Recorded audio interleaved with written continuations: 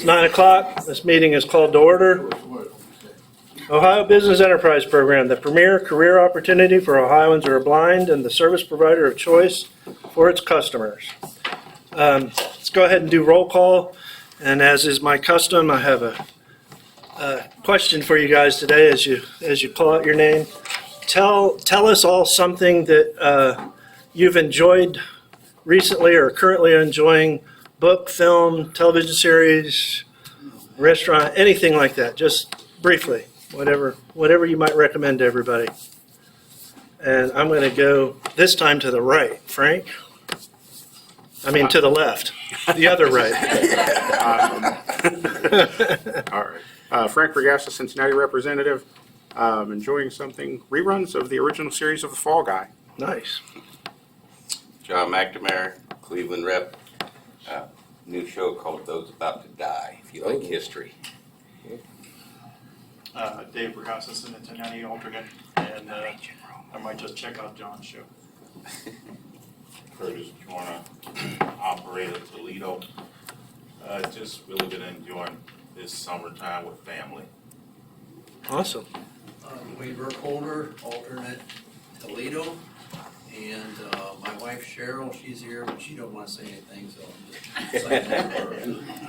And I hope that I enjoyed something back from the 90s called Into Thin Air. Mark Wood, Columbus rep. Law and Order, but I'm sure everybody's already seen them all. I can watch them over and over again. What is They're it? still good. Law and Order. A Law and Order. Good show. Boom, boom. Annette. Oh, me, okay. Annette Lutz, Toledo representative, and I'm reading the Outlander series by Diana Gabaldon. Several books, and they're about 29 Braille volumes each, so it's very long, and it'll keep me entertained for quite a while, so. The show is just as equally good. John Decker, Georgia, Zanesville. I'm going to go a different route and say I enjoyed this annual shop at Navy Pier in Chicago last week. No, Bill's up.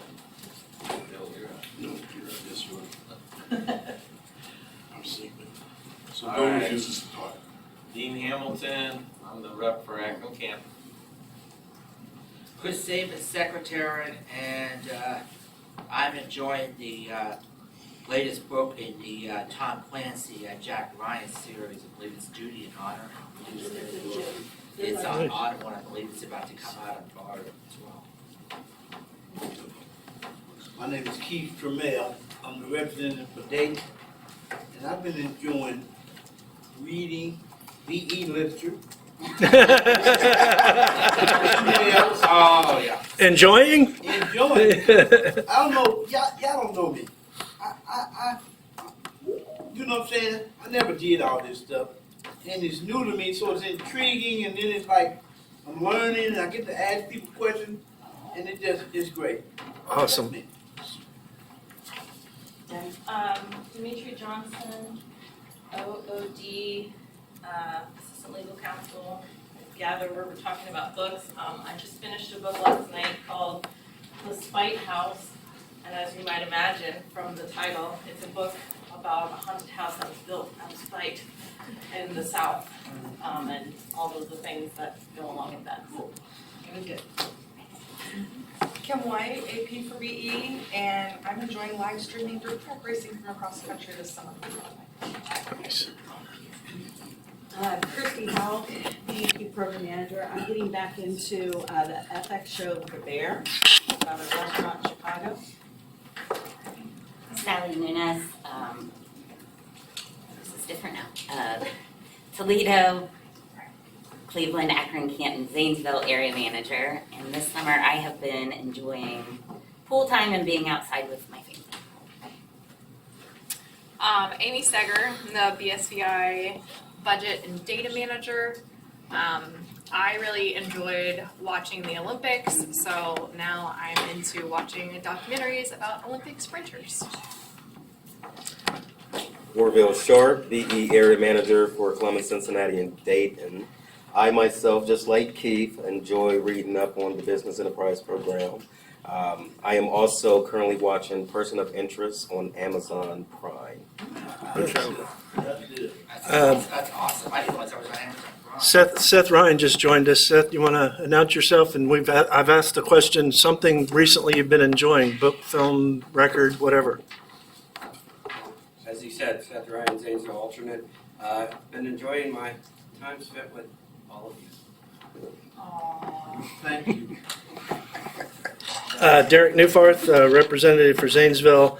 And I read on paper a long time ago Toni Morrison's Song of Solomon, but recently I found it on tape read by the author, and it is absolutely stunning, a brilliant work of art, and interpreted by the author. It's really special.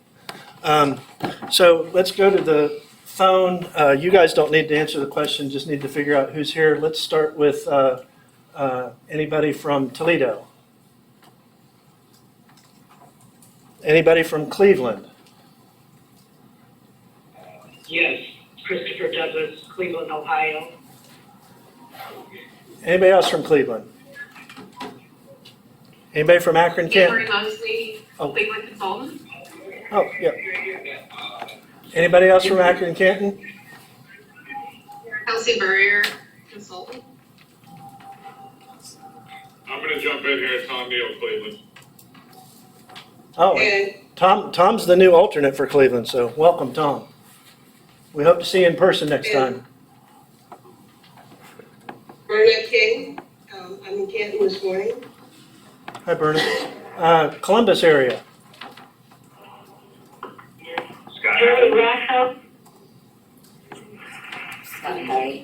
Terry Russell. And I heard somebody else there. Scott or somebody? Scott Allen? Okay. Anybody from? Yeah. Anybody else from Zanesville or Columbus? Juan Gonzalez from Columbus. Awesome. Who is that from Columbus? Juan Gonzalez. Juan Gonzalez.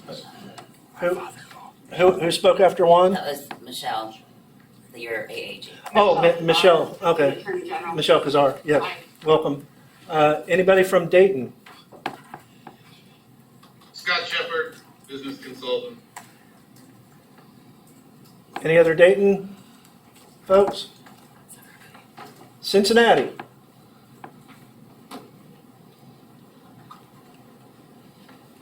Well, they're all here. Did I miss anybody? So you got everybody that's on the. Got everybody that's up there? Okay. Yeah, I forgot to get my reading glasses out. All right. Approval of the minutes from 7/19/24. Does anybody have any corrections for the July minutes? Going once? Any corrections for the July minutes? Okay, minutes as presented are approved. OVRC motions and BSVI responses. Anybody have anything they'd like to mention, discuss? Saving yourselves for the good stuff. Public comment. Anybody want to make public comment today? Really are saving yourselves for the good stuff. Well, Mr. Chair. Yeah, go ahead. I was thinking about something. Sure. If the Bureau no longer wants to participate in work groups, and we shouldn't be doing work groups because of all the open meeting stuff, we should not be continuing with the chair and vice chair and the Bureau having a conversation that nobody else hears. That should stop. There's nothing the Bureau can tell the chair and the vice chair that they should not be telling the full committee.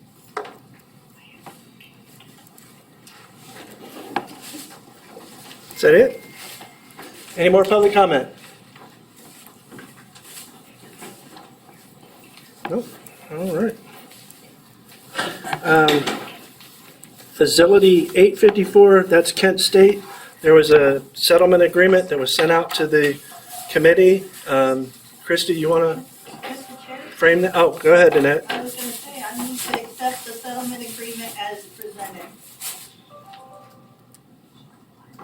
Anybody want to second that? I'll second. Okay.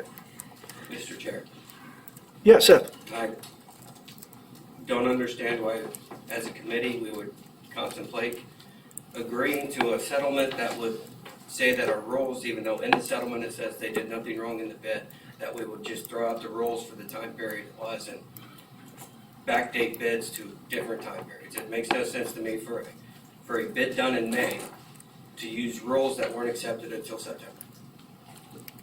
I don't understand why anybody would contemplate that. Any further discussion? Mr. Chair, that was more a directed question to the Bureau. Why would you agree to that?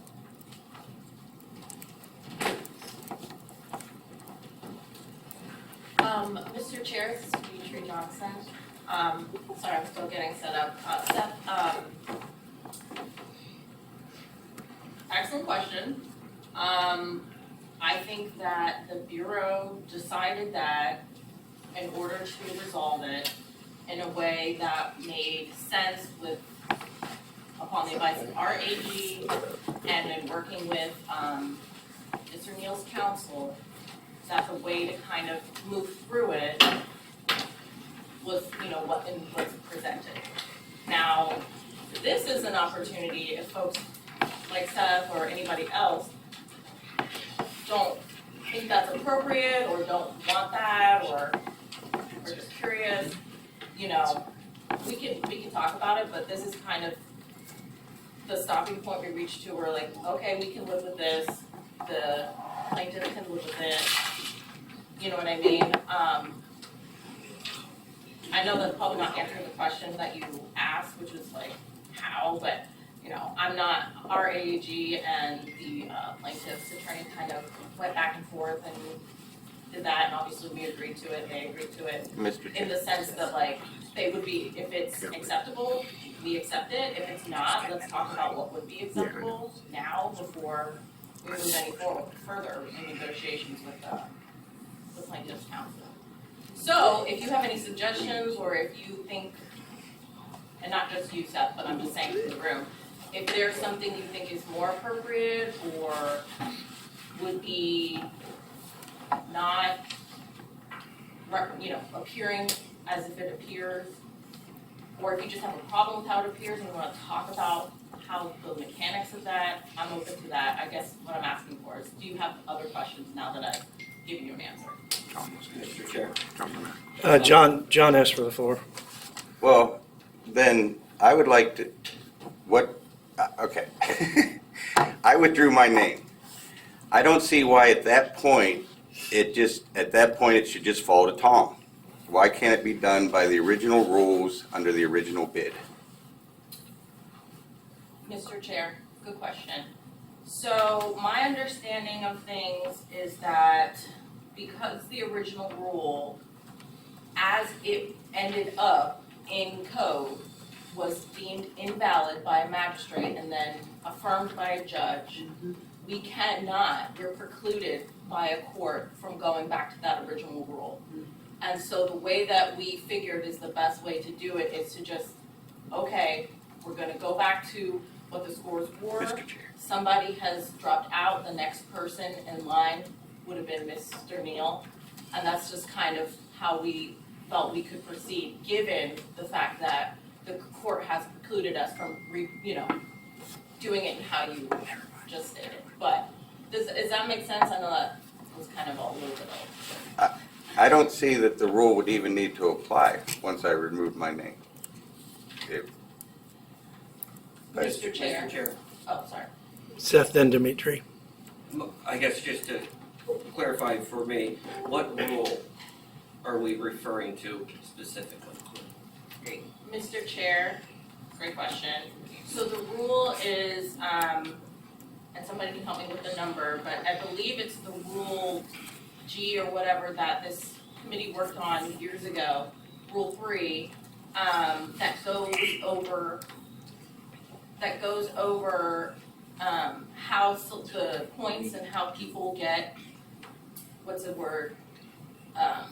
Selected. Selected, but also like, to seniority and things like that. And if I remember correctly, from this particular case, it was a matter of, because the rule that was in effect at the time said that certain things were counted and certain things weren't, because things were left out of the rule, the individual who got it potentially wouldn't have got it, or vice versa. I apologize, I haven't had a lot of coffee, so I'm getting the facts kind of mixed up because it was like over a year ago. But I believe, and Christy's looking at me like she knows better, but I believe that was it TBOA? Yeah. That was left out of the rule that ended up being in effect, and this body and the Bureau decided, let's go ahead and move forward with it. That rule was deemed not valid because it was the clerical error of leaving out TBOA in a part of the rule allowed it so that somebody got the bid over someone else. And so the person who did not get it filed this claim and and here we are. And so to answer his question, when he withdrew from wanting it, the person who actually won it based on what the rule actually was back then, it basically created a pathway to settle this in a sense to say, okay, then we're just gonna go to the next person in line who was the plaintiff in that case. So I know that's a long winding story and my recollection of the specific facts is kind of not good. So if you want me to, I can pull it up and refresh myself. Yeah, Mr. Chair, so this is Rule 3, we actively participated for years on the rules. Yes. And the previous rule said any late payments. And then it was talked about I remember it clearly, in a meeting that it was supposed to say any late BOA or TBOA. Well, when the rules were codified, TBOA was left out. And so that changed the outcome. And again, because it went to a judge and an injunction was played out, and we are precluded from allowing to go forward with anything because it went that route. And I don't think the opposing lawyer is going to agree to what you guys are suggesting. And at this point in time, the settlement will make us go forward. We can post a facility in Cleveland and get someone into a new facility. And I think that that's what's best for the program at the end of the day. Mr. Chair, Yes, Seth. I personally think that saying that the rules were written, the rules were printed, the rules were approved, the rules went through everything that they needed to go through, just because it was missed doesn't mean that we should, as a body, accept the idea that we can say, we have a rule now, but when I was bidding, it was different. I would have won if we had this rule now. I don't think that's a good idea. I don't think we go back and we say, our rules were invalid at this point in time, so we're just going to make this fix. And quite frankly, if it's not agreed to for John to pull his name out like it is in any other bid and it goes to the next person, if that's not agreed to, that's just holding up for, I don't know why somebody would hold us up if the end is the same anyways. And it doesn't cause our program to say, we're not going to abide by our own rules. So, Mr. Chair, Seth, I respect your opinion, I really, really do, I do. And when things get into the legal realm, it's a legal thing that doesn't always make sense, but I hear you, I do hear you, Seth. Any further discussion? Mr. Chair, I will just say for the record, looks like and sounds like that Mr. Neal has to go through the selection process again, which No, that's not what No. it says. no? Okay, then that's better. That's what I was concerned about. He gets, they put in new rules in September. I know. Months after the Hold bid, he on, gets guys, notified of hold it. on. So the benefit of this, as Christie alluded to, is that if this settlement doesn't go through, there's two great facilities being operated by one person. And that will continue for at least a couple more years if a settlement isn't reached. And it regardless of the principles at play, and it's beneficial to get those two facilities to be operated by two blind operators, not just one. That's the great benefit of making this settlement. And who can say where it would end up if it goes to federal arbitration and of federal court and all of those things ultimately? We don't know, but this is a good solution for now to get an additional blind person to work in a great facility. Any further discussion, debate? Mr. Yeah, go ahead, Frank. So, Mr. Chair, would, and I don't know, I don't know if Tom would like to speak. Would Tom Neal like to speak? Just to hear that he's comfortable with this and okay with this, or does he not? He's on the phone if he wants. I know. Speak up. Can't hardly see. All right. I appreciate the opportunity, Frank, but I would not like to take advantage of it. The committee can make whatever decision they feel is appropriate without my input. Okay. So any further discussion? Mr. Chair, I would like to know what kind of assurance audits have been put in place to make sure that these clerical errors don't happen again. Mr. Chair, I can speak to that. This is Dimitri from the Bureau. I wasn't here when these rules were done, but my understanding is that, it took a really long time. There was multiple versions, back and forth, versions saved and things like that. Since that time, the Bureau, our internal system has been integrated to do more cloud-based work. So we're going to have one document that is one version of any further rules that we're gonna work on with you all. And if it's shared, it's one thing is shared, one thing's coming back, and there's only gonna be one thing saved because it's gonna be in an integrated cloud space. So that's not like a blood right oath or anything like that, Dave, but I mean, I'd like to say we're working just across the globe with rules in general. The legal department is working with programs to make it more efficient, more streamlined, and there's nothing wrong with it taking a while, there's nothing wrong with it going back and forth multiple times, but when you have multiple versions being saved and things like that, and there's all these steps, gotta get approved by RSA, gotta get approved by this place, that place, and the third, we just wanna make sure that it's more streamlined and more efficient, the next time your rule package gets opened or anybody else, so, maybe that's not what you wanna hear, but that's what I can offer you at this moment. Mr. Chair, Yes, Seth. I just want to, so I make sure I read it correctly. We are going to say that the rules were completely done correctly in May of 2022. There was nothing wrong with our bid, but because the judges said we have to change it, now we're going to open up a new facility that's not open to everybody. It's only going to be open to the people that bid it in May of 2022. Is that correct? Yes. Okay, so again, that's completely against all of our rules. You are now saying that we have this facility, but it is only available to people that were in the program in 2022, in May of 2022. This is a bad deal for our program. It may be a great deal to get a facility open again, and that facility could come open today. There's only one thing holding that facility from coming open today. That facility could come open today. This is a bad deal for our program. And I don't have a vote, so you guys go ahead. I think there might be a slight misunderstanding.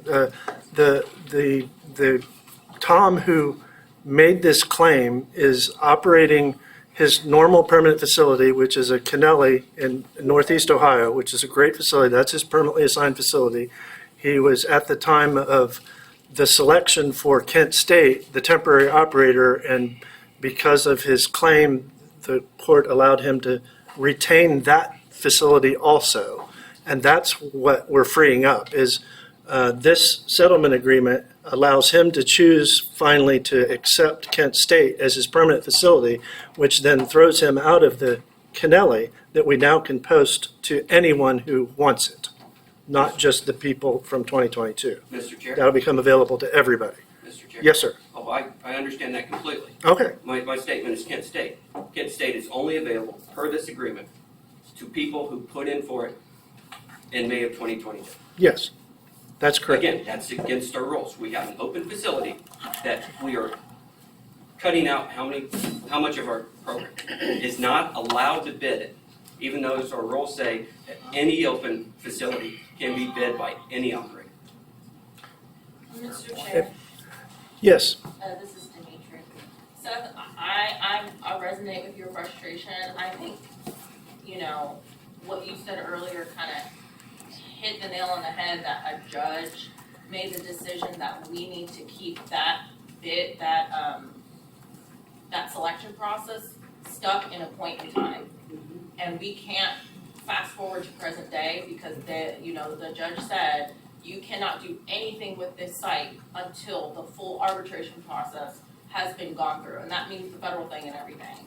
And so we can't move forward, we can't move back, we are stuck in a moment in time until all the litigation is done. And so, I know it's been said before, but, you know, I'm glad that you're bringing this stuff up. I think it's important to discuss this sort of thing because it does affect real people and opportunities for people like you who join the program later and potentially could have been interested in that if, you know, we weren't in this spot. But, you know, in order to satisfy that moving through the arbitration thing as a part of the settlement, I hope everyone read it, is that they do need to withdraw that thing in the court so that we can move forward. So, I mean, I know that's not what you want to hear, but I guess I'm just trying to affirm how you feel in this moment. Mr. Chair, again, if they're going to remove their arbitration claim, if it's going to be removed anyways, why not, since Mr. McNamara has said, I no longer want the facility, it would go to the next person in line who won the bid that, according to your settlement, was done perfectly fine. Agreed to in the settlement. Nothing was done wrong in May of 2022. So if Mr. McNamara has removed his name and it goes to the next person, then we could just, the arbitration could be dropped now by Mr. Neal because he's won the facility as soon as John removed his name. Mr. Chair, excellent point, and I think that if you read the settlement closely, it's a timing thing. The settlement is worded in a way that he's already dropped the court case, right? We can't do this until the court case is dropped. So that settlement can't be entered into until that case is gone, and we move on to the next person as you're describing. So I think that that's why the settlement is necessary, is because we need that court case to be dropped to move forward in time and move forward with the replacement of someone in that facility. And yes, it is stuck to the people who did at that moment, but unless that court case is dropped, we can't do anything with that until we go through all the things. So yes, in theory, we should be able to move on, but because there's that order saying you can't do anything with this facility until all of their legal remedies have been exhausted, that needs to go away for us to move to the next person. So I hear you, it's annoying, it's frustrating, and the law doesn't always make sense or it's not always right. And, you know, I would encourage you all to think it through, you know, as your rules come up, you know, what makes sense for the future about how things are done or whatever, because our rules don't contemplate this sort of thing. And so, obviously, we're talking about it today. You don't have to vote for it if you don't want to. We're not, you know, coming here with a gun to your head or anything. But like, you know, if you see things like this or just other things, these are things that we can deal with in your rules and make changes. So, Mr. Chair. Yes, Seth, and we're gonna have to move on at some point. This can't become an endless discussion between you and Dimitri. Well, if we only have them in meetings, then it's gotta, at some point in time, you gotta allow people to talk. And hold on. No, you may not. You do not have the floor. You may not be this disruptive. The debate should go on as long as it needs to go on, but it does not go on endlessly, and it does not go on with one person only. There is a full committee here that has rights as well. You will not dominate the conversation, sir. Mr. Chair, can I have the floor now? You may have the floor, briefly. Dimitri, could we? You may not direct questions to anyone but the chair, sir. Mr. Chair, via Dimitri, could we, I guess my whole problem is, could we remove the September rule, we will use the rules in place in September. If that's removed from this settlement, then the settlement is fine. The problem with the settlement is we're saying that our rules even though we did it completely right, it doesn't matter. So if we remove that, and he gets it anyways because John's already removed, it doesn't cause our program to agree to disobey our rules. Mr. Chair, I can't speak for Mr. Neal and what his attorney would agree to, you know, that's what they came to the table with, and we sent back kind of, you know, some changes that we thought. If this body wants us to do that, we can certainly present that to, the plaintiff and their counsel and see what they say.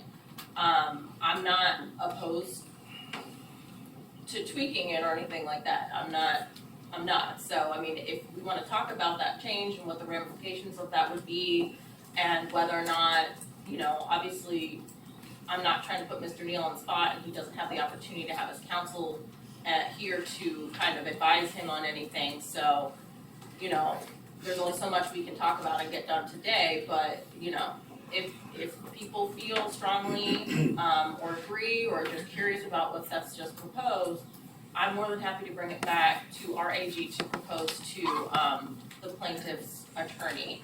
That's not a problem. But with the caveat that they may not agree to it, and then we might just be back to the language that we have now, so just letting you know. Anybody else want to weigh in? Call for the question. All right, let's go. Frank, Yes. John, Yes. I don't know who's next. Mark, Yes. Annette, Yes. Keith, What's the question? To accept the settlement. Yes. Thank you. Dean, Yes. and Derek votes yes.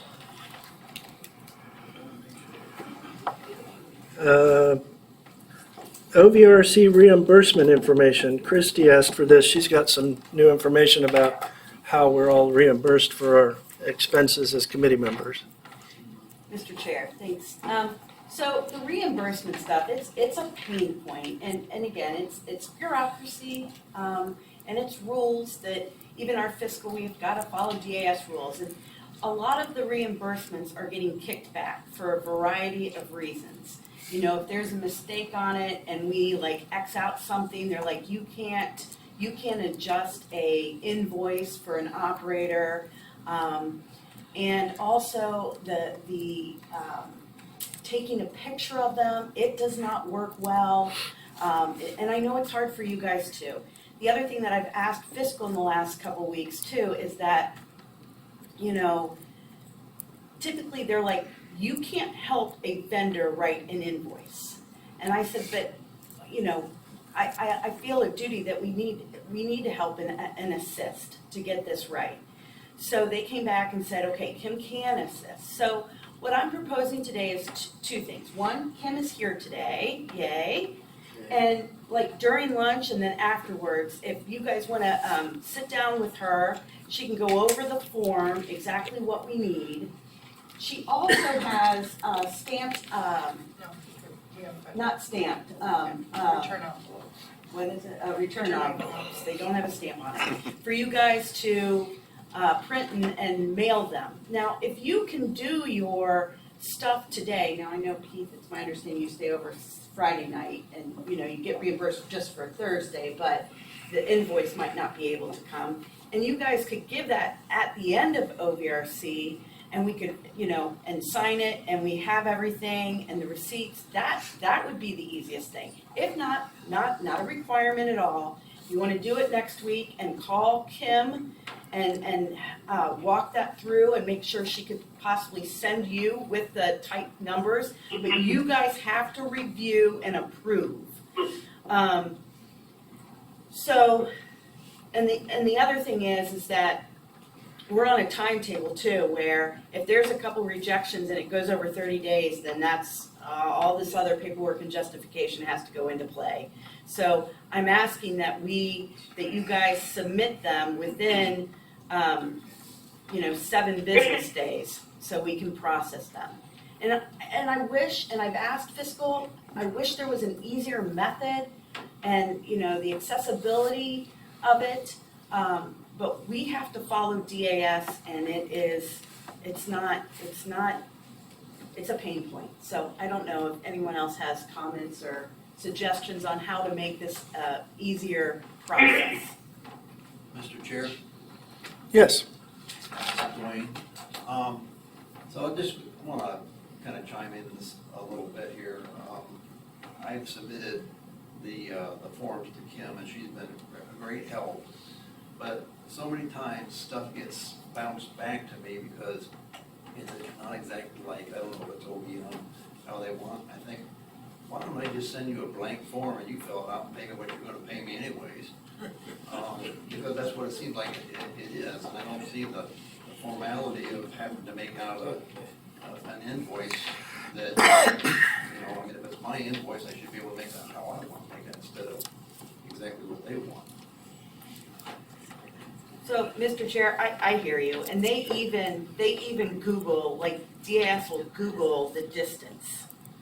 They Google the distance from your house to here. And it's a prescribed thing. We have a proper invoice that we're not allowed to deviate from. But I hear you, Dwayne. I mean, it's bureaucracy. But I'm here to say that Kim is here today and can help people, can help people today. Mr. Chair? Yeah, no. I just had one question, because you mentioned accessibility, and I've never done it, so I don't know anything about that, but is it accessible, the form? I mean, do people go online to fill this out and put their invoices in, and if so, is it accessible with screen readers? So, Mr. Chair, it's an Excel spreadsheet. It's accessible by definition. Is it user-friendly? That might be a different question. Anything else? Thank you, Kim, for being here.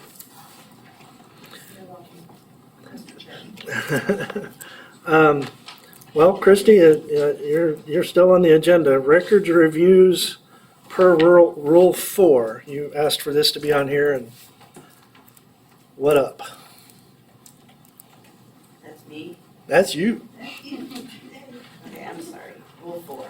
That had to do with the records reviews that are to occur for the first 3 years an operator's new in their. And so, Can I read the whole thing?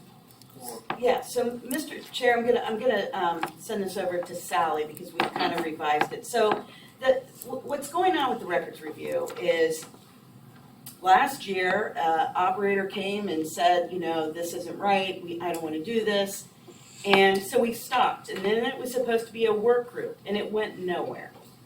And my feeling about it is, it's twofold. One, it's in the rules and we're not following the rules. The rules state that the first 3 years, a new operator is in the program, that we have to do a records review. And the point of the records review, let me be clear, the point of the records review is if you have a brand new licensee and operator that comes into the program, we want to make sure that they're on the right foot and that they are doing what they're supposed to be doing. And again, the thought is that after 3 years, people know what they're doing, and that's why we don't have a records review. Now, there's a couple things. One, the definition of records review in our rules is not comport with the actual form in the process and the theory behind it, so that needs changed.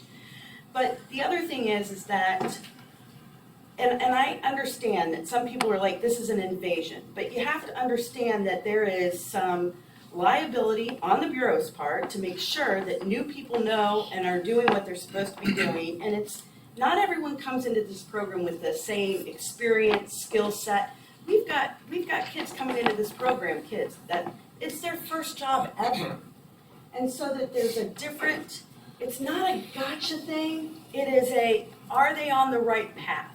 Now, with that being said, I want to turn it over to Sally because we did look at this form and went over it with our staff on what is no longer relevant, what is, maybe asked in other areas, and so I'm gonna let Sally talk.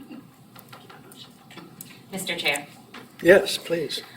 Yes, so like Christy mentioned, yesterday we had a staff meeting with all of our staff and we went over this form and there was quite a bit that we took out. So I just wanted to go over this with you guys today and let you know what we were removing, and then if you guys think of anything that needs added, but I'll also send you a revised copy just so you can see what's going on, but we at least wanted to touch base on this. So the form, the first page is things like operator number, facility number, the dates that are covered by the review, the date of the review, who the consultant is that's conducting it, and the BE operator's license date. So that's all pretty standard, harmless. Does anyone have an objection to any of those items?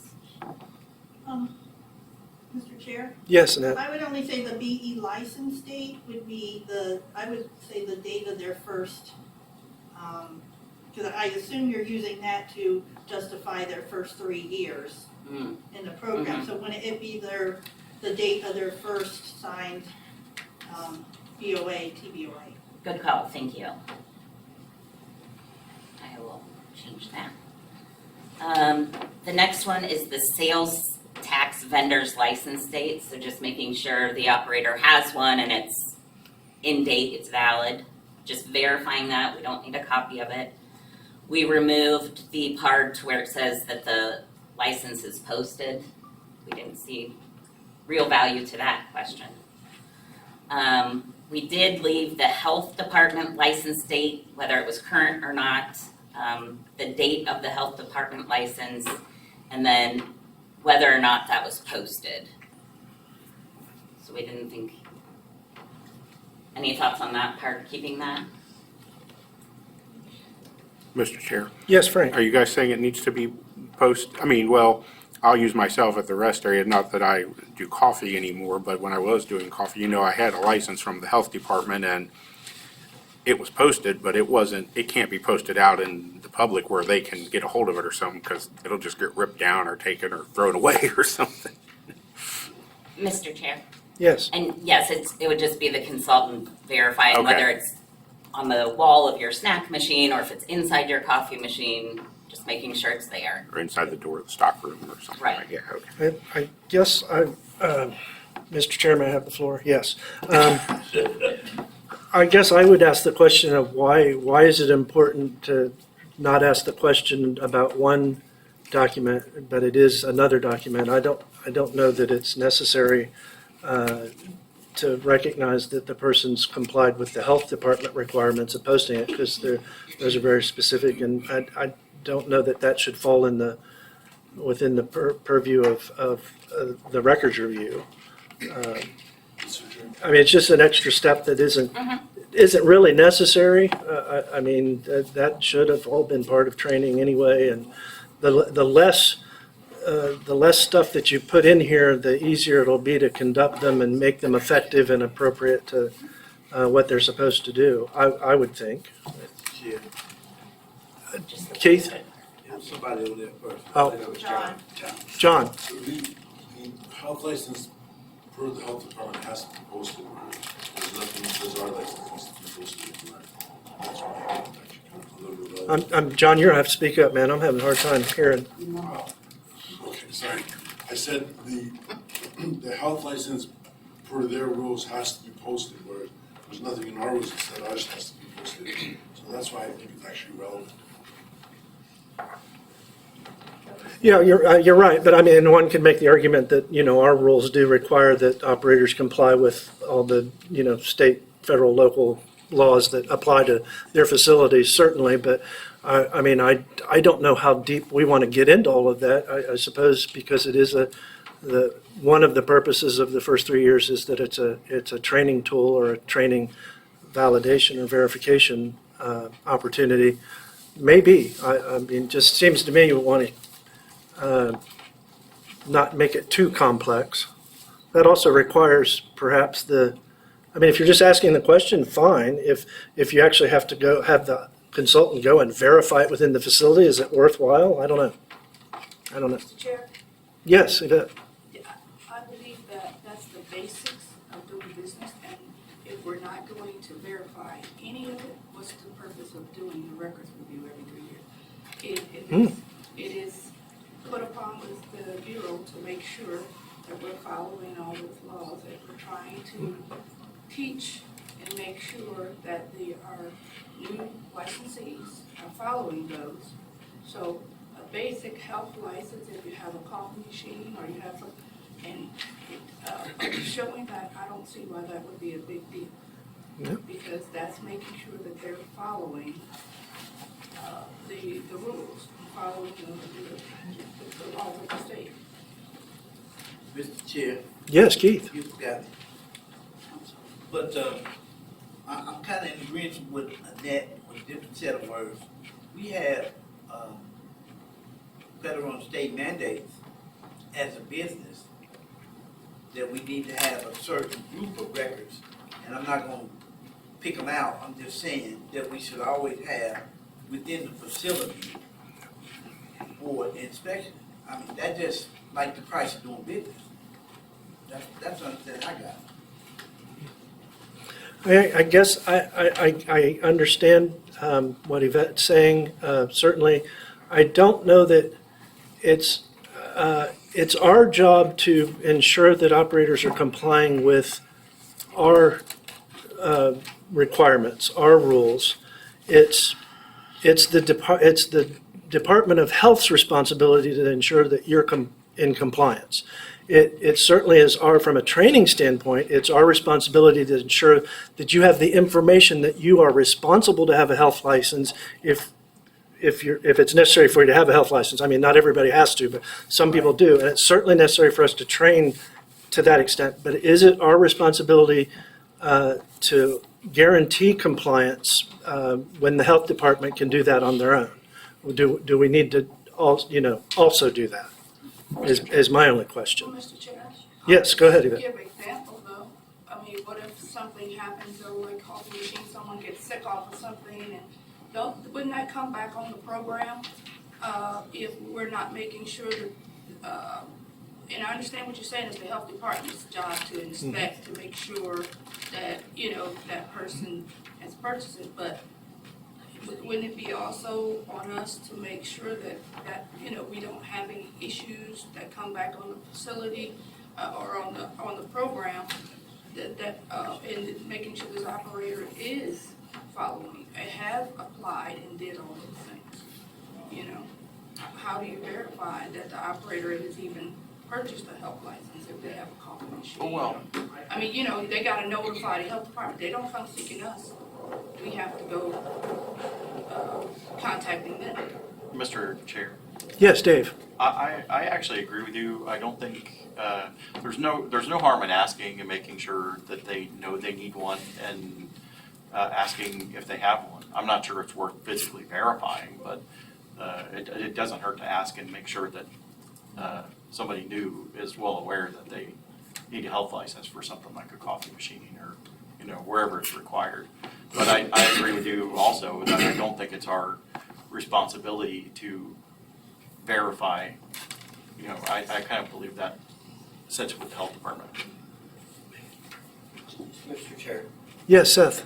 as the person referred to that started all this crap, my point has always been from the beginning that this should be do you have this? This should just be a question. I mean, whether or not my file taxes, my sales taxes.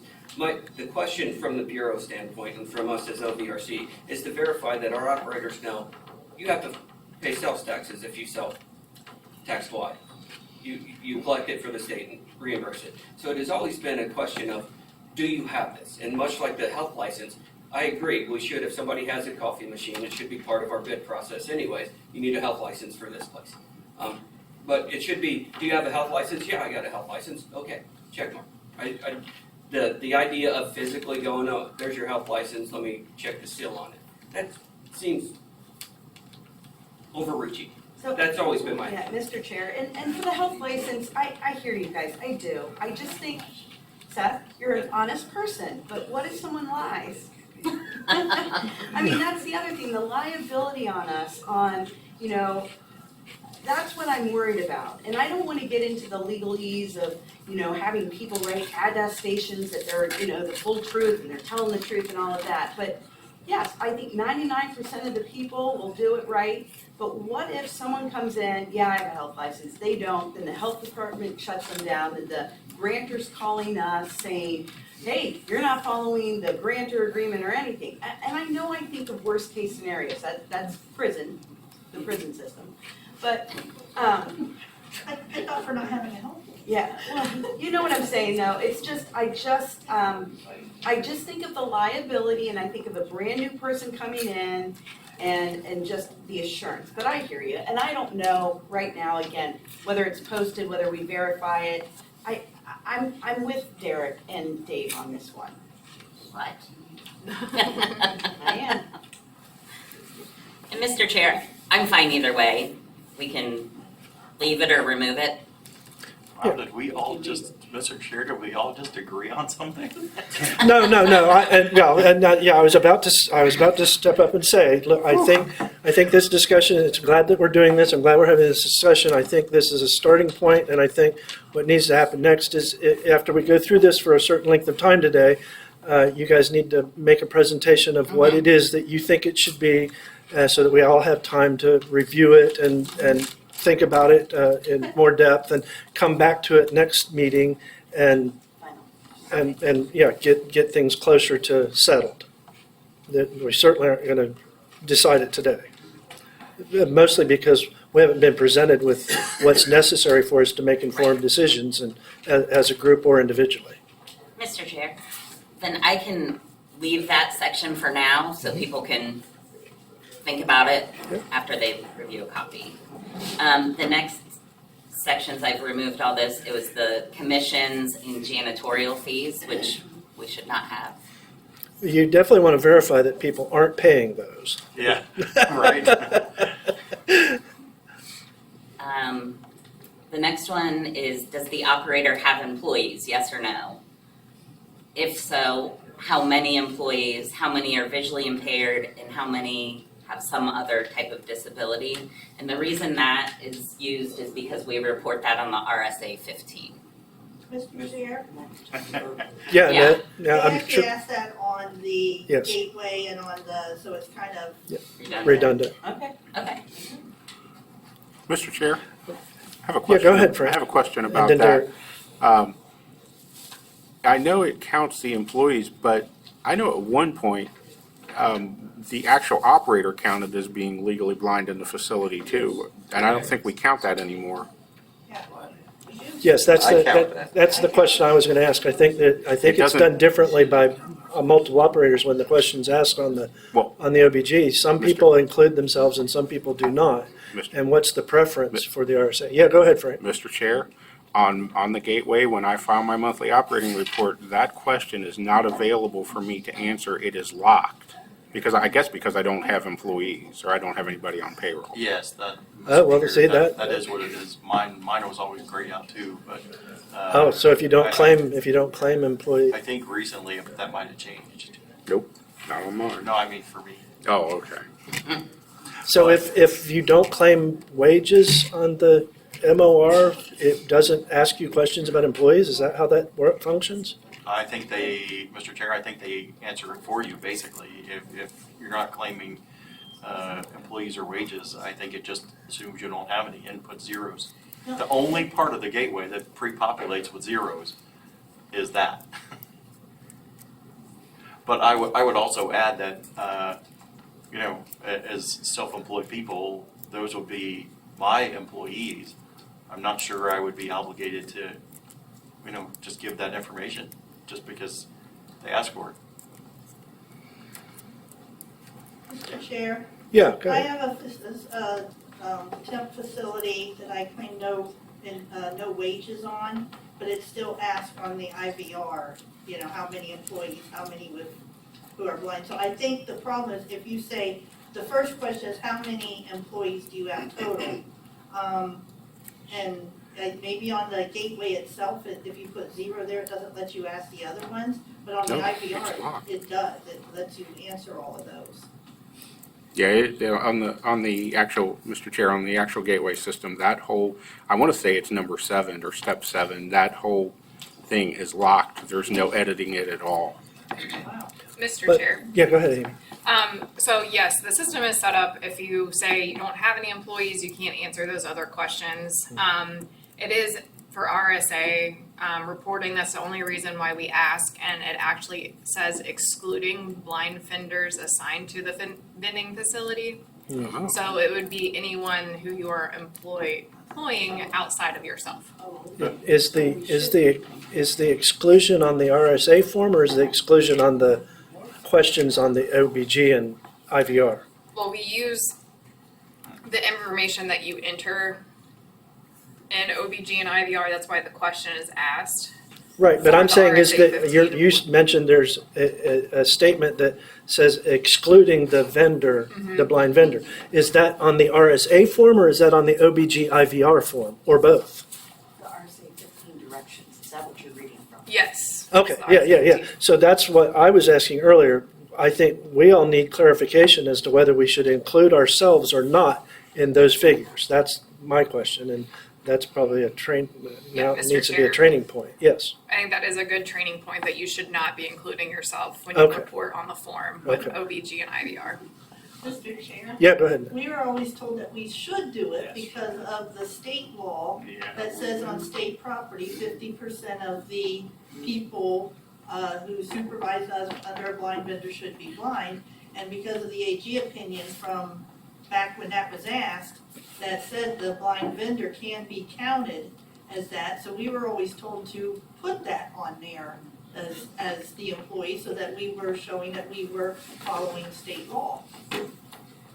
Mr. Chair, it does not surprise me that RSA 15 direction conflicts with state. Okay. Well, those are separate issues. RSA is interested for different reasons. And that only applies to state property facilities, and they're actually different. It's different subject matter. But yeah, so for the purposes of the questions asked here, that's only relevant to what RSA wants and needs, and we need to clarify that with everyone. Correct. What to include and what not to include. Mr. Chair, Yeah, please. I'm sorry, but I'm still not clear. So. Well, that's why it's about to become a training point, yeah. Yeah, I think that's why it's about to become a training point. I think that the idea is that we do not include ourselves, so that we don't give overinflated information to RSA, is that correct? On the RSA 15? But we Mr. need to Chair. get that out to everybody. Yes. If that's what is necessary, you need to get that out to all operators. Mr. Chair, this is perfect timing, because the training. Hey, the manager just training walked in. coordinator's So here. we have a training point for you. I was listening. Lindsay, when we did roll call, we asked everybody to state something that they've been enjoying lately in terms of book, film, television, music, whatever. So throw something out real quick for us. I just read Flowers in the Attic. It's disturbing, but it's pretty cool. You just want to read that? Very disturbing. Okay, so Mr. Chair, what was the training point that you guys, I just Oh, ended it? well, Amy The record Amy will protection. explain it to you. That's what we were She going knows. Mr. Chair, on the MOR, on OBG and IVR, it is asked if you have any employees, and if you do, have a disability. We asked that question for RSA reporting purposes, and it is supposed to be excluding the assigned operator. So I think there's just mixed messages of, do you count yourself or not? So going forward, it should be trained that you do not in that reporting. And we also need to get something out to all existing operators who are filing reports so they understand whether to do it or not. Because it sounds like some are, some aren't. Mr. Chair? Yes. Circling back, we're taking it off this form because it's already asked with OB. Yes, absolutely. Cool. Back on track. Keep going, Sally. Mr. Chair, Seth. just a clarification, does that change if you are a corporation and pay yourself a salary? That would be, just as something to look into with the training. Because I know some people pay themselves a salary and then collect dividends at the end of the year. Do they have to report themselves then because they are an employee of the corporation? Mr. Chair, I don't know, it just says excluding the blind operator. So, Yeah, our RSA is interested in number of blind operators, number of people they employ, and whether they're blind or disabled.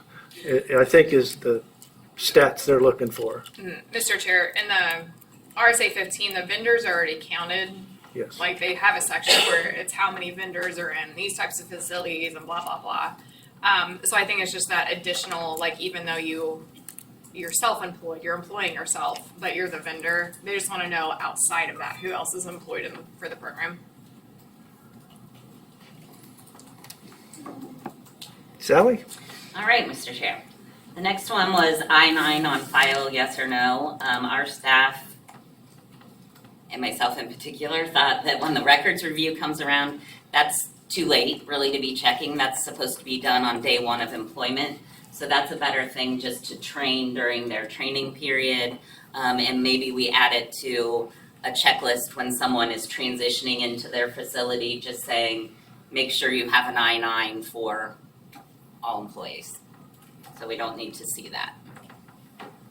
Any objections to that? All right.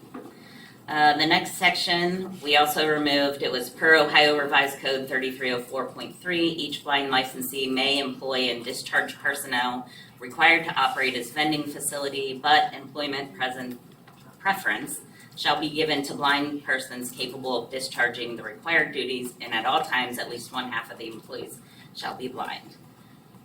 We didn't see the value of having that there. The question that goes along with it, if RSA facility type is state, is the operator in compliance with the above stated Ohio Revised Code?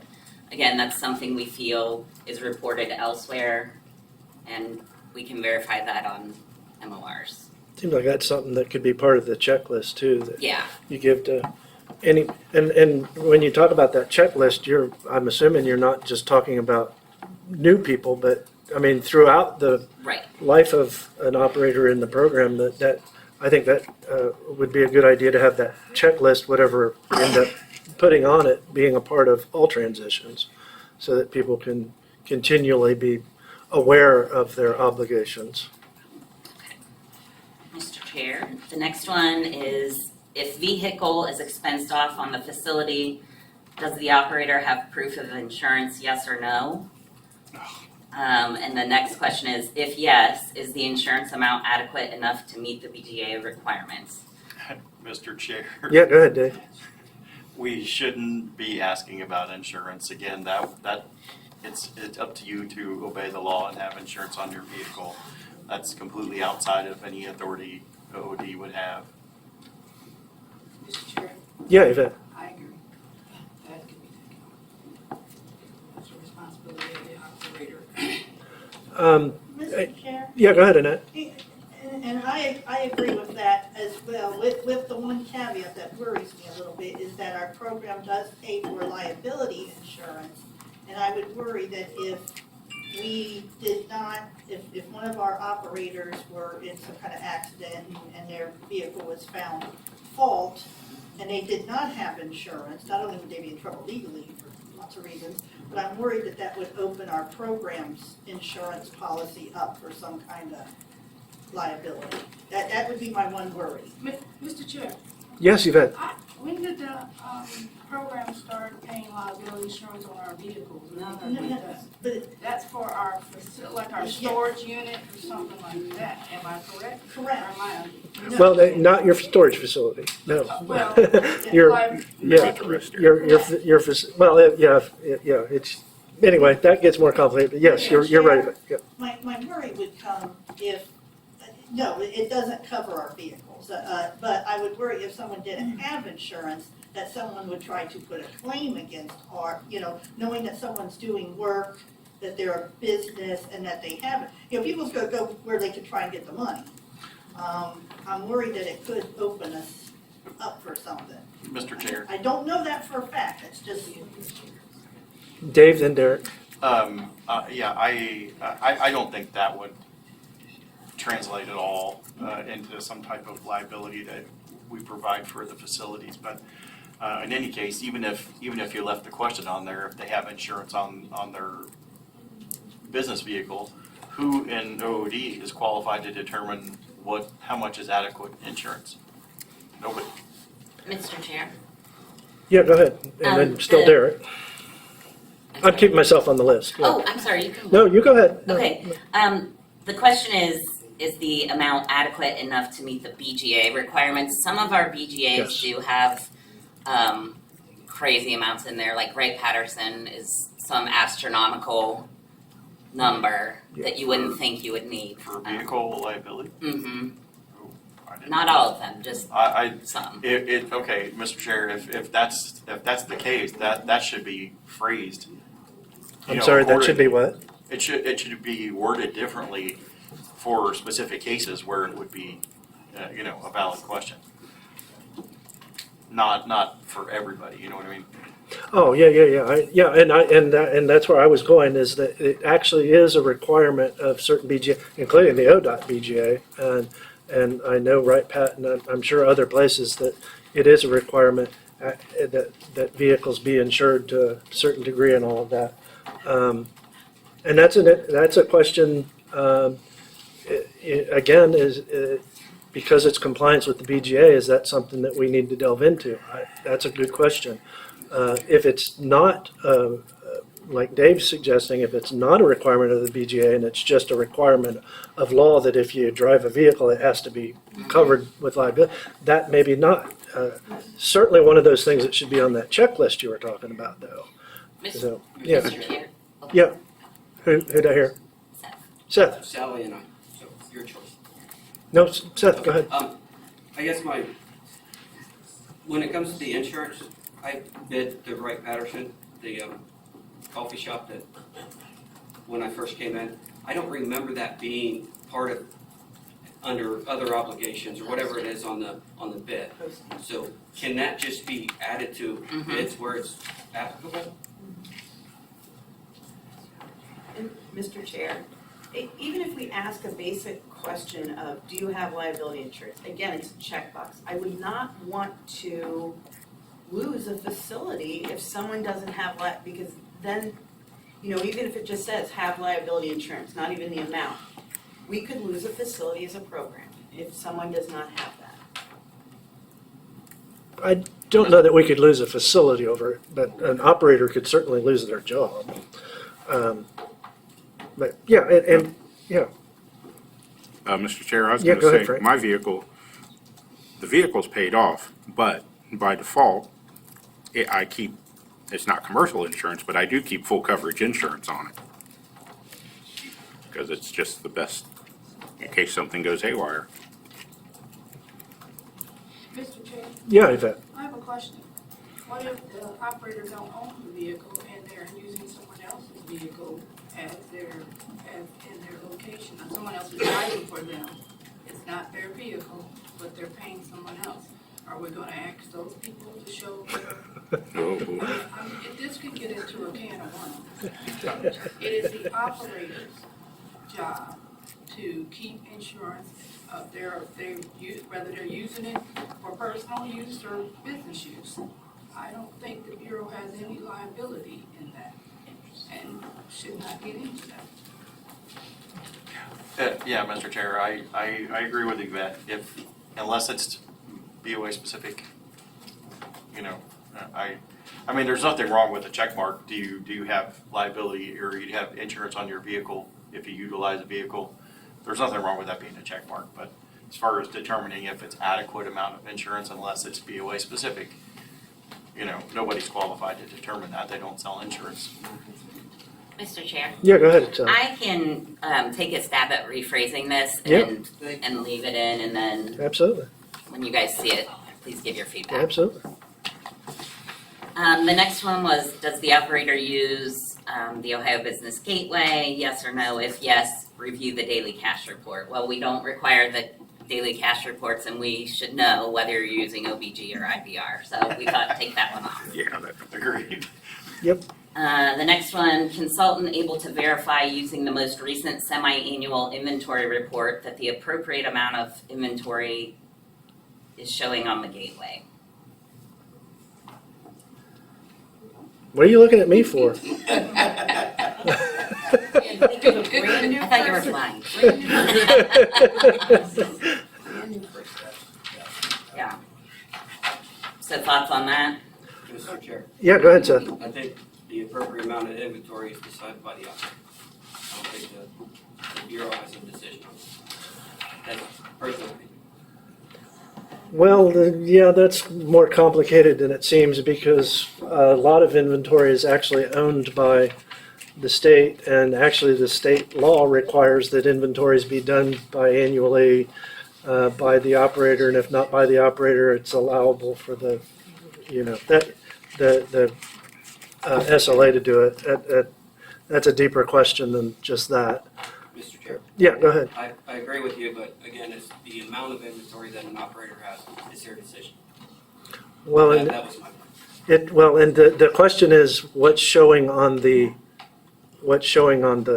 gateway? Is that and that is an appropriate question, I believe, because now we're getting into the realm of records reviews that is the most valuable, I suppose. Is your record keeping matching your reporting? And Mr. Chair, we could work on rephrasing that as well so that it's Yeah, not necessarily it's certainly the amount, awkwardly but that it phrased. Yeah, matches it on a level. definitely is awkwardly phrased. Mr. Chair, I just think that sometimes the gateway doesn't match what people have. Because, I hate using my example, it's the one I know. I just do what the Bureau owns. The rule says show your Bureau owned inventory. So they only own like 2,500, but I have way more inventory than that because I have 27 minutes. So, it's never gonna match that. And I bet that's the case with people that own their own inventory. I know we're gonna get into that later, but what they have there probably isn't gonna match what they're reporting on the gateway in a lot of cases. Mr. Chair? Yeah, Yvette. I would have a question, Sally. What would they be expecting? What would the operator have to show? Just their inventory, what they did in inventory, or what would you all be expecting? Mr. Chair, I think it's just verifying that what they took at their semi-annual inventory match, that you're updating that number. And maybe it's more useful to just see that they're doing the semi-annual inventories. Yeah, Mr. Chair, Sally just nailed it. Yeah, maybe you just want to see the most recent semi-annual inventory. Yeah. Doesn't matter what the amount is, you just want to see this big number. Right. Okay. If we're okay with that? Well, and the term gateway is inappropriate because it's not just the gateway. You're actually talking about the MOR, and people don't just use the gateway; they use the IVR as well. But so it's an MOR question, and yeah, and it is. Yeah, go ahead. That's all. Go ahead. The next section is taxes. Our staff noted that if their employees are 1099, they won't have some of these items to look at. The Form IT-2, wage and tax statement on file for each employee, says yes or no. Form IT-501, employer's payment of Ohio tax withheld, monthly, quarterly, or EFT. Form 940, employer's federal unemployment, the FUTA, yes or no. And Form 941, employer's quarterly federal tax or FICA, yes or no. Mr. Chair. Yeah, I want to go ahead and then I'll give it to you, Seth. These are the problems I have. This is not necessary. As reported on an MR, yes, verification of the amounts based on the documentation, certainly, but this is checklist stuff. If, just as a training step, you know you need to have these things, here's a list. We're not even going to ask those questions. Except to the extent that they're reported on the MOR would be my suggestion. Seth? Pretty much the same thing. It's just, this was my objection. These questions are not required to run a BE business. They're required to run a BE business if you have employees. And a rule states records review of what is required to run a BE business. So I've always been against these in particular because they have the information of our employees. They have nothing to do with us. What I pay my employee has nothing to do with my business. My taxes I pay for my employees. Mr. Chair? Yeah, John? So I agree with what you guys are saying, except for one thing. There's people who are running businesses who don't have any background or understanding of how any of this stuff works. They're not asking whether they should. They're not asking to see the information, just asking whether they have the information.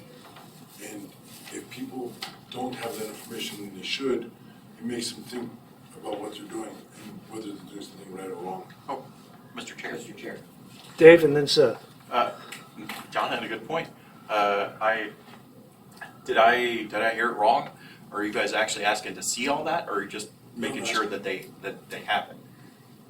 And Mr. Chair, this is where I think it does get a little confusing, both for our staff and for the operator, is because right above the taxes part, it says review receipts, canceled checks, or certificates. But I think that, can be changed, and I think we could make this section more of a, just making sure the new operator knows that they have to file it and maybe ask, have you filed it yet? Mr. Chair.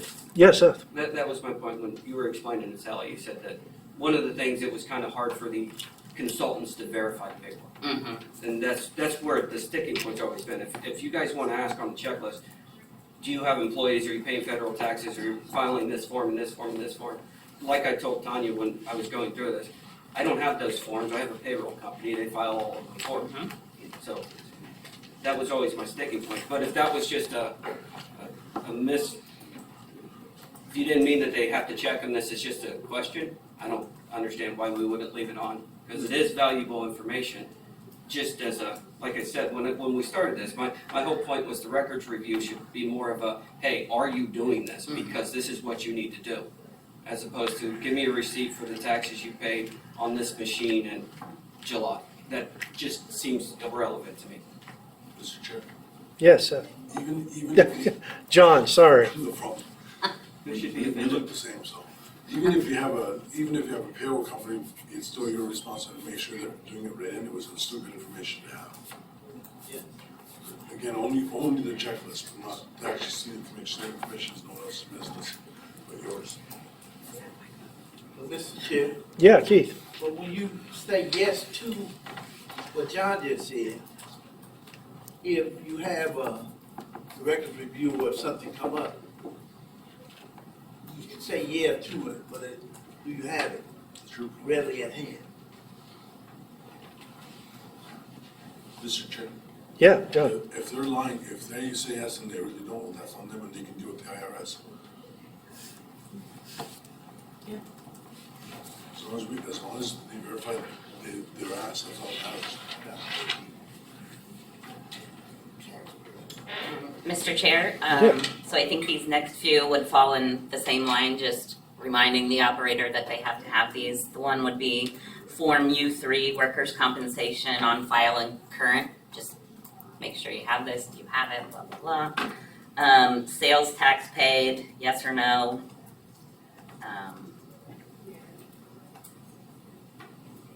We had talked with staff yesterday about verifying a receipt that you would get from OBG on that. I don't know. I'm assuming we just want to make this part of that checklist type deal. So we'll revise it and send it out.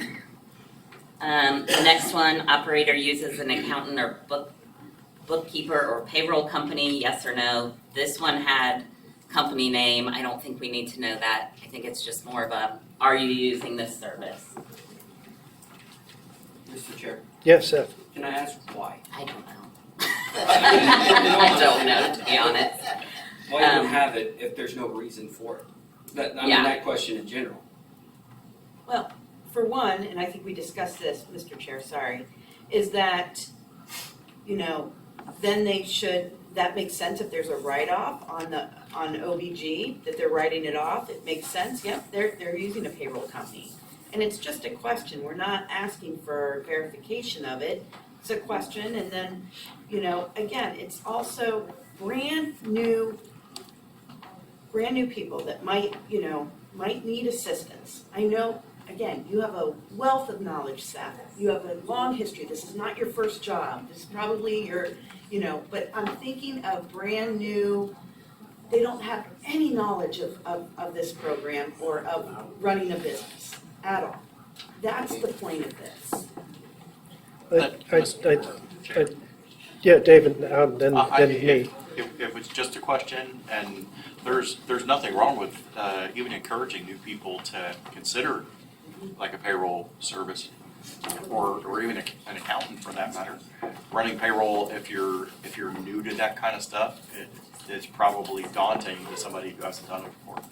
So even just encouraging new people to consider a payroll service is probably not a bad idea. If it's just a question and a checkbox, I don't think there's any harm in that. If you're not asking to see anything, Yeah, I think what we're doing here is we're starting with a very poorly designed and conceived, and what really we need is, and this tries to do multiple things that we probably don't agree with necessarily all of. I think there's two things to this that need to happen, and one is the checklist that you've talked about. There needs to be since it is a training tool, and I think it should go forward throughout a person's career, it's just a part of every transition. You get a checklist of things that this is stuff you need to know that you have to comply with, whether you might need to comply with it or not. These are all the things that you could possibly need to comply with. And that's it. It's not a checklist or anything. It's not something you verify. You just give it to them and let them sign it. They now have this information. And then there's the records review that's described in the definition of the rules, and that's what we need to get at. And a little bit of that is there, and that has to do with verification of the records that you're keeping that lead you to your MOR. Because that's important to verify that people have been trained adequately and that they're continuing to do it moving forward for those first 3 years. Because in recent conversations with all kinds of people, it's the Wild West out there with our MORs. People do all kinds of things so differently from others, and that needs to be fixed to some degree. Some of it's legitimate differences. There's, it's like algebra. There's different ways to get to the solution kind of thing. But there's also some things you can do in algebra that don't get you to the right solution that need to be corrected. So that's where I think this needs to head. And maybe we're about to get to that. But Well, the very last page of the records review is just consultant comments, operator comments, signature line for each, and then the date the copy was given or sent to the operator. Right. But Lindsay is working on standardized training for the MOR, so it's definitely something we could try to incorporate into this at some point. But what I'll do is just revise it as we've done today and send out a clean copy. And But this leaves out the important part of records review that's in the definition. Right. That none of that's in there. Mm-hmm. Now we get to the MOR, because all of the things that are listed in the definition of records review are all the things that are on an MOR, and that's where we need to come up with something as to how that's done. And that also will translate a little bit to what we're needing to do with the every third year MOR verification or whatever we're calling it. They won't necessarily be the same thing, but they'll be similar. Unless nobody wants to do that, maybe the rule will change, but it seems to me that there does need to be verification at the beginning of MORs presented, certainly at the beginning at least. Mr. Chair, Yes. I will take a good look at the definition and see what I can do to incorporate more of those items into this form before I send it out, and then I'll send the definition along with this form, just so it's, Well, unless the committee thinks that we don't need to do any of that. I mean, if the committee says, forget, why do we need to do that? Then why go to the effort? Gosh, everybody's so quiet. Maybe they don't think we should do that. Derek, Yeah. can you state again what it is you think we need to look at? When it's required in the rule that for the first 3 years that an operator's in a BOA or BTOA, they have to submit to a records review. And then there's a definition of what a records review is, and it describes everything that's necessary to operate a business, and then it specifically lists things that includes all of the stuff that's on an MOR. So a records review to me in that circumstance would be verifying everything that's presented on the MOR via your records, and how the computations are made using the records to come to the conclusion of what your MOR is. And maybe I'm misreading that, maybe I'm misunderstanding that, but it seems to me that that's helpful, because what MORs do, the primary function of MORs is to determine service charge, or set aside, I should say. And set aside is the lifeblood of our program. And making sure that from the get-go, we're all doing that the proper way to ensure our set aside is important to do. And it's also helpful because most people, for other purposes of our business records, this is a good way to do it, a simpler way to have the business records available for other uses. Taxes. So you're doing it anyway. This just simplifies things. But maybe we don't need to be doing records reviews. Mr. Chair, would you like me to read the definition as it's Please. printed? Okay. Records review is the review of records as prescribed by BSVI. The review pertains to the operation of a BE business and includes financial information regarding sales, sales tax collected, discounts, gifts, rebates, federal vending machine income as described in 34 CFR 395.32, as published in the July 1st, 2017 Code of Federal Regulations, income from subcontracted facility sales, lottery commissions, promotional considerations, and bonuses, either monetary or in kind, stock purchased, business-related expenses, employee wages, draw, stock, and supply inventory, and business cash on hand.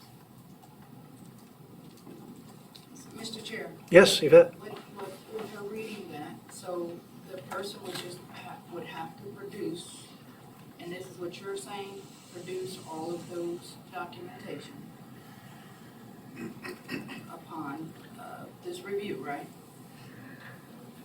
Yes. I mean, it says as prescribed by BSVI, and BSVI will actively participate with us to come up with the way we want to prescribe to conduct these records reviews. But essentially, yes, it's figuring out how did you get to this point and the records that support that. Yes, it should be a records review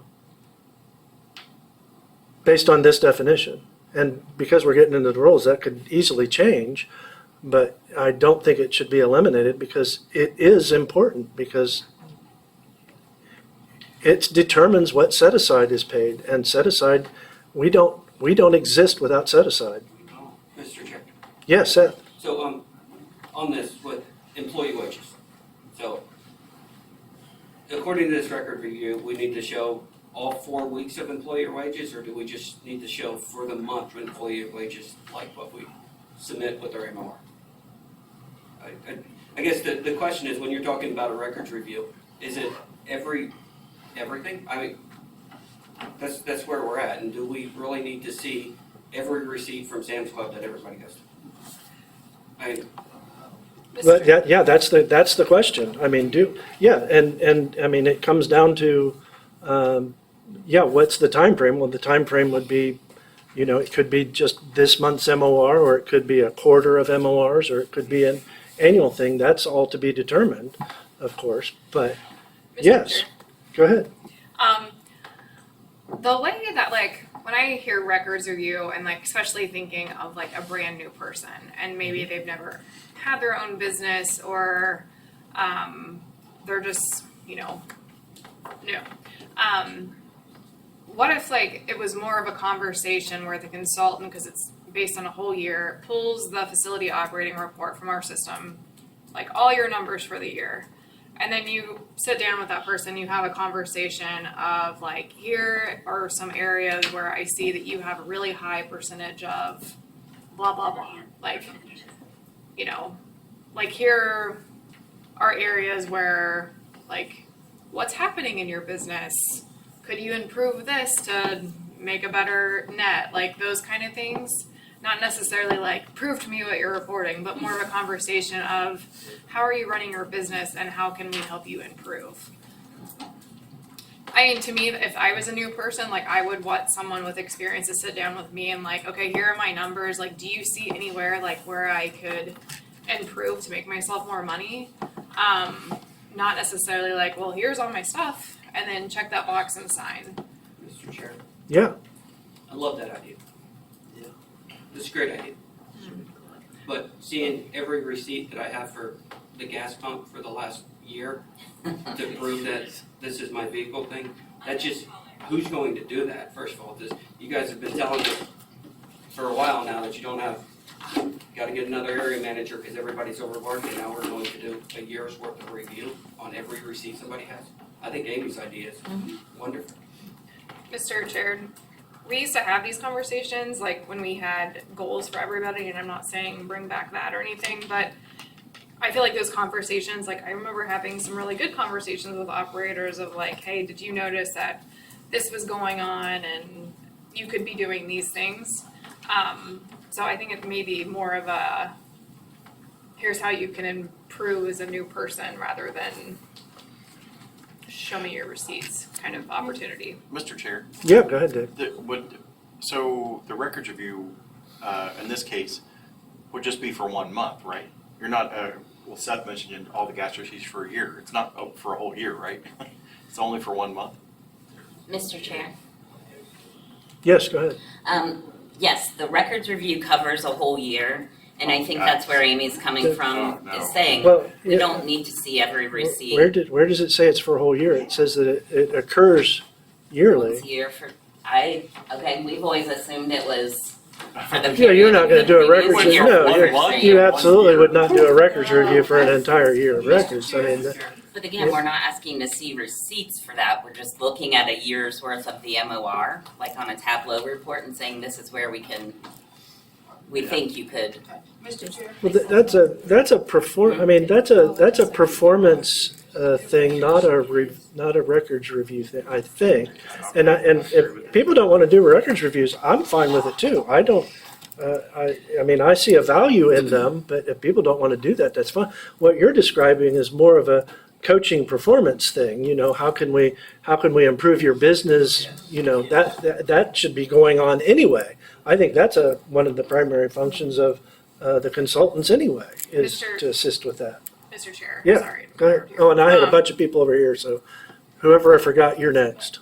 I guess, like, in my mind, there's no clear definition of a records review it's reviewing your records, but is that the records that you have reported, as in, like, we can pull this Tableau report and go through your numbers, or is it, I guess that's what we would need clear from the committee, like, what you want the records review to consist of. Is it literally reviewing and putting our eyes on records? Is it asking you, do you have this? Did you report this? Or is it a conversation about the records of your business for that time period? Well, it'll probably become redundant if we're going to do the every third year thing in MOR review anyway. So this probably becomes redundant. So maybe when we start getting into the rules, this will go away, and we won't have to worry about these questions. And we can put something in there that's more direct to what you're suggesting, a true training opportunity to for the consultants to interact with new operators and say, here's some things that, you know, we need to look at to either you're doing great or, maybe you could try this differently and get a better result in your facility. Mr. Chair. Mr. Chair.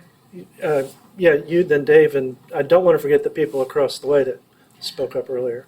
And I just want to make it clear that the once a year or once every 3 years to satisfy the OBM audit, that's not us having any you submit a receipt and that number matches and then we're in it. There's no conversation of Right. how, is this the best thing for your business or anything like that. It's literally just verifying the number matches what you reported. Right. So for a new person, is that helpful? Is that what constitutes a records review, or is it more the conversation of looking at your business? Dave?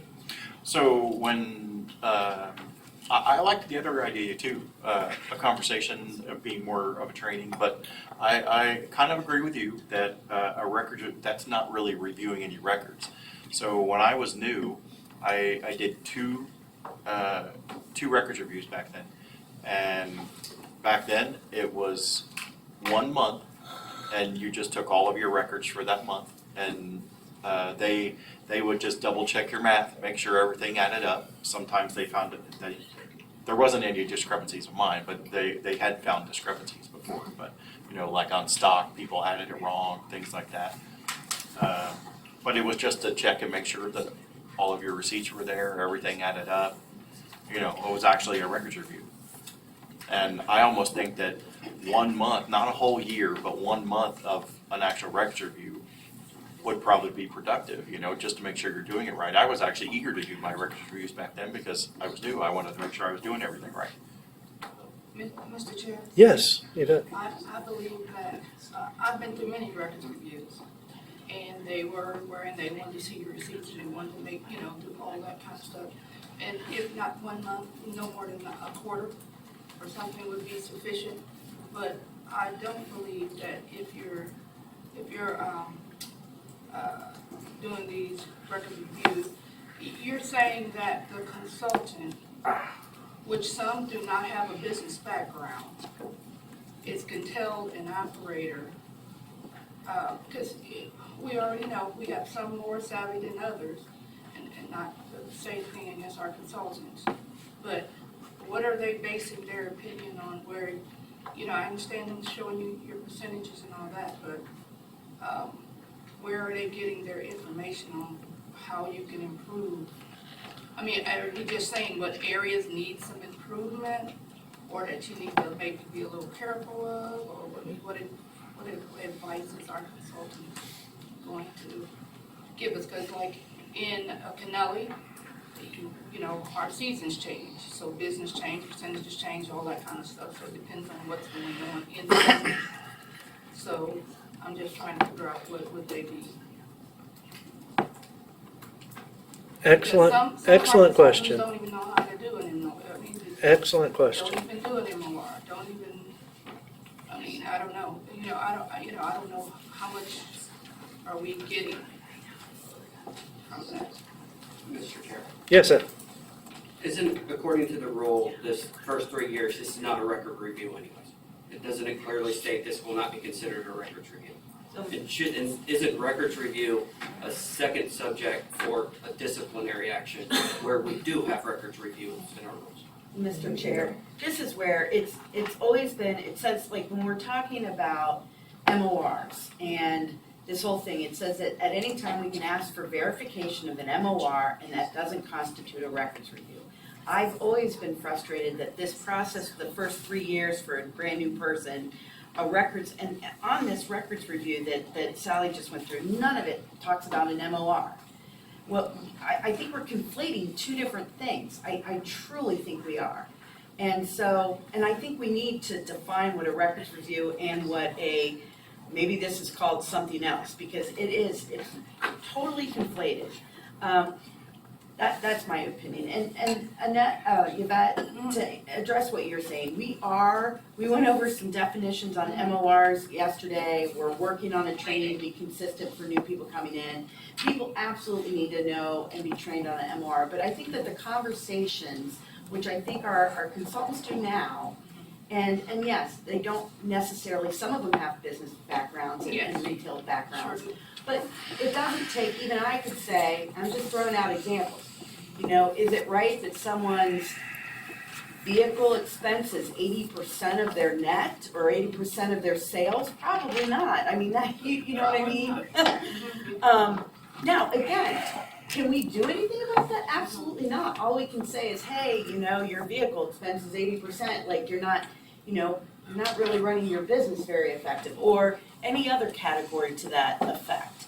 That's a separate conversation. And I don't, Seth, there's nothing built in that you can, 10:40 a.m. there's nothing, and we talked about this too, there's no, you know, standards, no, you know, here's, people should be in this range for anything. People are free to make poor business choices, and but we hope not, we hope everyone makes good business choices.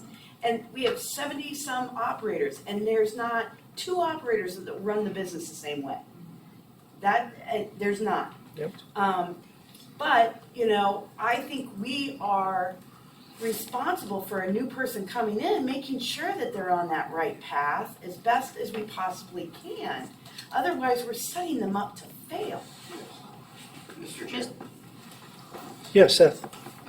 I agree with you. I just don't think that checking the gas receipt sets somebody up to succeed. I think, as Amy was saying, sitting down and going over the numbers and how your numbers on your MOR and doing a year, that sets them up to succeed. With the idea of, you know, you're here and you're spending a lot of money on this one. Do you know why? Yeah. That sets them up to succeed. But go and show me your gas receipt from July. That has nothing to do with success of an operator. I think they're 2 different conversations. I think the one conversation is strictly about looking at an MOR and not looking at receipts at all. The verification, which again, I've said from the very beginning, we just need a receipt to match the MOR, and it's a checkbox, and I don't care if someone goes out and buys a $100,000 Escalade, as long as that payment shows up, we can ensure that, yep, we verified. They're 2 separate conversations, I think. Mr. Chair, Yeah, Yvette. I would like to throw this out there, Christie. You do have some consultants that have business experience that would be great of working with some of the new trainees or whatever on these numbers, you know.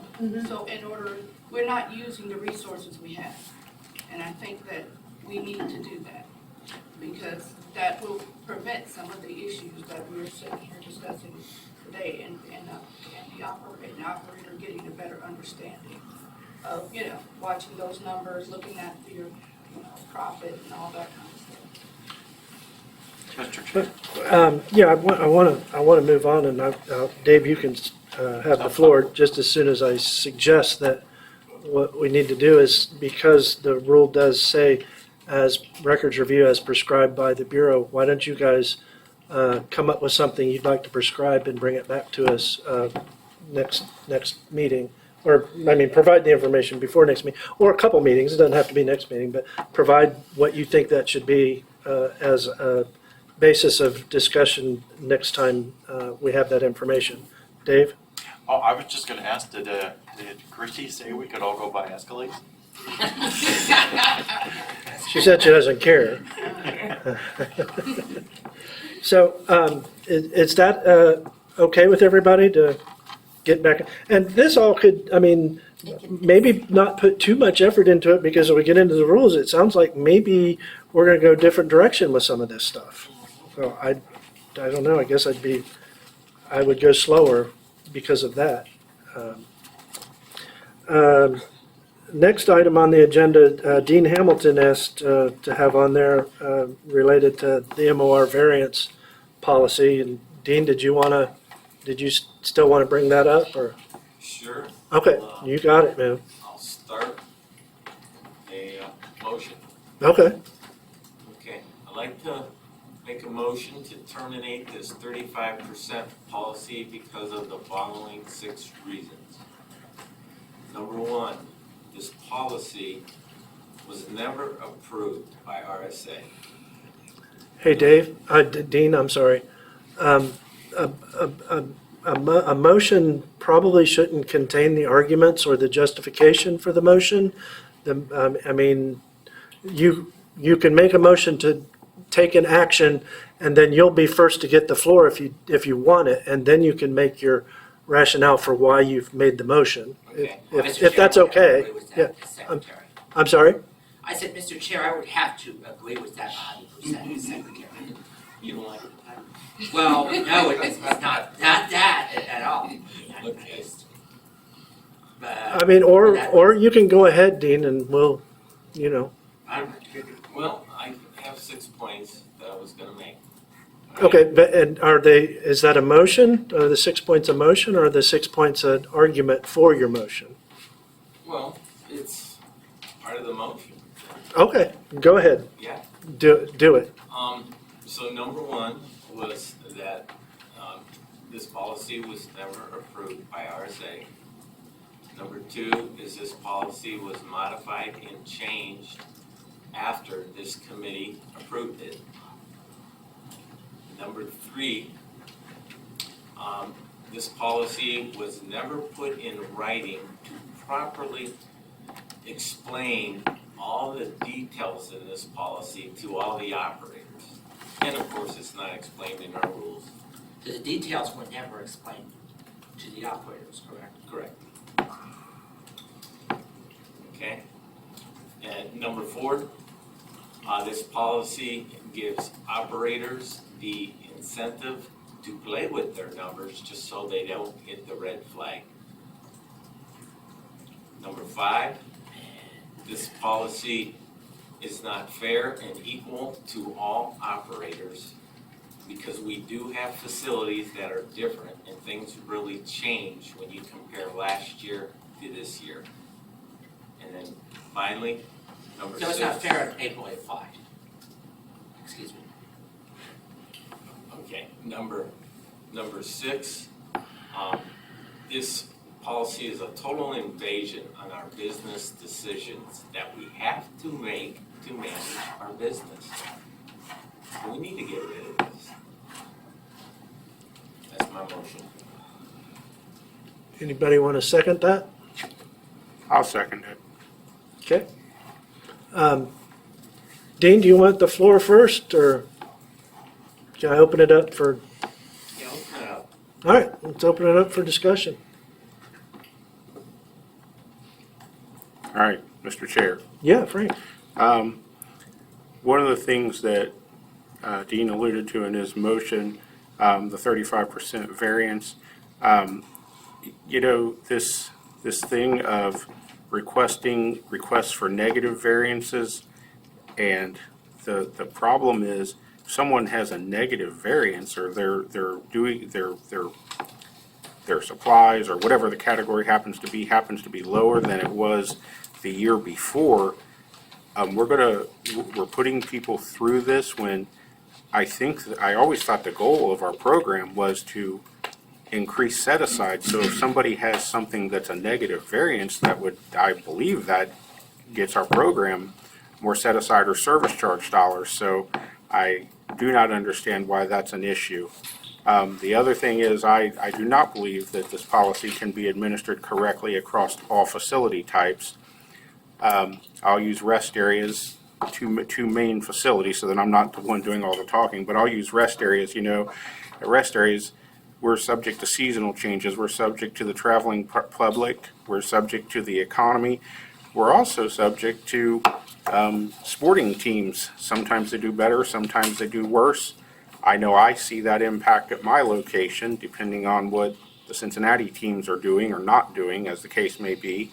So there's several, sales can be higher, sales can be lower, which impacts, you know, all the other numbers. And then the other one is, I'll use universities, is, you know, university operators are subject to student enrollment. Some years it's up, some years it's down. That can impact sales in either direction, and it can cause, you know, it impacts all the other categories on the monthly operating report too, usually. And I'm gonna leave it at that for right now. Mr. Chair. Seth. I go back to the implementation of the 35% is used under the reasonable cause language in our rules. It says for reasonable cause you can request records, which I agree with. But in the implementation of this policy, you yourself have said that certain 35% variances are not reasonable cause. So if a 35% variance is not a reasonable cause, then it's not a reasonable cause. It either is the reasonable cause or it is not. So you also have that where the very definition of the rules that you're using do not match what you're saying. Because, again, I took over pop machines. I'm over 35%. But because my facility changed, you said, that's okay, we understand that. We understand you're going to do more. So that's not a reason for a records review or for the 35% variance. So, again, if it's reasonable cause and you say reasonable cause is 35%, then 35% should be reasonable cause on everything. So you're not even implementing it under the rules of what you're saying. Mr. Chair, Yeah, Dave. first off, I agree with Seth, and reasonable cause cannot be any cause. A 35% blanket policy cannot be implemented under reasonable cause. You would have to have reasonable cause before you could implement the 35% variance. Just saying because OBM wants it is not reasonable cause. There's a burden on reasonable cause, and the Bureau hasn't produced it. To Dean's second point, the policy was modified and changed after the committee approved it. I agree with that, but I'm going to put some of the blame on this committee for ever approving any policy that they've never seen. No one has ever seen this in writing because it doesn't exist yet. And there's a reason why nobody's ever seen it, and it's been pushed so hard for without being in writing. And I'll let everybody figure out on their own why that might be.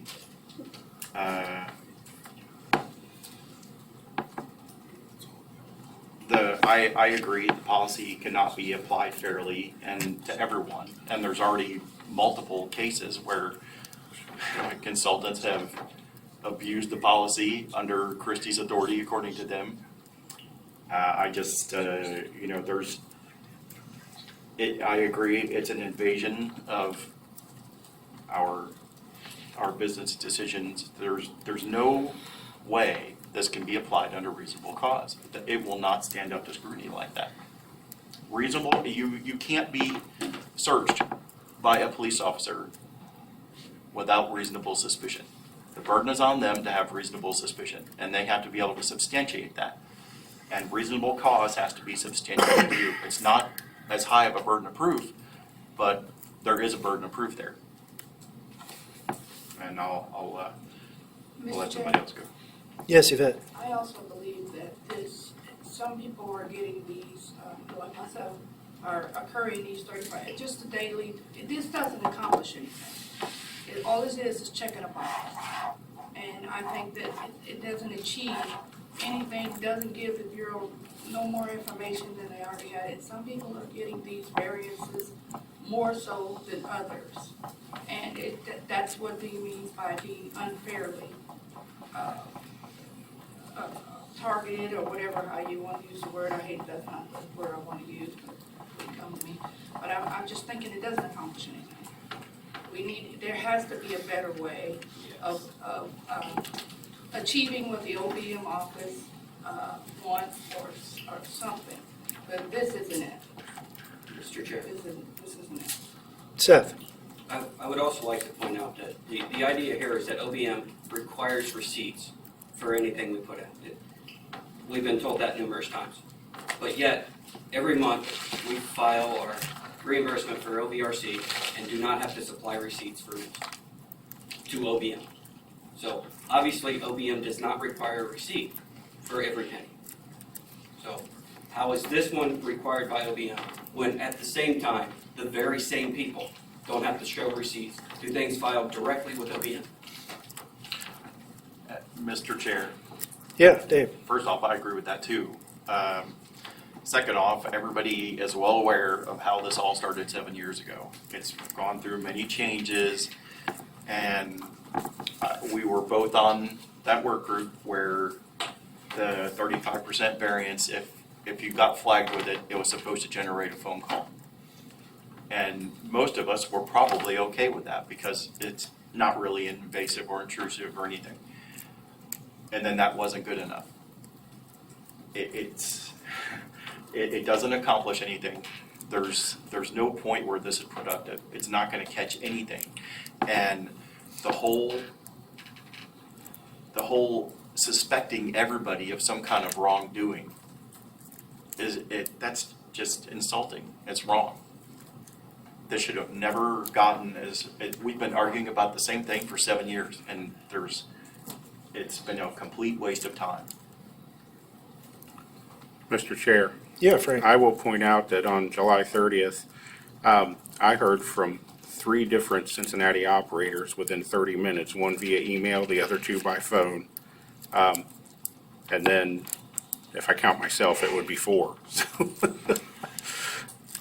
But, you know, and then the one operator who did, well, both of them called me, but the one called me and said, "What the heck is this?" And he said, "Well, you know," he said, "the biggest problem I have with this is," he said, "the implication is." I'm having a very hard time hearing you. Sorry, I said I heard from 3 different operators within 30 minutes, one by email, the other 2 by phone on July 30th, and if I count myself, that would be 4. But the one operator who called me, and he was not happy, said, "What the heck is this?" That wasn't his words exactly. I'm cleaning that up. But anyway. Oh, come on. And but he said, my problem with this, he said, my major problem with this is, he said, the implication is that I've tried to pull a fast one. I said, I mean, I knew why every one of them, why both of them, one had emailed me and 2 had called me, and, you know, so anyway, that was, I'm just saying, the feedback that I got on it from the 3 people that I heard from was not good, so. Mr. Chair. Yeah, Dave. I would also like to point out, for anyone who did not read the report from OVM, that all of the actions that they were talking about, corrective actions, were to use the results of the audit. They were all recommendations. They were not requirements. There was no, you do this or else. It's been implied by multiple Bureau people over several years and multiple meetings that OBM would withhold funding if we didn't comply.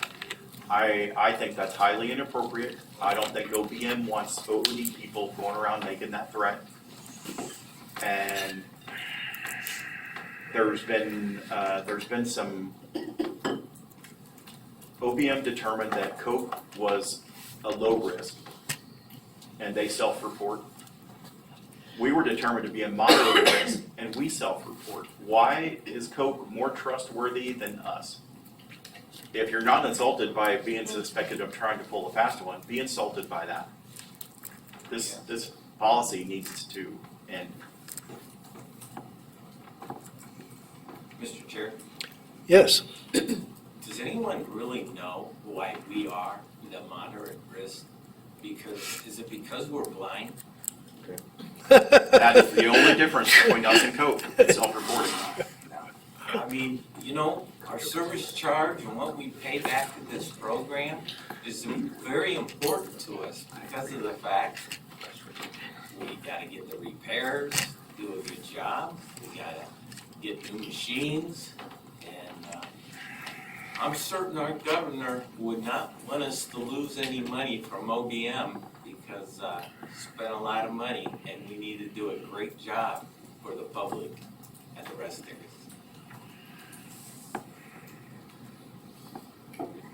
Anybody else? Should we reread the question? The motion is that, to eliminate this policy, correct, Dean? Terminate the policy. Terminate the Do you want me policy. to reread it, or do you want him to reread it? No, we don't. Does anybody want it to be reread before we vote? Okay, does anybody have any further discussion? Okay, let's vote. Frank? Yes. John? No. Mark? Yes. Annette? No. Dean? Yes. Keith? Yes. Derek, no. That's 4-3, motion carries. Right? Did I count that right? 4-3, motion carries. Okay. So that begs the question, what's the alternative? Nothing or something? Mr. Chair, Yes, Seth. we should probably wait for the Bureau to deny the motion next meeting. Because we're going to be right back here next meeting. Because much like they have here recently, my feeling is they're going to deny the motion. Really? I can't possibly believe that. They would never deny that motion. Yes, they absolutely are going to deny that motion. Okay. Chair, Yeah. we could look at a better way. Yeah, that's what I just said. Begs the question, what's the better way? I mean, is the alternative don't do anything at all and just tell OBM to stick it? Or is there an alternative method that would accomplish something, accomplish what's necessary in a better way? Yeah, go ahead, Frank. Mr. Chair, I was going to say, because I don't like using other people, so I'll use myself as an example. On July 1st, I had a battery on my van. It was dying. It had to be replaced. It was an outrageous expense. It was like $444.14. It was ridiculous. But anyway, the point is, right away, that tripped, that's for the third quarter, that tripped the 35% variance, or will trip it. But my point to all of that is, they would have been able to ask even without the 35% variance because of Rule 418. That's almost a $500 purchase. That's a lot of money. Granted, I don't expense all of it off because there's a vehicle expense report, but it's still going to trip it because it's still it's still a lot of money. And they would be correct. That's one of those situations where you're spending almost $500. They're going to ask for, and rightfully so, ask to see a receipt in that. And we have a rule that gives them right now the ability to do that. And they would be able to verify it. And I would be, and I'm able to verify it. Granted, I think I'm going to have to get somebody to help fix the receipt because it had to be divided between cash and some kind of credit card or something that was used, but try and find somebody to help, who I trust to edit all the account information and everything out. But my point to that is they're able to do it even without a 35% variance, and it is a big purchase, and I don't have no problem showing a receipt for a request like that. It's a legitimate request. Now, if it was 15 or 20 bucks, I hope I wouldn't get a request like that, but, Mr. Chair. Yes, sir. Sticking with the 35%, I agree with Frank, but if we're going to stick with the 35%, because it's something that the Bureau and this body has agreed to as being reasonable, it should be a 35% that leads to a call, just like we said in the beginning. And if you get a satisfactory answer, then that's fine. But if you get I don't want to tell you, then fine, request the receipt at that point in time. Or if someone has sustained 35% 3 times in a year, maybe that's a reason to question it. But just because there's 35% 1 month out of the year, sometimes that's a very reasonable explanation. I bought a battery. I bought tires for my van. I bought a new car. There's reasons why these change. Mr. Chair. So why not, as opposed to the first one is an absolute storm that's implemented by different consultants all over the state? How about we go back to the reasonable cost? And if there's a reasonable explanation as to why somebody went up 35%, why waste time in sending a consultant out to check a receipt? But if it's unreasonable, then yes, that's something that we as a Bureau and as the OVRC should be interested in finding out why people are writing off more than reasonable, changing over a year span. John. Another possibility, maybe to get rid of some of the ticky tax stuff, 35% or a minimum of $100 worth of difference. Because I know, give an example here, Salem last month had $500 worth of sales, so sales tax was like $8, and $2 is, or $3 is gonna trigger a 35% on that, you know, if the numbers are just a little bit different. So do we wanna consider a minimum amount that triggered along with the 35%? Who did I hear across the way? You bet. Yvette, please. Mr. Chair, one of the things is you can, depending on what type of business, what you're running or whatever, I've triggered this in a facility that I'm running. The issue is, it depends on what time of year. In the summertime, Canelli, you're gonna have more expenses because you're gonna, you're going out to your location more, mileage will be more, things change. In the wintertime, you're triggered because in the negative, you don't do as much. So, I mean, I think what Seth said could be a thing, but I think that if you go over 35%, maybe, it's 12 months in a year. So maybe triggering it 3 times, maybe you gotta verify something. Or I don't know, but I think that there gotta be a better way. Mr. Chair. I think that we do have to get out of the red as far as to somehow appease the OVM. I'm not in no shape, form, or fashion saying that this agency needs to comply. Okay, I know that. At least for me, I realize they need to, but I think that we need to seek a better way of doing it. Dave. Maybe something on the order of what John said. Maybe instead of running the 35% variance every month, maybe you could run it once every 3 months. And for one category, maybe, I mean, there's no way to document less sales. If your sales went down, you can't document that they went down. If your sales went up, you're welcome. I paid more in service charge. I mean, I don't know how you document more or less sales. But one category of their choosing, not all of them. That would alleviate a lot of people just saying, look, this is way too much for us to have to do.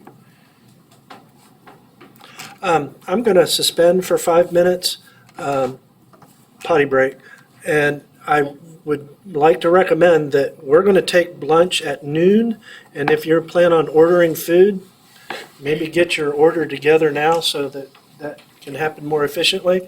We will be back in 5 minutes. All right, 5 minutes is up. Let's get back to it.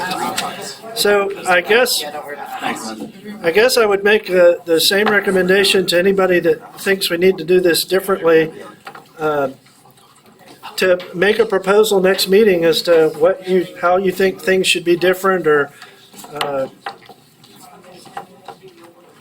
whatever. Also, I wanted to make a statement about the public comment that was made earlier. I'm not sure that it's entirely understood that there's nothing that prevents this committee from having subcommittees or work groups, same thing. Nothing prevents us from doing that so long as we comply with the Open Meetings Act. So that's what that is. It's not that we won't do them. It's not that the Bureau won't come to them. It's that if we do them, we have to comply with the Open Meetings Act, which means that they are to be announced publicly, open to the public when they're conducted in person, and minutes made. That's all. So there's nothing that says we can't do them, and I just wanted to clarify for anybody that thinks we can't do them. We can. We just have to do them in a certain, as prescribed by law. Mr. Chair. Yeah, go ahead. You didn't assign any work groups. Correct. Seth? We have to have them assigned before we can do them. Yes. Mr. Chair, I would just, the holding the meeting in public is we have to have a public meeting space, such as this room could be the public meeting space. We can have the teleconference meeting because we don't vote in subcommittees or work groups anyway.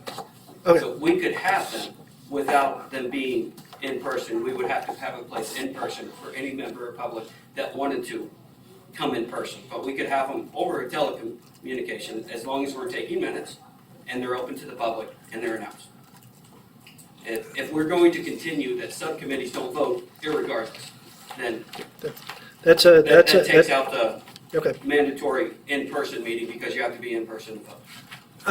Actually, that's not correct, and that's one of the reasons that we asked for training from the AG, and we're still waiting on a response from our Assistant Attorney General. She's still investigating what various modes there are for doing the training, which essentially is valid verification of the law.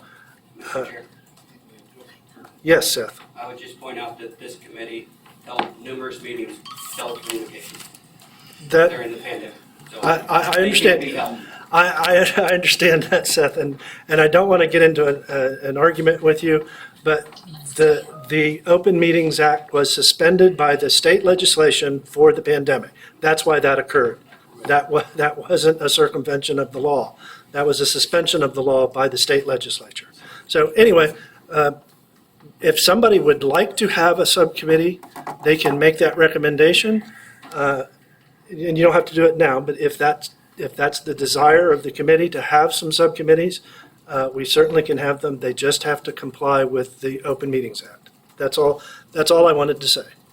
So the next topic of discussion is inventory.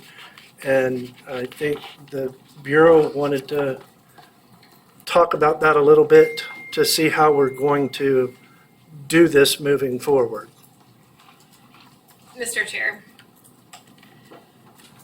So we had a discussion last time and it was brought up that the way that we are doing it right now, we couldn't do it. And we had talked about peer to performance and maintenance of effort and reporting. So we went back to our CFO just to kind of like get a better understanding of like explaining the why behind why we are saying we can't do it the way we're doing. So peer to performance. So I'm just gonna read you a little ditty from the code here. So the peer to performance establishes the total estimated time interval between the start of an initial federal award and the planned end date, which may include one or more funded portions or budget periods. So the budget period represents the time interval during which recipients are authorized to expend the funds awarded, including any funds carried forward. So our agency, we meet what they call carryover criteria, so we can carry over funds. So we get 2 budget periods to expend the funds per grant year. That doesn't mean that things, like we have 2 years to obligate those funds. We only have the 12 months to do that within that federal fiscal year. So how does that relate to inventory? Basically, if it's outside of that budget period, so that 2 years, that money cannot be returned to the agency like we have been doing it. It actually has to be returned to the federal government. So to put that in perspective, of the $482,946.26 we have what we call on the books for inventory, and initial inventory loans, of that, if all operators would pay that back, $277,277.70 would have to be returned to the federal government.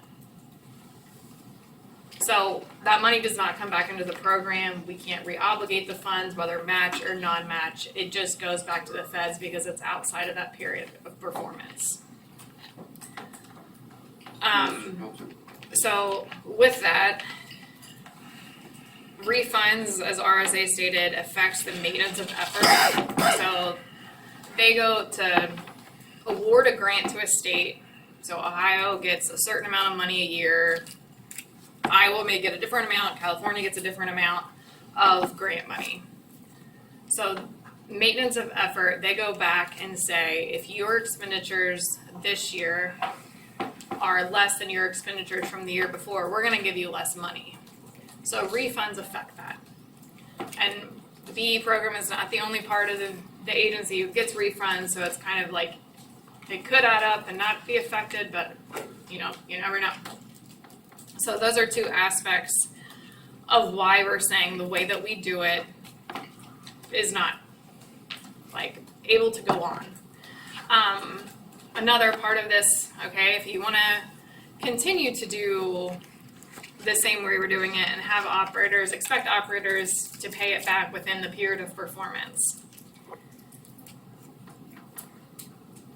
Even if they do that, when they transition, if they're longer than the period of performance, the operator owns it again. So then how does, we're still back at square one of how do we deal with the operator being responsible for the inventory and the Bureau not owning it? So does anybody have any Mr. Chair. questions about any of that?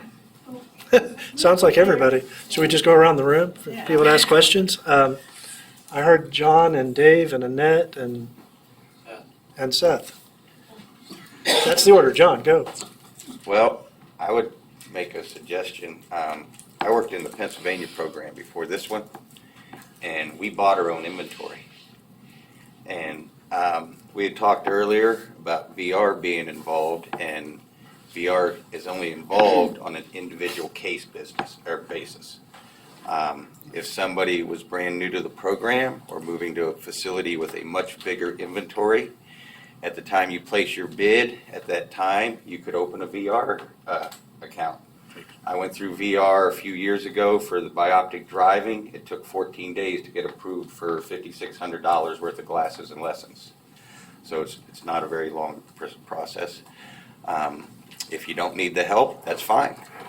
But that way we'd be responsible for our own inventories. And then like the situation Derek mentioned last time, he got stuck with 784 bags of hot Cheetos. And at that point, Derek could say he's willing to take 50 of them. And the other person stuck with the other 18 cases that they bought for some reason, as they should have been. On the day they all expired, I ate them. But that would be my suggestion, and it would, it's used in other programs, doesn't seem to have a problem. And in Pennsylvania, you just pay for your own, that's just the way it is. But here with the VR to help us out, that's an extra incentive for the ones that are moving to bigger locations or never had one before. And you're not required to pay VR back, so. Dave. Oh, I didn't actually. Oh, it wasn't your voice. Okay, did I miss somebody then? That was me. Okay, Annette, then Seth. Oh, I was just gonna say, I thought we were gonna get like a written proposal to kind of start with and look at and, start to maneuver through it. Do we have anything to? So, Mr. Mr. Annette. Mr. Chair. This is Christie. I think we did talk about a proposal, but I think part of the thing is that we want everyone to be on the same page. And there's been conversations, and I think what you and Annette had a conversation with Terry. Terry Smith, yes. Maybe you want to share what you guys learned on a national level with this. That Yep. would be helpful.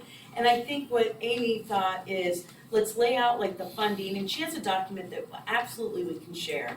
But we all need to be on the same page of where we are, and then we can start a proposal. Then and again, if we produce something, I want it to be perfectly clear that it is a starting point, a draft. It's not the Bureau says we have to do X, Y, Z. It's a starting point. But I think that was the point.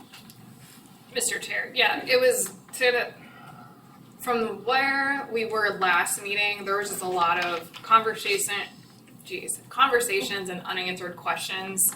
And I know there was some phone calls where questions were asked and answered. So it was just kind of to make sure that everybody was on the committee, along with any staff, that everybody kind of was on the same page and getting their questions answered.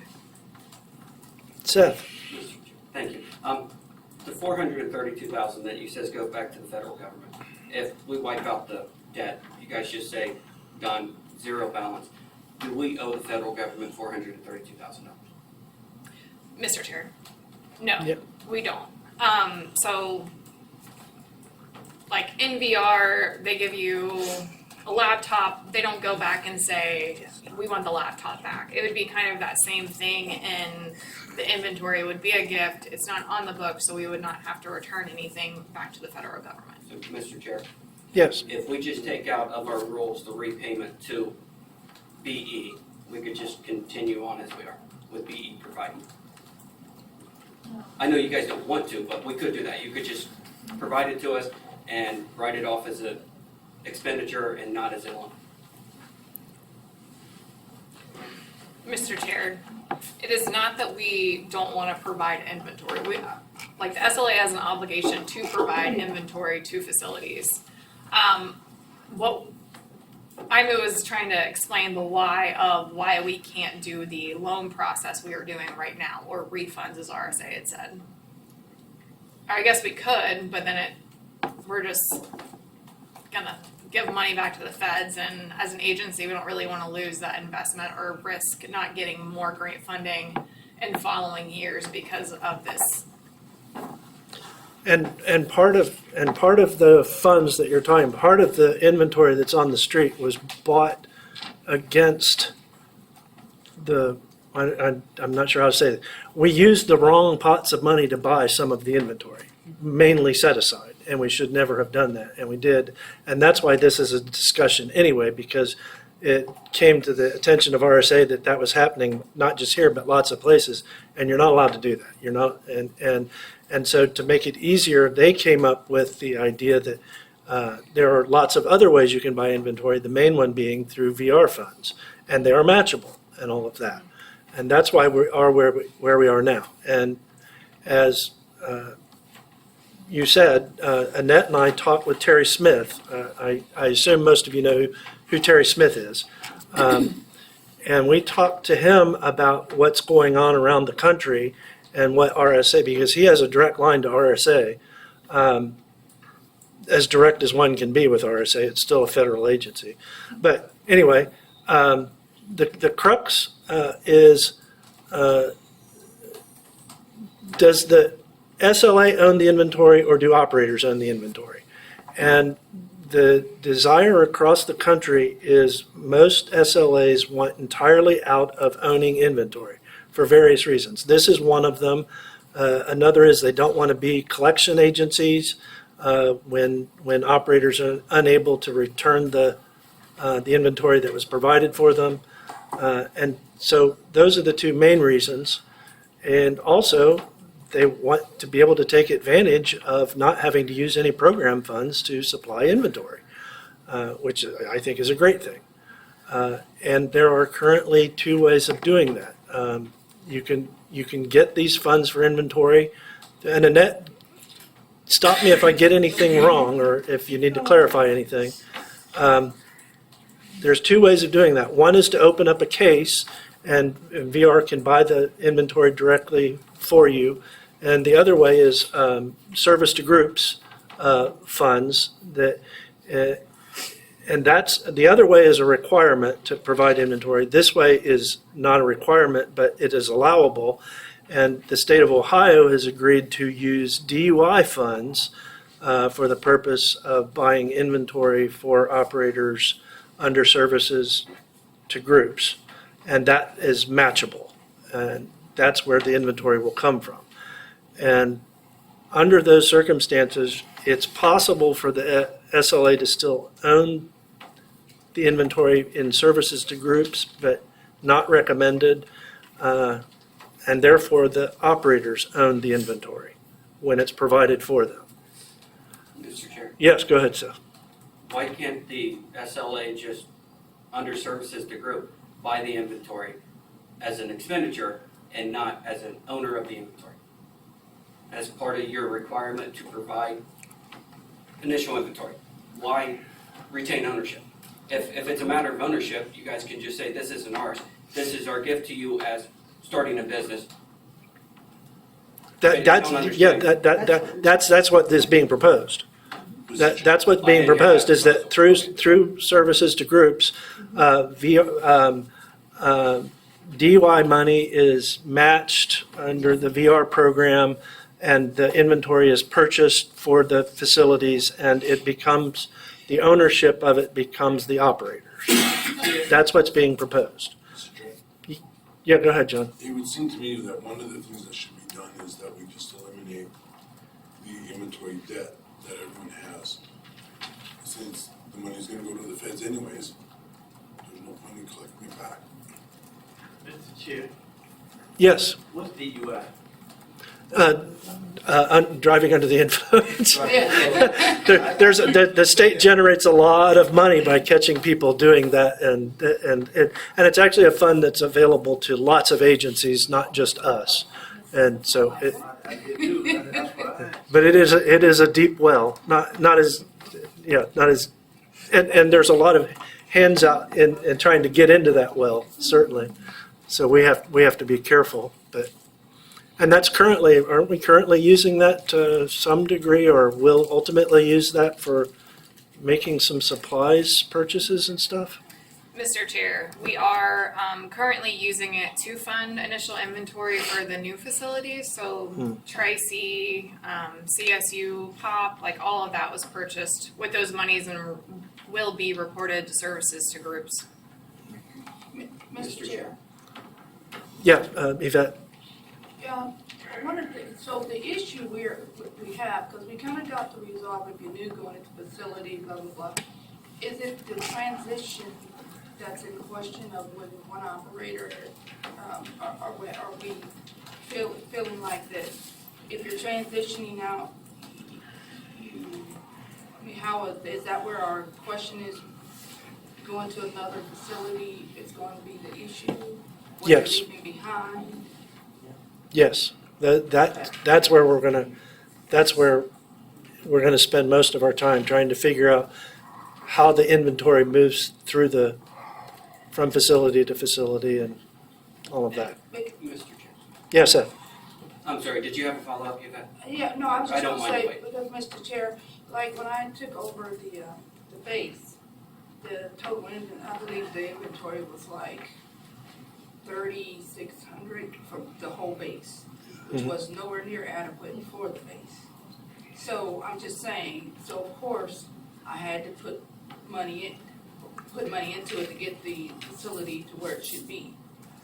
And I might have misspoke, but I believe that's what the total base was, like 3,600 or something like that. So, moving forward, how do you all think that should be handled? Because if I left there with that 3,600, the person coming in wouldn't have had enough to inventory to do anything. Mr. Chair, I could respond to that. Yeah, Christie. Again, the devil's in the details, right? What we're looking at, and again, the transition is huge, but in that circumstance, Yvette, I believe that if you go into a facility that was mismanaged before, that shouldn't fall on you. You shouldn't be responsible for that. The Bureau should get that level up to what it's adequate. So that, because again, fortunately, you were able to have those resources to do that, but not everyone would. But the question becomes, if we have an operator that consistently does that, what are the consequences of them, mismanaging and tanking and not having the, and I think that this is also an opportunity for us to reset, and how we do that, I don't know, reset what each facility should get. We've got facilities, I mean, I can think of one in Toledo, that facility is like, it's got like a $35,000 initial inventory right now, and I think it makes $16,000 in sales a month. And there's multiple reasons, I'm not blaming that operator, I'm not at all, like, it's morphed over 20 years, and the facility looks nothing like it did even 10 years ago. And we've got a lot of those situations where I think that this is a way to right size. Now, how we go about doing that, that's the $10,000 question. Mr. Chair. Yeah, Seth, then Amy. With the DUI funds, is this a request as needed, or do you have a pot beforehand, or is it a reimbursement of an expenditure that you have? How does that work on the Bureau side? Mr. Chair, so with any type of funding outside of set aside or other program income that we have to submit kind of like here's what we think we may spend in a year to our fiscal department. These funds are also used for other programs. And so it's kind of like one of those things where we can't say we need $100,000 for that just 21.3%. Because it's not guaranteed that we'll get that amount, and that's a really high amount. Like, we have to try to come in to a agreeable, reasonable amount, if that makes sense. But it is, I'm sorry, Mr. Chair, it is, you have the availability at the beginning of the fiscal year. This is your pot of money for this year. It's not we just spent this amount reimbursement. Right. So we know at the beginning of the year how much we have to spend on inventory out of this fund. Correct. So we would need to and if something happens, like we have this wonderful opportunity and it's a huge job and we need a lot more inventory that goes outside of that realm, we can also go back and say, hey, is there any way that we could have more for this? It's not like this is your number and that's it. It's kind of, every budget is fluid, so it may change during the year. Mr. Chair. Yes, Seth? Is there the possibility for the Bureau to upfront out of the DUI money and then the individual get reimbursed through VR that goes back into that pot? Is that a possibility? I'm just thinking of John said 14 days on his, but that's 14 days. Do you open up, when you put a bid in, even if you're not going to get it, and then does VR start getting upset that we have, 30 people putting in for VR funds and only one of them using it? Okay, I guess I didn't make that clear when I was making my statement. There's two ways that money comes to us. One is actually having an open case, and that doesn't use DUI funds. That's a different animal. And then there's the services to groups, and that is a DUI thing. And those funds come to us in different ways. Is that right, Amy? Mr. Chair, yes. Yeah, okay. And for the services to groups, you guys wouldn't feel the effects of that. We do it now. It's just, we authorize it out of BE Web. It is a line item that we will report on the RSA 15. It just also gets reported on the RSA 17 and counts towards the maintenance of effort. And in order, services to groups means individual operators aren't opening cases. It's completely invisible. That's why it's called services to groups, because we're classified as a group, and VR can direct funds to us without having open cases individually. Correct, Mr. Chair. So I will send out this kind of Word document with my talking points, because the services to group, it's 34 CFR 361.49, and it spells out what you can do under that provision. And it details right now, management's the area managers, Christy, and the training manager, they're being paid out of services to groups instead of set aside for the biennium to kind of help build that back up after COVID. So management services is under there, initial stocks and supplies, and then the initial operating costs. So you can kind of see through code what's allowed and not allowed. And I don't know if it would be best to work through the inventory process as kind of here's the situation and here's the possibility, here's the funding, and then how do we address that situation? Instead of overall, because I feel we always talk about something overall and then it's well, what happens if someone passes away, or what happens if they're new, or what if it's a temp? Would it be I have a list of situations, it's new operator to new facility, new operator to an existing facility, blah, blah, blah, blah, blah. I feel we need to, for each situation, we've got to establish a funding source. And then once we establish a funding source, kind of go from there of what that looks like. Because a new facility is going to be different than an existing facility, because another operator is going to be involved with that.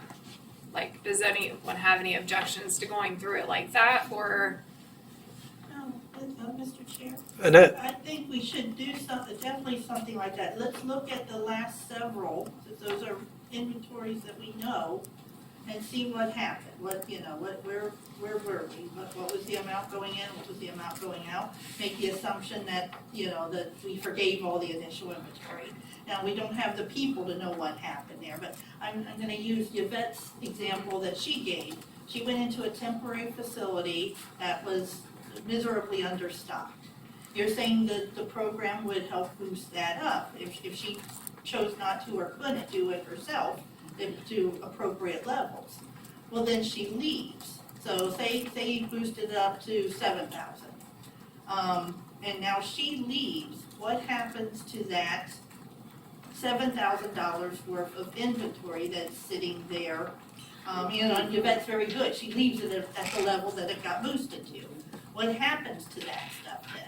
So we gotta look at that in different scenarios. I think we should kind of use some of our real world examples that we've done, temps, regular, transitional inventories, depths of operators. We have all of those on file, and let's kind of play with what's there and see what we can figure out for those. Because what we don't want to do is all of our really sharp brains get together and come up with just the perfect scenario, and we think and we plop it down in a rule, and then we find out what the problems are once we have it in the rule, and then we're not able to solve it without breaking the rules and all that. So we really need to run these scenarios before we even get close to doing something in the rule. And we might even consider trying to do some kind of pilot program, similar to those of us who are old like me, who've been around a little bit, might remember we did a pilot for the OVG stuff, and we actually put it in the rule that was allowed. It was almost like a temporary rule, if you want to cringe at that thought, but it was a rule that we were allowed to do a pilot program, and then once the pilot was done, that gave us a chance, while still being in the rule, to work out the bugs. And kind of figure it out. So I know we're nowhere near rule language yet, nowhere at all near it, but it might be something we want to keep in mind as we do move forward. That way we have some wiggle room for mistakes. Mr. Chair, Yes, John? quick question to Amy. You said that when we use the DUI funds, they're matchable. Who's matching them? The feds. I know, but is it through Hmm? our program or through the regular DSR program? What is that? Sorry. They can pony up that money and get their federal match from it. What they're saying is match with the other side. Mr. Chair, it's the VR grant. The Yes. OOD gets a VR grant, and that's what we're matching it to. And it gets matched once you spend it. Once you draw it down is when it gets matched. Correct. So I guess what Amy was asking is, I think, is that we have to, for example, a new operator, a new licensee is automatically going to have, in order to get licensed, you have to have an open VR case, correct? Yeah. So that person is going to be covered under that system for opening inventory and supplies and all of that kind of stuff. Whereas people who have been in the program for a certain amount of time are no longer going to have an open VR case. So they would presumably end up in the services to groups camp. Correct. For getting funds necessary to stabilize the inventory necessary at the facility they're going to. And Mr. Chair, Yes. I think this would be an opportunity too for each of these situations, not only to talk about like the funding or what's available for just the product itself, but those supplies, those under $1,000. So like a new operator, this is a perfect time for them to get the totes and carts and everything that they need. And then an existing operator, like if they're moving from a rest area and they have a few totes into a university where they need double what they have, just talking through those things too. So like that's kind of why I'm suggesting that we break it down by situation and kind of start going through. I know that I feel like the new operator is going to be super easy one to tackle. But then once you get to existing operator, that's when the conversations, And like Annette said, we need to look at some recent transitions that happened and like see what happened and how we can deal with those. the problem there becomes, because title of inventory goes to the operator, moving the inventory through the process. And this is the thing that Annette and I talked to Terry about, or rather that Terry talked to us about, is that the inventory in the desire of SLAs across the country now is for the inventory not to be purchased anew every time. As in, an operator isn't allowed to sell down their inventory and then the Bureau has to come in and buy a whole new set of inventory and that. So your inventory is bought for you at a certain point and that moves with you through any facilities that you move to. And in a scenario where you move from a facility that has a $5,000 inventory, but you move into a facility where you get a $10,000 inventory, the value of your inventory would go up to that. Am I getting this right so far? Mr. Chair, yes. That's the kind of thing that is suggested for this. And that's where the problems come in. Because what if somebody does say we've set the value of what the inventory should be at a particular facility at $5,000. When the person leaves there, if they don't leave behind the $5,000, what do we do? And Terry has said that generally what most states are doing is that they're saying if you're trying to move into a new facility and you don't have that $5,000 inventory to leave behind, you don't get to move forward until you make that whole, kind of thing. And that is kind of what happens now to some extent, and those are going to be the difficult issues. Because that's one scenario. There's there's a multitude of scenarios that will come up to deal with, that we'll have to deal with. Yes, Seth? Two questions directed at the Bureau. First of all, has VR finally said, yes, they will buy initial inventory? And the second question is the RSA TAC clearly stated that you can buy, if an operator is moving from facility A to facility B, it's a new facility to that operator and that still counts to start over their initial inventory. That's what the RSA TAC said, correct? So, Mr. Chair, again, Seth, the way we're talking about it is, you would never have to go and open up a VR case. It's the group. The only one where VR's paying for the inventory, and it's not a group off using Dewey money, is with a brand new operator getting their first new thing. I'm sorry, that's been agreed to by VR is what was my question. Because last time you were still talking to VR about whether or not they could or would do it. Yeah. Okay. VR would be thrilled that we're not going through VR for everyone. I mean, and Verna's on here, but yes, we've talked about that, and we've talked about different options. But repeat your second question. I don't think I understood your The second question was the RSA TAC, what Derek was replying to, not being able to move forward if you don't have the same amount of inventory in the one you're going out of. The RSA TAC was clear that going from one facility to another constitutes a new opportunity, of which BE is therefore supplying the inventory for. Right, and that's true. And what Terry was suggesting is that you've already been provided $5,000 worth of inventory, and so they're now, the SLA is now allowed to say, well, at the new facility, we've already given you $5,000, where is it? That's how that works. And in the scenario that you're talking about, if there's a need for additional, because the new facility is much larger, then the additional can be provided to you. But the total amount, part of it can be accounted for by the inventory that you've already been provided at a previous facility. Mr. Chair. Yeah, who did I hear? John, and then. So what happens if the new facility is a lot smaller? That's another one of those scenarios, and I think at that point, the operator, because they have title to it, would have to be compensated for the amount that was too much for the new facility.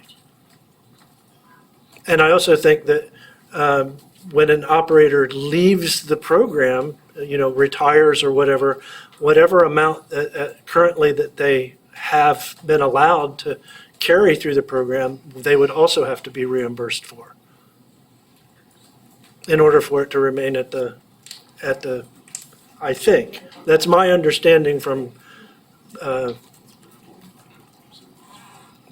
doing it this way. That's my understanding of how that works, doing it this way.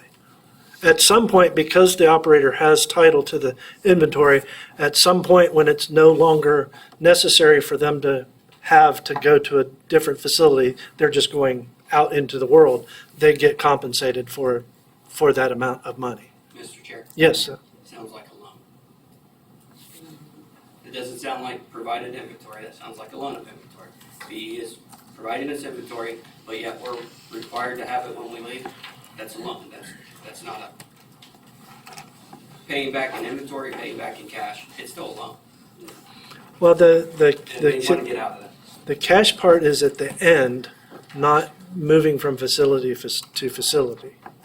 And you technically could sell down your inventory at facility A and then go to facility B and buy your inventory there. I mean, it is allowed for an SLA to create rules that say, we're giving you an inventory one time that's necessary for the facility you're in, and that's it. And then if you move to a facility that requires more than that, they are obligated to provide the initial inventory necessary for that facility to you, and they will do so. But they're not required to provide it anew at every facility. If that were the case, what would happen would be that all of us together collectively would get together and say, hey, let's all switch facilities every 6 months. And we get $10,000 worth of inventory for free every 6 months. So, go ahead, I'm sorry. Mr. Chair, I think the way that the TAC was written was to allow states to be able to use match dollars during that first, because right now in the law, you can only use match dollars if you're within that first 6 months, the initial establishment period. So before this came out, it was like anytime you transition, it's not a new facility, so we can't use match dollars. So that TAC is saying anytime there is a transition, it is considered that 6 months starts over, so we can use match dollars. And I think the intent was to not provide you all new inventory, but the fact is that we can provide you inventory necessary for the facility using match dollars. It doesn't pretend oh, this is new and you get all new shiny stuff. It's more of, okay, we're gonna open up this window again so you can use match money so you're not spending dollar for dollar, because no state can do that. I mean, no other state really has an extra slush money fund of we can buy whatever we want without the assistance of the federal government. Mr. Chair. Yes, Yvette, and then Frank. I get a little bit of understanding when you say carrying the inventory through the program. So you start off, state buys you, $5,000 worth of inventory, and you said that you carry that to you transitioning out now of that facility, your original, to a new facility, and maybe if the new facility is a bigger facility, but explain that to me again. You don't take your actual inventory from your old facility, leaving it empty to go to the new facility. That's not what you do. What do you mean by carrying it?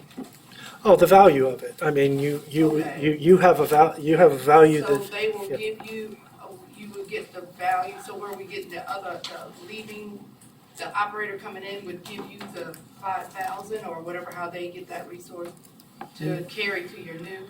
No, you're not getting money. You're carrying the value of your inventory to your next facility. It's like a credit. And that's the wrong terminology. And this is only my understanding from conversations with Terry Smith of how a lot of SLAs are doing it across the country. Yes, Seth. Oh, and then I'm sorry, Frank. Yeah, and then Seth. Two things. Well, the first one is, I was gonna say, when it comes to a new person, new licensee, or new operator coming into the program, that VR is going to purchase inventory, is that gonna be authorized by the Business Enterprise Program, or is that gonna have to be authorized by the counselor? The reason for my question with that one is, what if a counselor doesn't authorize it? How does that then work? Because I've seen, some counselors where I got very lucky the second time around I tried to get in this program and had a counselor who was, not afraid to open the checkbook and get things done that needed done. And I had a second question, but I forgot it, so I'm going to let it be for now.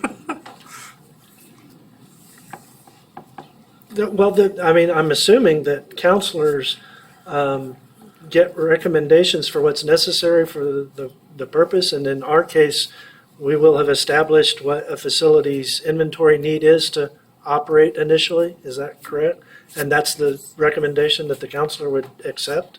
Mr. Chair, yeah. Okay. So they would be authorizing out of their business system and working that way. So we would never see the monetary value in our system for reporting. We wouldn't even report that on any federal form. That would go on the VR side of federal reporting. Mr. Chair. Yes, sir. So, I'm in a facility, I have $5,000 worth of inventory. Give that, sorry to put you on the spot. Bids into that facility, I'm leaving. So I leave $5,000 worth of inventory. Yet, if that comes in, her last facility had $1,000 worth of inventory. So I am buying $4,000 worth of inventory for Yvette. Because BE's not giving any money out, they don't have to pay to get her up to $5,000 because it's there. Mr. Chair, I think this is why we need to go through each of the situations, because there's so many different scenarios of okay, you're leaving, and this is all assuming that the incoming operator wants everything that's there. I think that we just need to kind of take a step back, because everybody's going to see this differently from different point of views. They're going to come up with, and it's fantastic. It's good conversation, because like Annette said, we need to have these different conversations of all the what ifs before we put anything into a rule. So I think that we just, if you guys are okay with it, going through each of the situations and going from there, because Derek had said something, when you retire, you get compensated, but in my mind, You don't. it was, you don't. VR gives you a laptop, you say, I'm done with my job, I want my money for this laptop that you gifted me. It just doesn't totally make sense. But you walk away with the laptop. But you've made money on product, so you're walking away with that compensation. I made money with my laptop too. You're a tax. Yeah. So I think and I'm not saying Derek's wrong and I'm right, or I'm wrong and Derek's right. That's generally true though, Well, that you're right and I'm wrong. So I again, if you guys are okay with it, I don't know if it's just an open topic, this situation, go, or is it this meeting, we're gonna talk about these 3 situations and here's the proposal. How do you guys wanna tackle this? And I will say, I think the most important thing in all of this is that whatever we do, we ensure that the initial inventory necessary for a person to operate a business is provided. That's the most important thing to ensure that happens. And we will be able to get that done. And we will be able, moving forward, to do that without spending our own resources for that purpose. So this is all good news. So we just have to make sure that we can do it in a way that's fair to everybody, and most importantly, allows us to continue operations that are beneficial continually for our customers and our grantors. But the most important thing is that people do get initial inventory so that they're able to succeed. Mr. Chair, Yeah, I remembered my other point in their question, and that was because we have some large facilities out there, and for some of these inventory transitions, how is all of this stuff going to be moved from point A to point B? Because that's what it sounds like will have to happen. Yeah, no, and it's never, and that's to be avoided. We don't want to force inventory to have to be moved physically from one facility to the other. That's the thing. I mean, the idea is to have all of the inventory in all of the facilities necessary for them to operate continually. So the question then becomes, where does the responsibility of the ownership of that inventory lie? Is the problem that none of us seem to be able to get our heads around. But if you get it down to the point where you understand that what you're doing is just continually having all the inventory necessary to operate all of the businesses that we run, that's what matters. Mr. Chair. Yeah, go ahead, Seth. Again, my example would be that an operator would be supplying inventory to another operator without compensation, just because I got it as a gift once. I'm expected to keep my 5,000, replace the 5,000 that I'm leaving my initial one for the new operator, and then purchase my new 5,000. Because I've left $5,000 in inventory, then I need to purchase my $5,000 to start the new one before BE will start doing above the 5,000. You're having operators pay for other operators' inventory if you do what you're saying states are doing now, where you leave the amount and that leaves the SLA out of it. Mr. Chair. Yep. So in that case, like if you were leaving your inventory and a new operator was coming in, that operator, I think this is how it works in Kentucky maybe, they pay that operator. You're not paying for inventory twice yourself. So like if you're going, like Yvette's coming in to your facility and you're leaving $5,000, Yvette's writing you a check for $5,000 and then you're going on. Mr. Chair, but if that's a new operator. Then VR would be writing you a check for your inventory. So that's not what Derek was explaining, as most states are doing, is that you leave the amount of inventory in it, and that is the amount of inventory you carry over. So that's not replaceable by.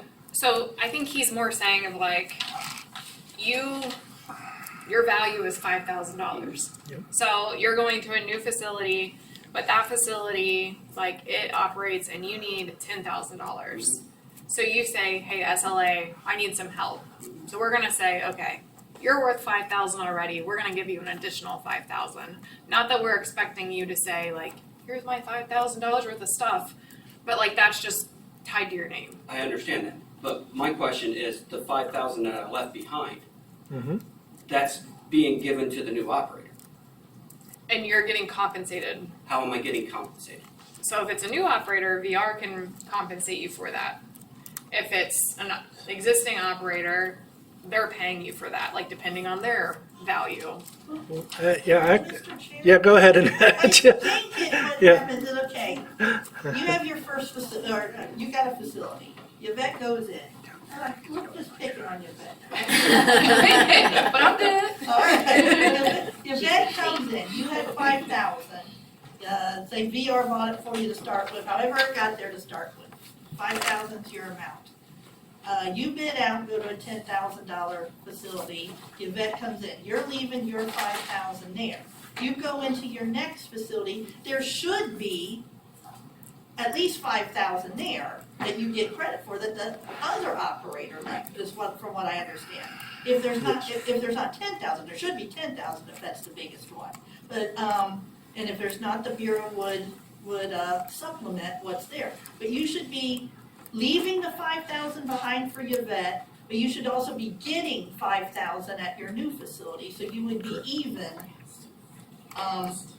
going in. That's what we're trying to accomplish. I don't know if it's gonna work, but, so you still have that $5,000 credit. And we're saying it moves from facility to facility. Yvette wouldn't owe you anything. The other operator who's leaving your new one should be leaving that there.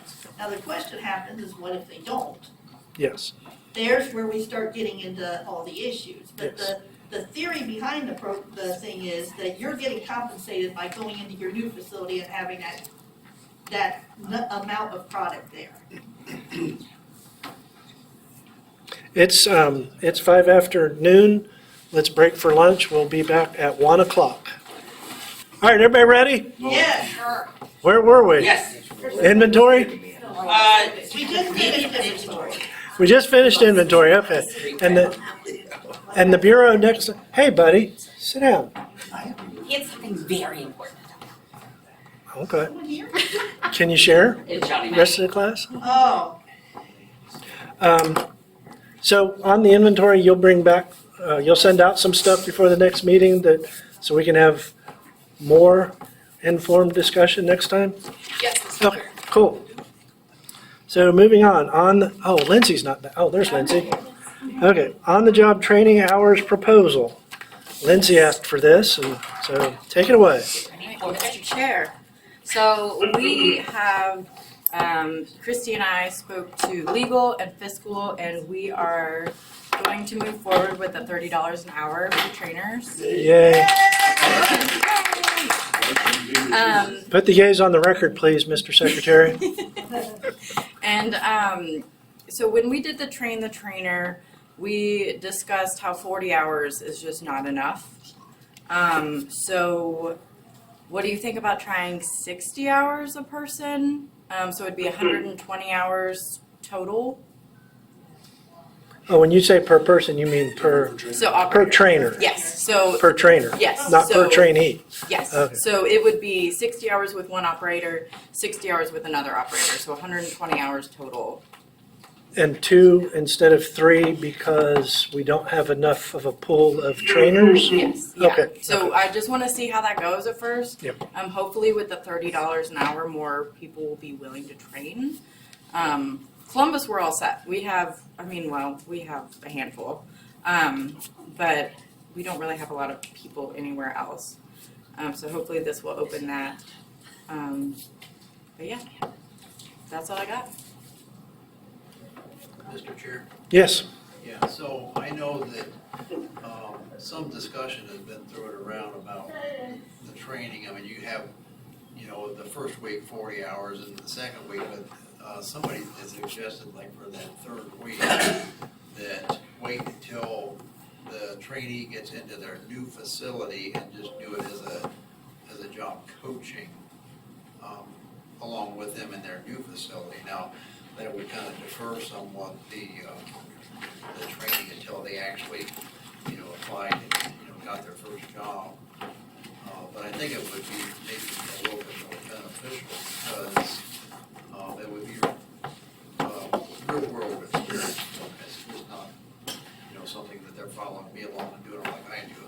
They would be doing it themselves. I could just be there to kind of guide them along through, some of the steps there. And Mr. Chair. Yes. Yeah, I brought that up to Christy, and she said that we have mentors that we can do. But yeah, I just need to talk to her more about doing that. But I still think it would be appropriate to do the 120 hours of training, and then additionally have that. Mr. Chair? Yes, John. I agree with him that it would be really beneficial, but it's gonna be hard to get the trainer to be available too, because then they're gonna have to go to the trainee's facility, plus run their own facility as well.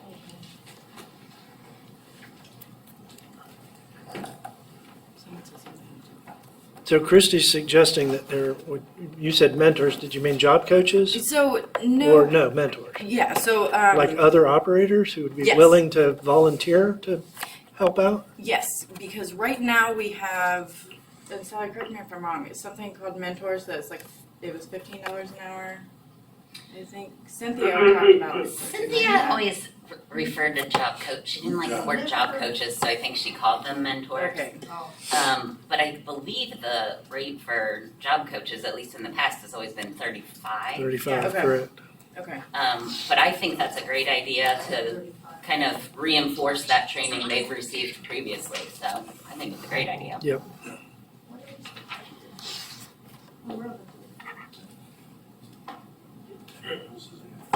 Somebody on the phone having problems. I don't know. Sounds like somebody's having a heart attack or something. Is it gonna?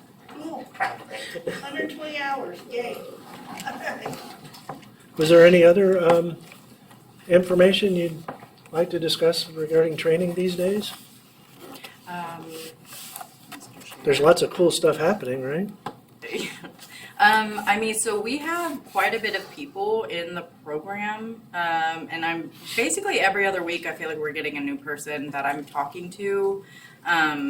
So we have, I think now we have 16, and I talked to another person. I haven't received any more information from him yet.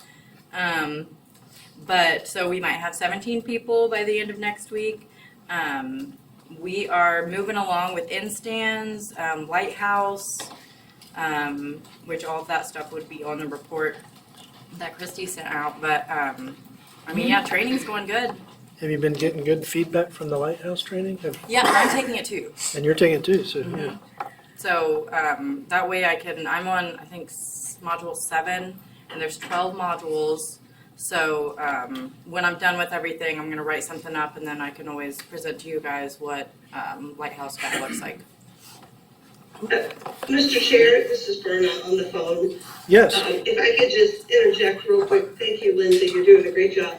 But around the number of hours, Christy and I discussed it along with the area managers, and we thought definitely we agree 40 hours is not enough training, maybe even 80 hours is not enough training. But our thought was that possibly not everybody needs 160 hours. So our compromise is let's say everybody gets 120 hours, and then if somebody is really struggling at the end of that, then we take a look at, extending that training with the operator they're with, if the operator is able to do it, or someone else if they're not, or maybe if they have a different type of facility than the one they trained in, not ideal, but if that happened, maybe we need it, but we could tweak it in a number of ways. Or we could, last case resort, we could open the VR case, or if their VR cases should probably still be open, actually. We could bring in a job coach, but that gets awkward, with your,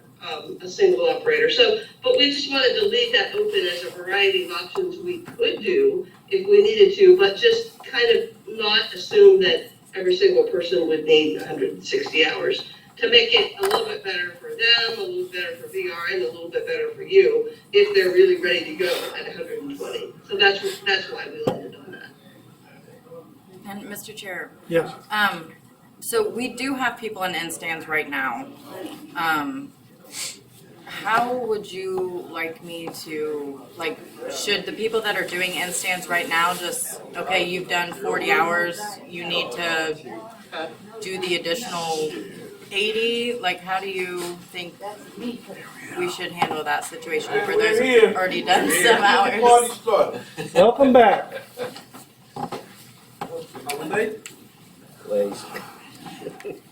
Unless somebody on the committee wants to make a recommendation, I think you guys can figure that out. Okay. Mr. Chair? Yes. I talked to Lindsay about this earlier too, about some of the people that's in the training right now doesn't have the adaptive equipment to use, to like scanners or nothing set up on their phones to where they can identify certain items, so they don't know the difference between one candy bar and another. And I don't think it's a good idea to finish their training until they get some equipment, which I thought they should already have anyway. Mr. Chair, Yeah, John. except for the software on the phones, there's not really equipment to do that anymore on the market. I mean, they need a computer, obviously, but apart from that, all they need is software on the phone, which a lot of it is free or costs less than $20. Yeah, Mr. Chair, the person that Mark was referring to, he didn't have anything on his phone. So I'm working with the counselor to get him the free apps, and she just thought he could do it at home and try and mess with it, but I told her that I think it's probably appropriate that we actually get him trained on those, so that when he does do the in-stands with you, Mark, he would know how to use the app, so you're not trying to teach him, because then that's taking the training off. Right. So, yeah, I mean, I agree. Yes, did I hear somebody? No, I didn't hear anybody. Okay, anything else on training? Mr. Chair, Yes. Is that- what is that? What's the name of that? Is there What's the an name app of what? that will read- Is there an app that will read besides that one thing that you get a live person on, is there another app? Mr. Chair. There's a few, actually. Oh, we should put that out there. There's, It's been a. Seeing AI. Seeing AI is one. Seeing- That's what I got. Yeah, you guys There's can. also a dish name. I'm sorry, you guys can discuss that offline. That's not a committee agenda item or anything. Lots of good information. John, Julie, Annette, all kinds of people have great information on that stuff, so, cool. Next agenda item is Owens College beverage contract. Annette wanted this on here because we have everybody got the, reply from Owens regarding our request, so. Annette, you wanna? Mr. Chair, the question that was put back out to us, I hope everyone was able to read the response. Basically, in a nutshell, we had asked for the beverages. They came back and said, well, you guys turned down the beverages several years ago so that we could do the cafe there.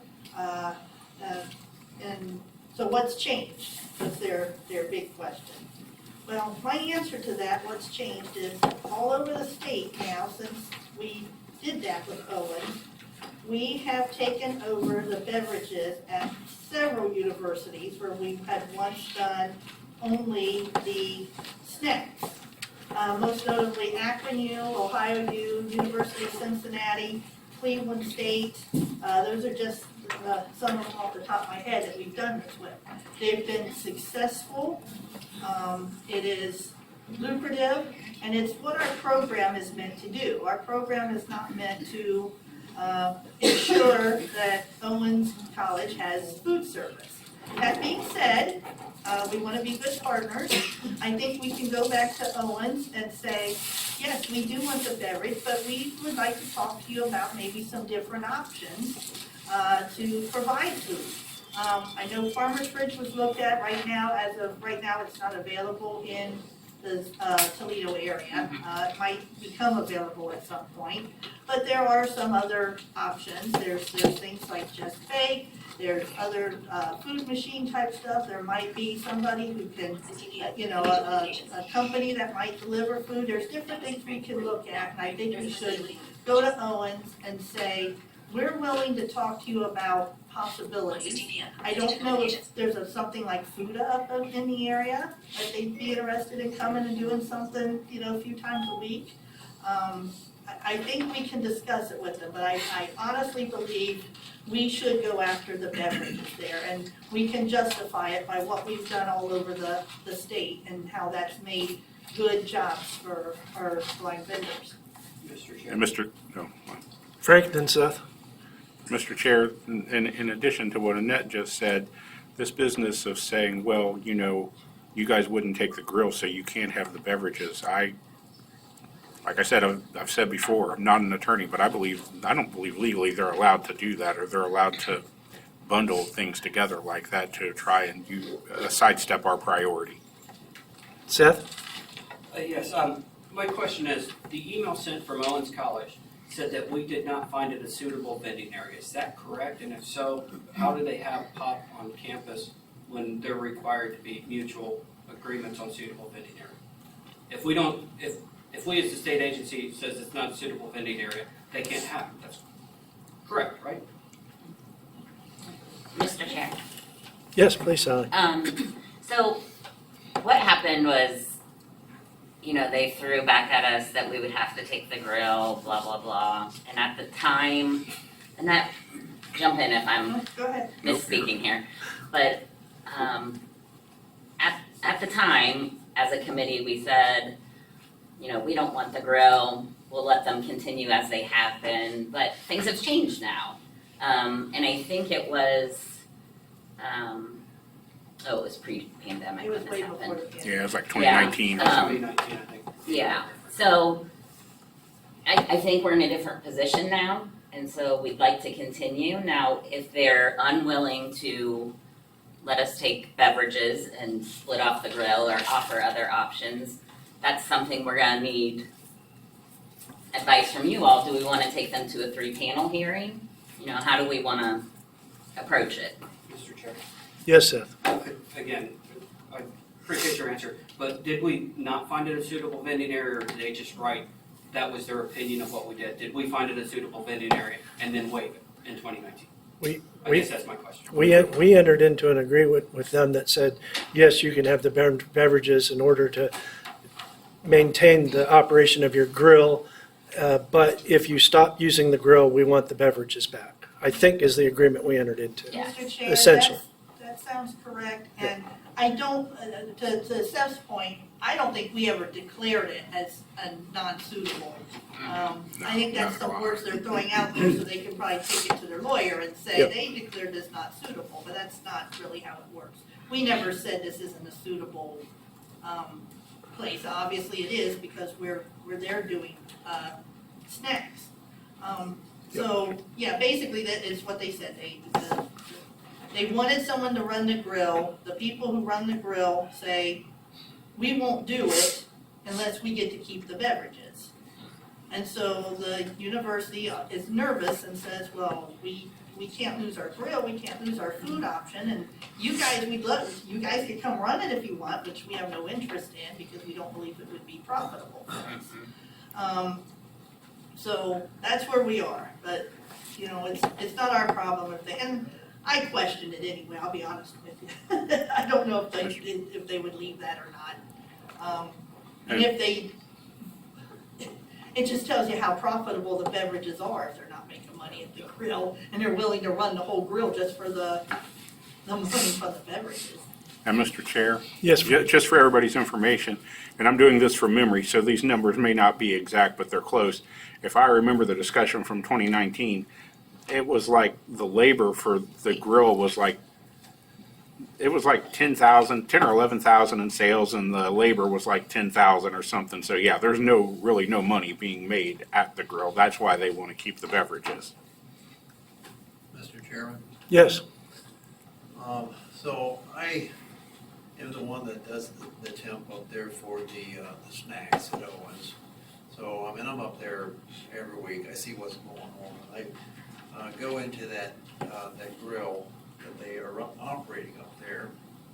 And so the grill is not really, to me, operating at full capacity. I mean, they have no food entrees there. They do run a salad bar that's kind of lightly stocked, but most of their sales are things that are off the grill, like burgers and chicken sandwiches and fries and stuff like that. The times that I've been in there, I have never seen more than 2 employees there.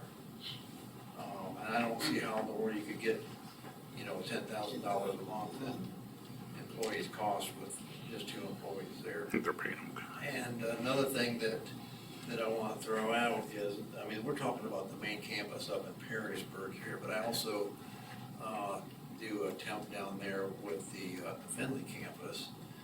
And so down at the Findlay campus, we have both the snacks and the drinks down there at Findlay.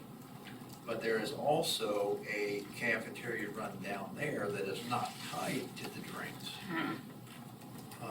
So I don't understand, from Owen's standpoint, what the difference is between what they're doing down there at Findlay and what they're telling us up there at Perrysburg.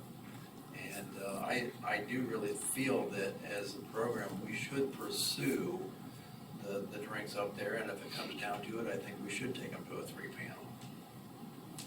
Mr. Chair? yes. I agree. So do I I. think if that's what we have to do, that's what we have to do. And one other option, and Dwayne or whatever operator in the bureau would have to think about this, that we could offer to allow them to do for food, since if we don't want to do it or can't find a way to do it, is allow them to bring food trucks. I bet food trucks would love to come there, and it wouldn't harm us really much, and it might take that burden off of us and get us the beverages. It could be an option to look at, but I agree with everything Dwayne said. If they're not willing to, I think we should tell them all this. If they're not willing to play ball and they say no, then I believe we should take them. But let's see what they say first. I'm not moving for that yet. I want to respond to their letter, tell them what our thoughts are, and see where they go from there.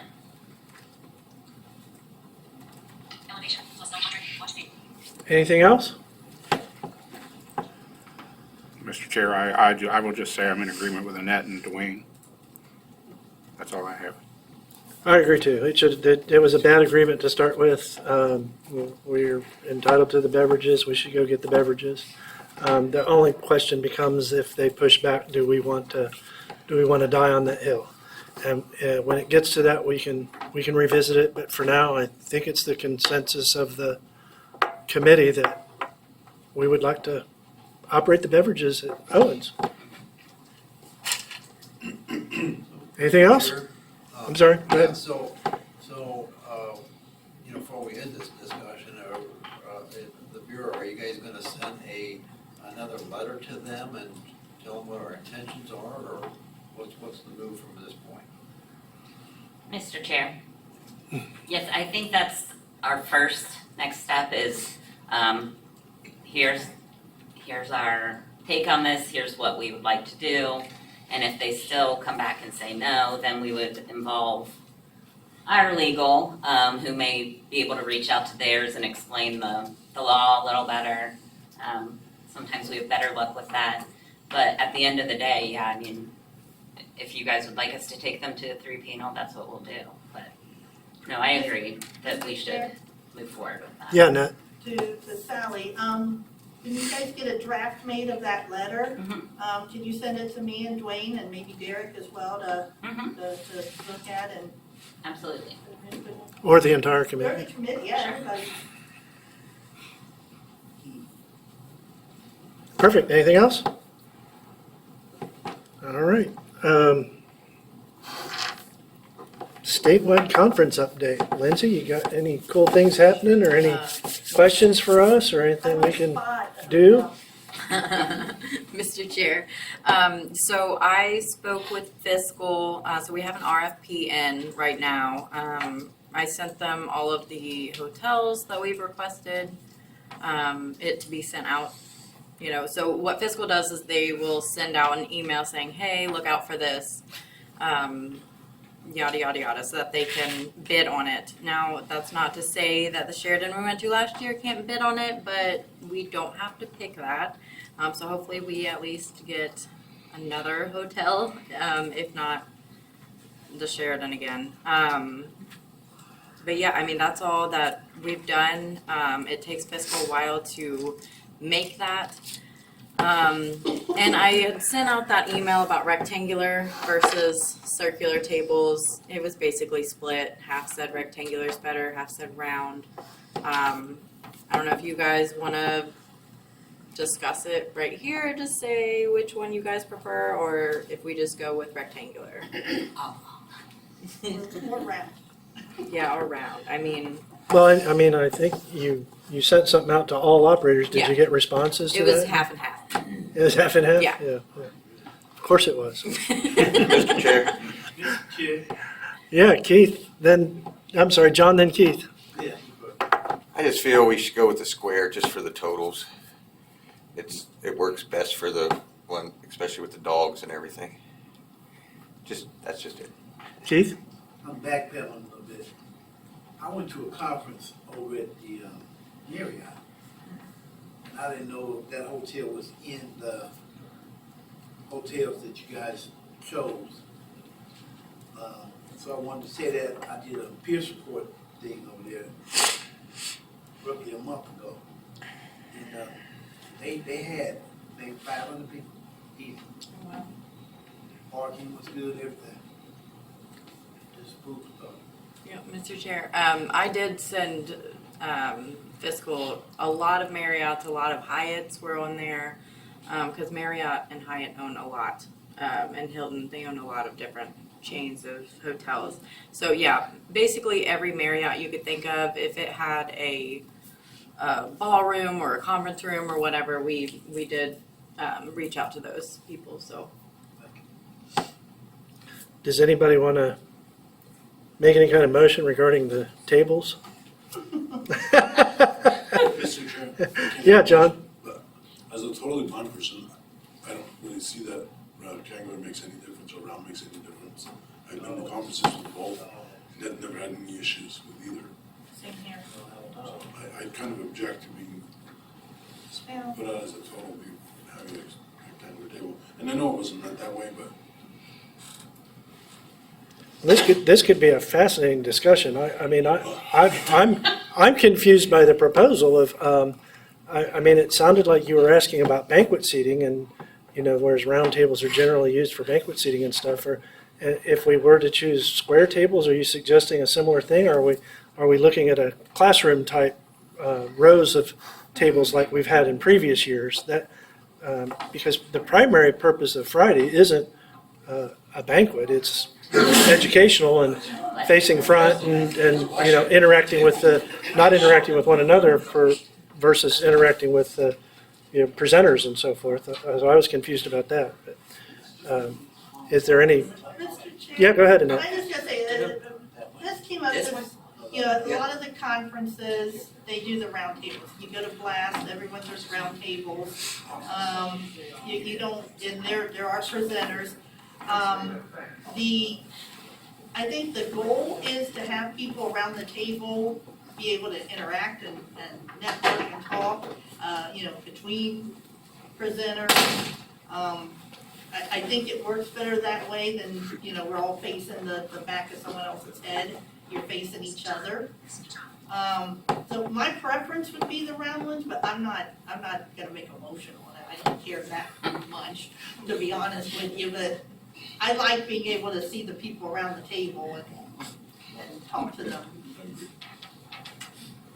Well, if it's split, I don't suppose it matters one way or the other. Take half the room round Yeah. and half Yeah, there you go. Yeah. square, and then everyone can choose. Is there a cost difference or not really? Mr. Chair, it's just, to give them notice of Notice, what yeah, we want, what to prepare for. And Yeah. maybe they don't even have rectangular, maybe they only have, I don't know. how Or vice it's versa, going yeah. to Yeah, go. wherever we go. Yeah. Mr. Chair? Yeah. The one suggestion is, and Cynthia was pretty good at this, not to squish everyone in, so much. Have, nice room for folks, because, some of them conferences, I'll call out NFB for this one, they squish you in like little sardines. So, It's a lot easier to communicate. it's nice and, like maybe those round tables, a lot of times you'll see 8 if you just put 6 at them, or, have one less at the rectangle tables. If they're supposed to be 10 across, maybe do 9 across, so people have a little room to breathe instead of being so smushed. Okay, anything else about statewide? You getting some good feedback on suggestions for agenda items and so forth for Friday's Not yet. presentations? Mr. Chair? You just have a monthly send out a request for people to present ideas for everybody. That's just an idea. Yeah, go ahead, Keith. I just wanna, get on the committee for statewide. There is no. Yeah, we don't really have one Wow. anymore. But we can. I don't want to chair, dog. I know, not that part.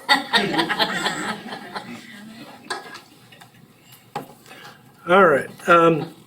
Before we get on to the final agenda item, Frank had called me during the week and wondered if we could spend some time talking about there's the issue with the scanning and branding of machines, and there's a particular type of machines that's problematic for, and I'll let Frank address that in case the committee wants to take some action. One of the things that has happened, and it happened to me in 2019, I believe it's a Vindo 721 that was branded, and the problem with the branding that was used on it is it covers up, it covers up the graphics, or it covers up anything that lets the customers know it's a beverage machine. And a lot of people they walk right, it still happens to this day with that machine, they walk right by it and don't realize it is a beverage machine. It was brought to my attention recently, Dean had sent me and Dave, I guess he got his driver to take a picture of one of his machines that we had asked him to take. And when we looked at that machine, and I don't know if that's a Vindo as well, but it is a stackable or gravity machine, and it's got the same issue. It's got branding on it, my issue isn't necessarily with branding, but what we need to stop doing is we need to stop covering up graphics or whatever is available to let the customer see, hey, this is a beverage machine. It sells water, it sells pop or juice or whatever it sells. So I don't know if there's a way to do that or get that situation fixed so that that doesn't keep happening to people. And as I understand it from Dean, he has the same problem I do. That machine is very slow and doesn't hardly do anything in sales.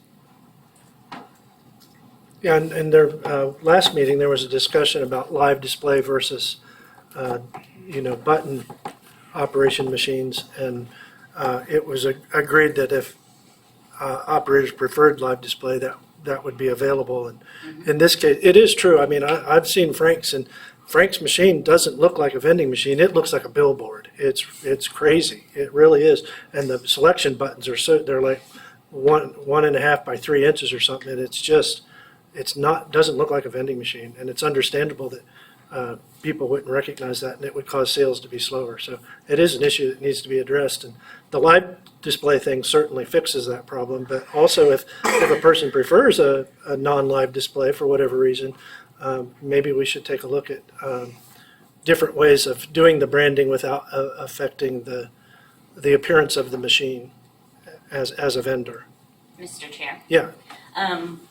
We're fully aware of that issue. And Dean, I think yours are being replaced or either have been or will be. And I think the whole reason it was the Vendo 621s did not come with the live display.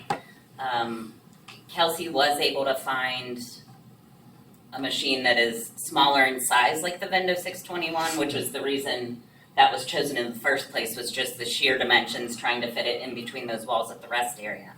But she was able to find a machine that's smaller like that with a live display that we can use going forwards. And then Frank, I don't know about I've not seen a 721 without a live display, and I think yours is probably a little older, so that may have been something that has been fixed now as well. But yeah, I think we have, but we can also reiterate to staff that we don't want to buy non-live display type machines. Well, and Mr. Chair, Okay. I don't have a problem if some machines may not have a live display. Yeah, they're nicer, they're better, but if we have to use one that doesn't have a live display, as long as the branding is put on the machine correctly, where it doesn't cover up what type of machine it is, so that people know, hey, oh, this is a beverage machine too. That was my point too, and I think Dean's point too. That if we are going to use these, we need to make sure people see what type of machine it is.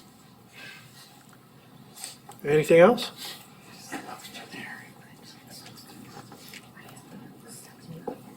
Is that it? All right. Well, Mr. Chair? Yeah, go ahead, Dan. Just a little bit of information that everybody may not know. So apparently this branding costs $300 per machine. And the graphics that are on Frank's machine are apparently the old graphics and aren't being used anymore. The graphics that are on Dean's machine, they're the new graphics, I guess, the bright red ones. And it's a giant billboard for OOD. Business Enterprise Program is in much smaller writing. And I'm not sure we should be spending $300 per machine for a big giant advertisement for OOD when we could use that money to buy more equipment. Well, we can't even buy carts and things like that for operators, but we can spend $300 per machine for branding to advertise OOD. That I think at the very least, for me, I can't speak for everybody, but for me, I don't really appreciate being branded as disabled on every single machine. And at the very least, this branding should be optional for operators. If they don't want it, they shouldn't be forced to take it. Okay, anything else? Do we? Frank? I'll make a motion that it be optional, that the branding be optional. Is that your motion? The branding should be optional? Yes. Okay. Less branding on all machines? This is Christopher, Mr. Chairman. There's a motion for branding on all machines or just amended 721? No, the branding be that the branding be optional on machines, All machines. all machines. All machines. That the operator have the option of Right. choosing to use or, I'll second it for us. okay. Well, and Mr. Chair. Who seconded? I did. John? Annette? I think Annette might have been Yeah, first. so Mr. Chair. Yep. I agree with that in principle. I don't like the spending of the $300 per machine to do it. But I also know we've got this big lump of money. That doesn't mean we should be throwing it away all over the place. But one of the strings that was attached to that big lump of money was to make sure that the Ohio's branding got out there. They wanted all new machines, that they're rebuilding these rest areas, and I'm particularly talking about the rest areas. Maybe some of the other facilities, it's not as necessary. But this was something that the governor feels very strongly about. Director Miller was able to lobby to get us this money for this kind of resupply of our machines. And one of the strings that's attached to that is that they have the Ohio message on it. Normally, I would be in total agreement about the spending that money to brand. I don't like the spending of the money. I wish we could do something through a sign. I love being an advertiser for OOD and the Business Enterprise Program. I think that helps our program, and it helps our fellow disabled Ohioans know that we are here. But to spend $300 per machine seems, excessive. But if it's a string that's attached, I don't know that we can make it completely, the word that we just used, optional for people. Any further discussion? Mr. Chair. Yeah, go ahead. I wouldn't have a problem with branding the machines if they had the Ohio logo and it said Business Enterprise, and that was the end of it. Every machine that I have doesn't need to tell every customer that I have disability. That labels me. It also makes me vulnerable to people that would target someone with disabilities for an easy target. And again, we didn't have no input on the branding. I don't have a problem that it says Ohio on it. I don't have a problem that it says Business Enterprise. I do have a problem that the biggest font on the machine says Opportunities for Hines with Disabilities, and Business Enterprise is the smallest part of that. And I don't think that a string like we have to spend $300 per machine should be attached to any kind of money.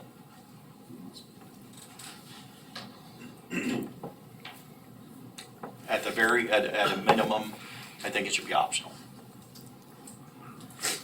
Mr. Chair, Yeah, John? we're not spending that money, the government is giving us that money.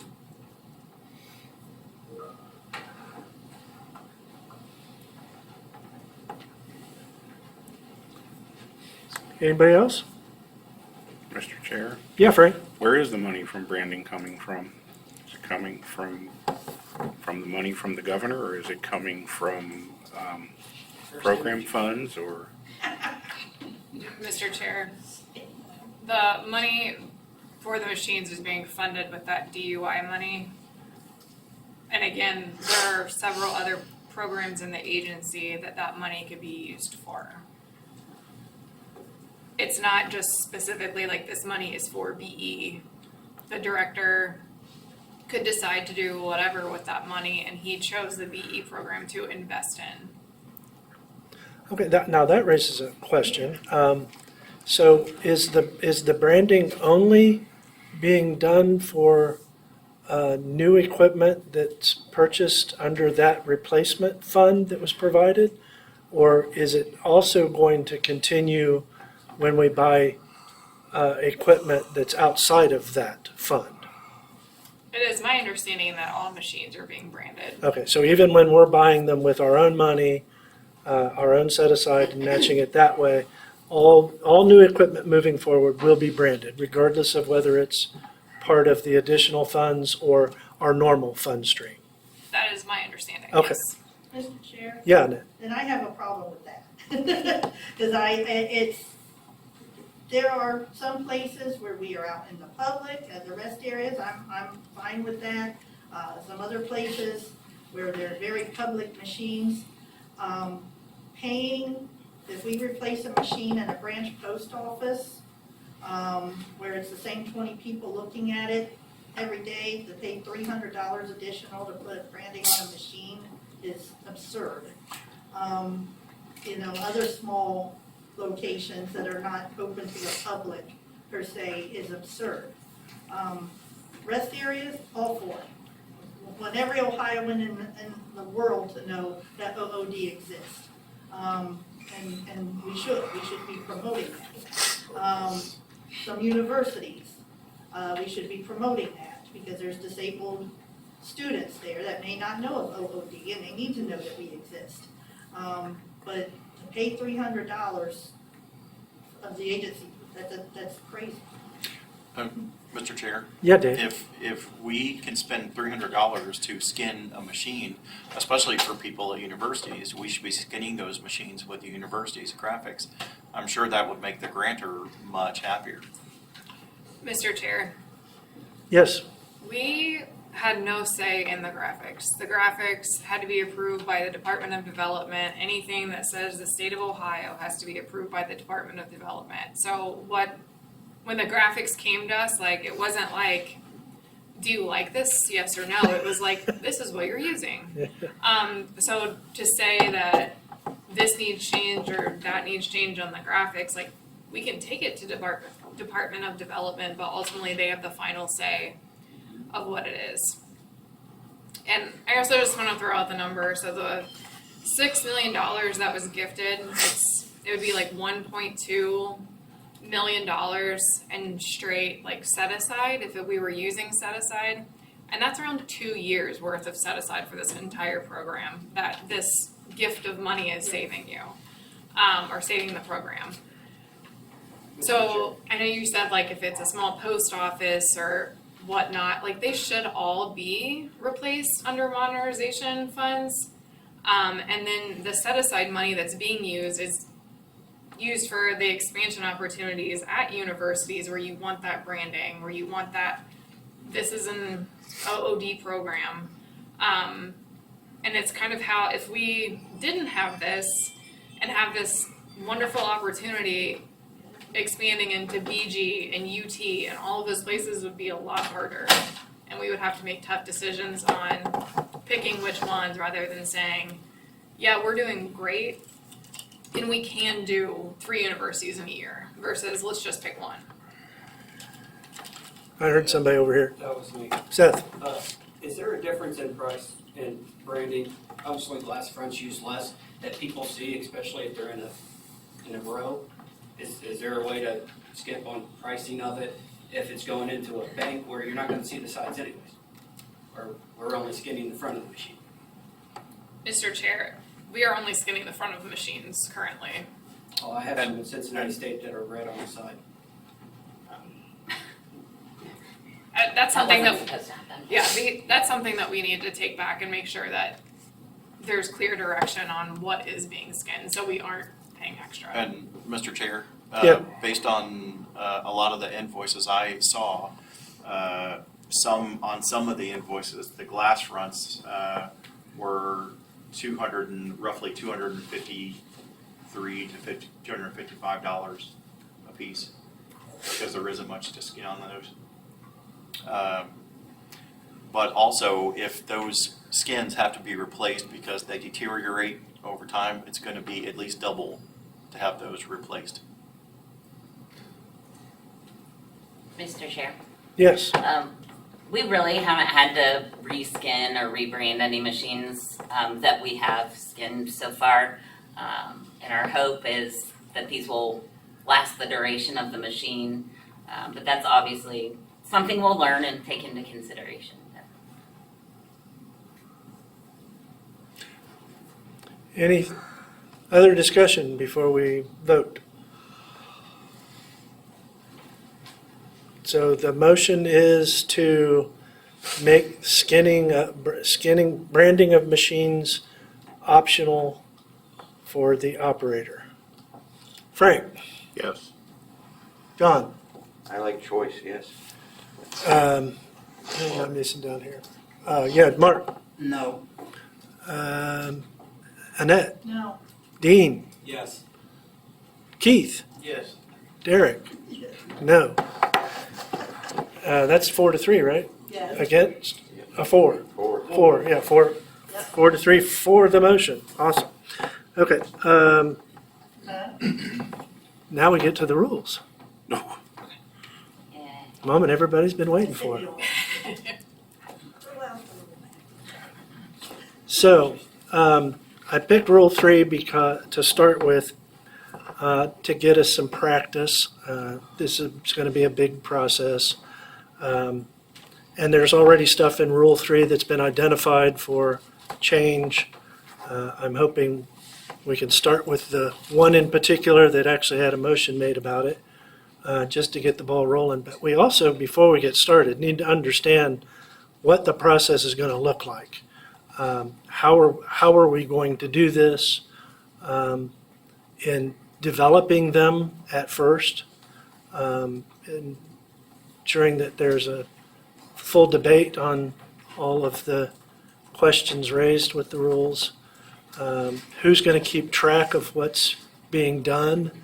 Are we going to make motions every time we want to change something? Or are we going to just have a consensus that, yes, we should do this, and then when we complete a rule, just vote on the entire rule, that kind of stuff. Lay some ground rules moving forward before we even, so that we at least have a process, or at least some semblance of a process to do it efficiently and not have it be done willy-nilly. Any thoughts, or you want to jump right into the Rule 3G7? Rule 3G7, it is. Everybody's been waiting for this one. And it says,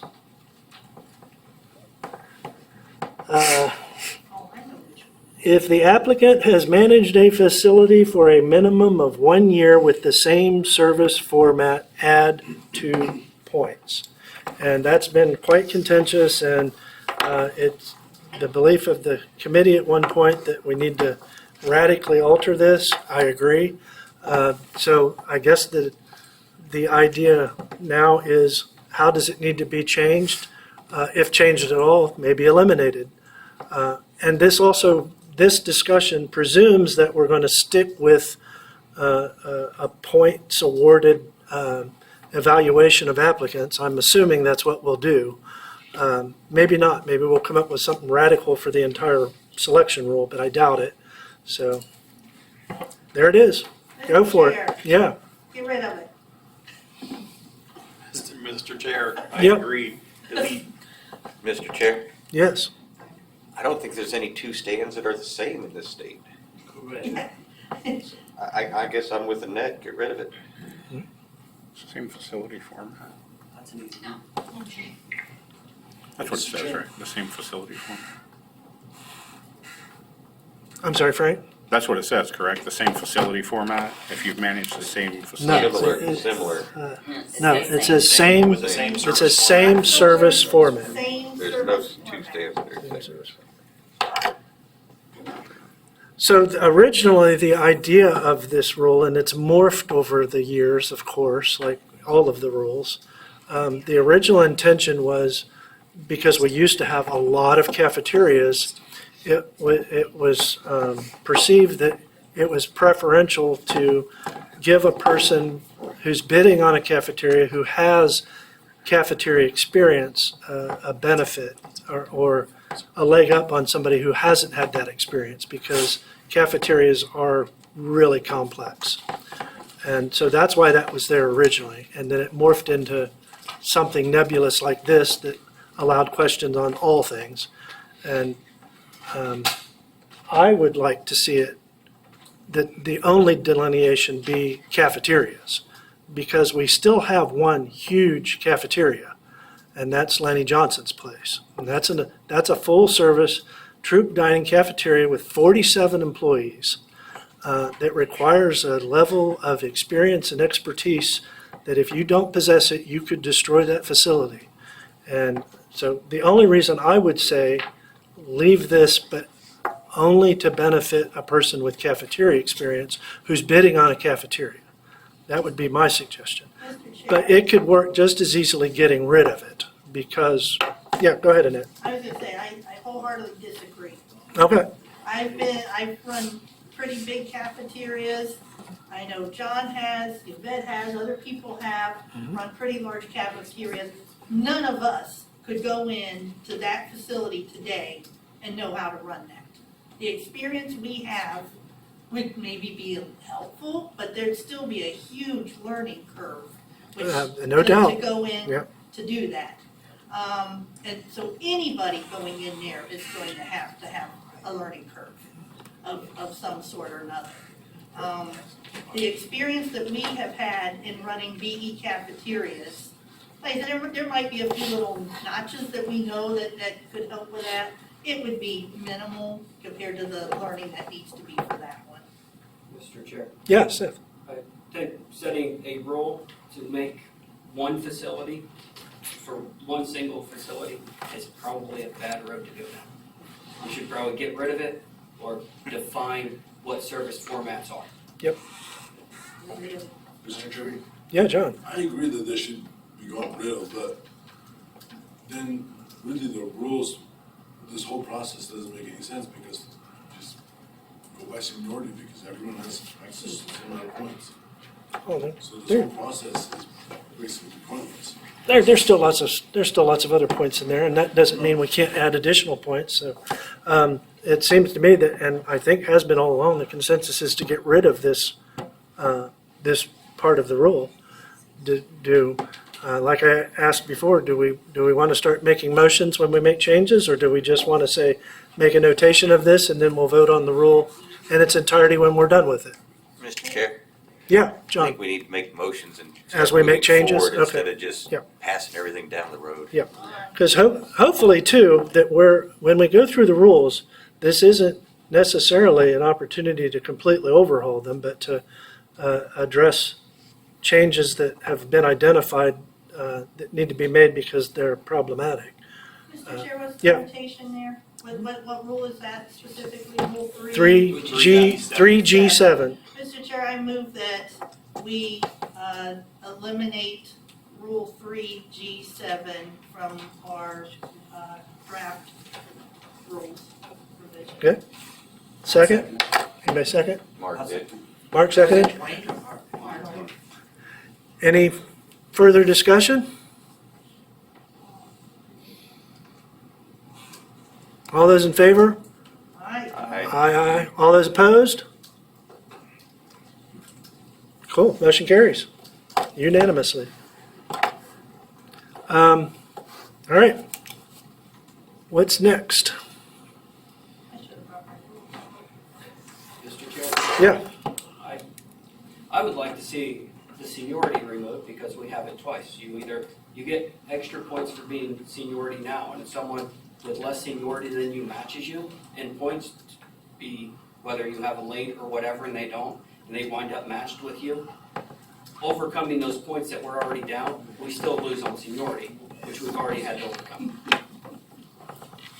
okay, so, so you're saying for having less than 1 year, you get this much, for 1 to 5 years, you get this much, for more than 5, you get this much.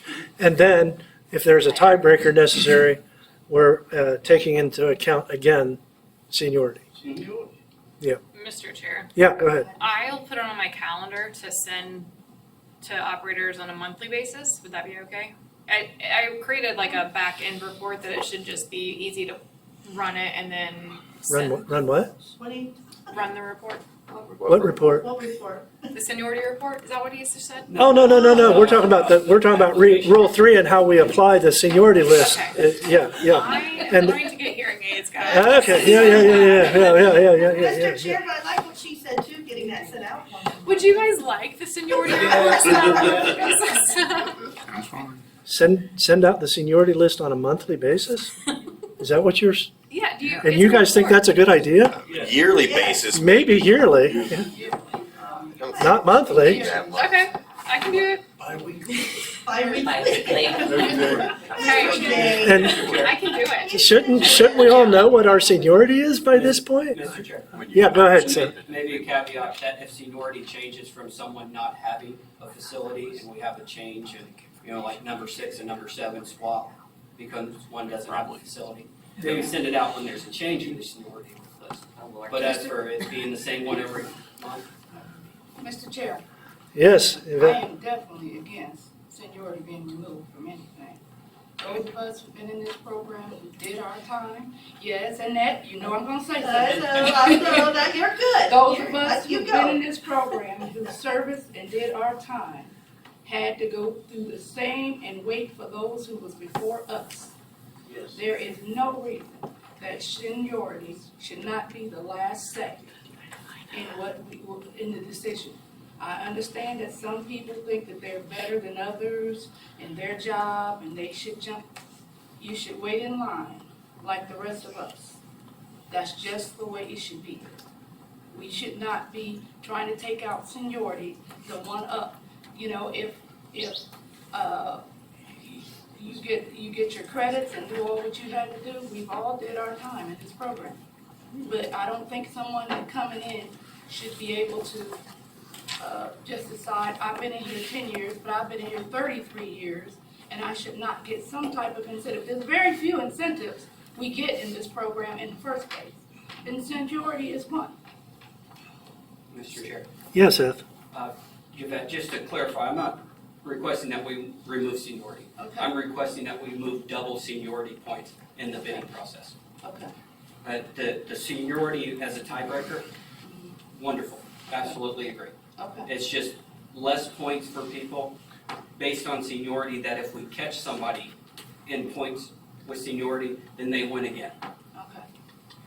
Okay, so Go ahead. the rule, Read the rules. the rule is G, 3G, 1, 2, and 3, I think. 1, 2, and 3, yeah. If the applicant has been a BE licensee for less than 1 year, add 1 point. If the applicant has been a BE licensee for between 1 year and 5 years, add 2 points. Or if the applicant has been a BE licensee for more than 5 years, add 3 points. So Seth's saying, why do we do that and then allow seniority to be the tiebreaker? Or is it your suggestion that we eliminate this tiered system or eliminate the tiebreaker?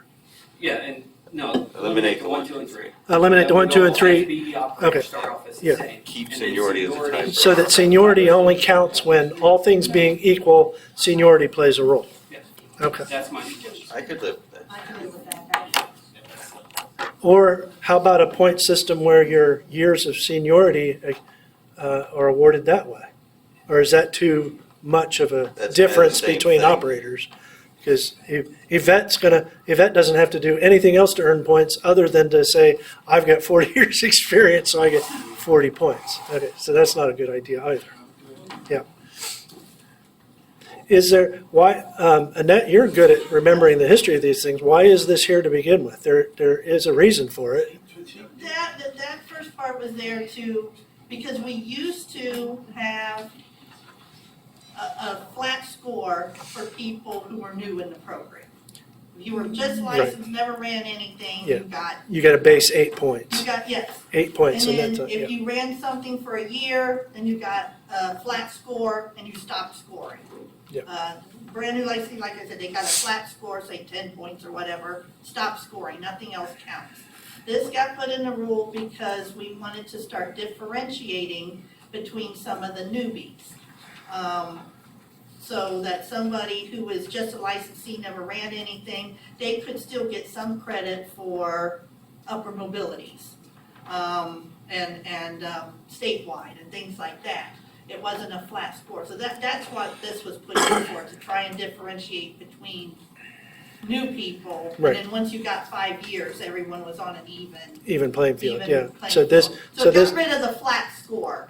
yeah, got rid of the flat score and allowed you to accumulate points because there's a lot of other points you can accumulate and that will push you up to a certain level. And we didn't want to give an advantage to a new person over a more experienced person. But I think I don't think it's necessary. I don't think it is Yeah. anymore either. Go ahead, Keith. No, you said, Keith, oh, okay, yeah. Oh, okay, notably because now we changed the seniority to, Actual, actual work. You know, when we had that playing field, it was on your license date. Yep.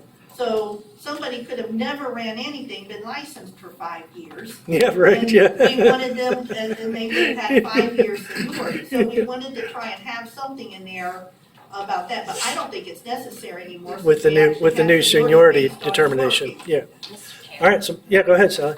Just something that was pointed out to me, so the G1, 2, and 3 is based on the license date, I believe, versus seniority date, which is different. So I don't know if that plays a role in your decision or not. Yeah, it does say if you've been a BE licensee, so you're right, that is based on the, so I don't see that it serves a valuable purpose any longer. Somebody want to make a motion to eliminate this then, since that's how we're going to do this? Mr. Chair? Yeah, no. I move that we eliminate Rule 3, G 1, 2, and 3 from our draft rule revision. I'll second that. Any discussion? We just had it. Amen on that? All right, all those in favor? Aye. Right? All those opposed? Motion carries unanimously. Mr. Chair. Yes, While I'm on a roll, I forget exactly which one it is, but we award 1 point for a DD 214 for anybody at a VA facility. My question is, I'm sorry. G8. So my question is either A, should we think about removing that, because no offense to any veterans here, I appreciate anybody who is, but some of us, not me, but some of us in the program never had the ability to serve. right, And if we don't eliminate it, should we add that point to DOD locations as well as VAs? Because I don't understand just doing the VA and not the DOD. So that's my opinion, either both of them or eliminate it, because again, there's a lot of us that never had the ability to serve. Mr. Chair? yes, I'm gonna do history again. The reason this is in the rule wasn't so much, and I absolutely understand that, many of us were not able to serve in that way, and that's sad. But the reason why it was in the rule was because it was suggested by people at the national level, and I don't know how effective it's been in other states, it'd be something maybe worth looking at, that because we've had so much trouble getting into VA facilities, that we could go to the VA and use that as a negotiating tool to say, look, we want to take care of your people, your veterans. We give them preference in one of your locations. If they're part of the business enterprise program, they get extra score, similar to how veterans get, on the service, the test, the public service test. Civil service. Civil service, yes. Civil service, yeah. Civil service test, similar to something like that we can bring it to them. Now, DOD, that's an interesting thing, and I don't know that a lot of folks, because we do have a lot of DOD places, a few of them here, in the state. I don't know that that's as necessary, but it was almost something to bring to the VA and say, look, we want to help our blinded veterans in this program, and our hope would be if we get a facility here, that it would be a blinded veteran to run it. Like I said, it hasn't panned out for us in Ohio. I'd actually like to ask around and see if it's panned out anywhere else. And I don't know that we've ever actually gone to the VA here in Ohio and pointed this rule out to them. yeah, I was gonna say, I don't know that we've ever tried to get any VA stuff. I mean, actually, at one point, we were verboten from one of the VA locations, I believe, during a gubernatorial election. We were told to leave them the hell alone. I got the VA in Canton. No, we do have a VA? Yeah, We have a I couple, Oh, okay. we do have a few locations at the VA. Wasn't there one where we were told to leave it alone at one point, though? Yeah, I thought I was remembering that right. But- There was out there at the fields. I'm talking out of turn. Well, yeah, I mean, and that's gonna happen more often with this, and that's understandable, and we should be tolerant to some extent, unless things get out of control. I think we can be slightly more lax, because we do need to get things done, so we don't need to be so formal, but we still need to have some decorum. Yeah, Yvette. Don't you think that is just showing respect for our veterans? To keep something like that, I mean, except when you say, cause I kinda think DOD or something, you know, that wouldn't be a bad idea, but, you know, I didn't know the background, like Annette just said, the reason why we put it in, I just always assumed that that's just showing respect for our veterans that served the country. Mr. Chair, Yeah, John. this particular rule doesn't really affect a lot of people, it really doesn't hurt anybody, so I don't see the harm in it being that. It affects the people that are veterans and getting appointed. Well, For a VA facility, yeah. yeah, I know. And I personally don't object to that being there, and to answer the question of why not, if we do it veterans for a veteran facility, why don't we do veterans for DOD? And I mean, I think there is a distinction there. I mean, the value of a veteran in a veterans facility is apparent. A veteran isn't active military, whereas DOD facilities are active military. So I would draw that distinction. And I do appreciate, and Seth's not alone in making the argument.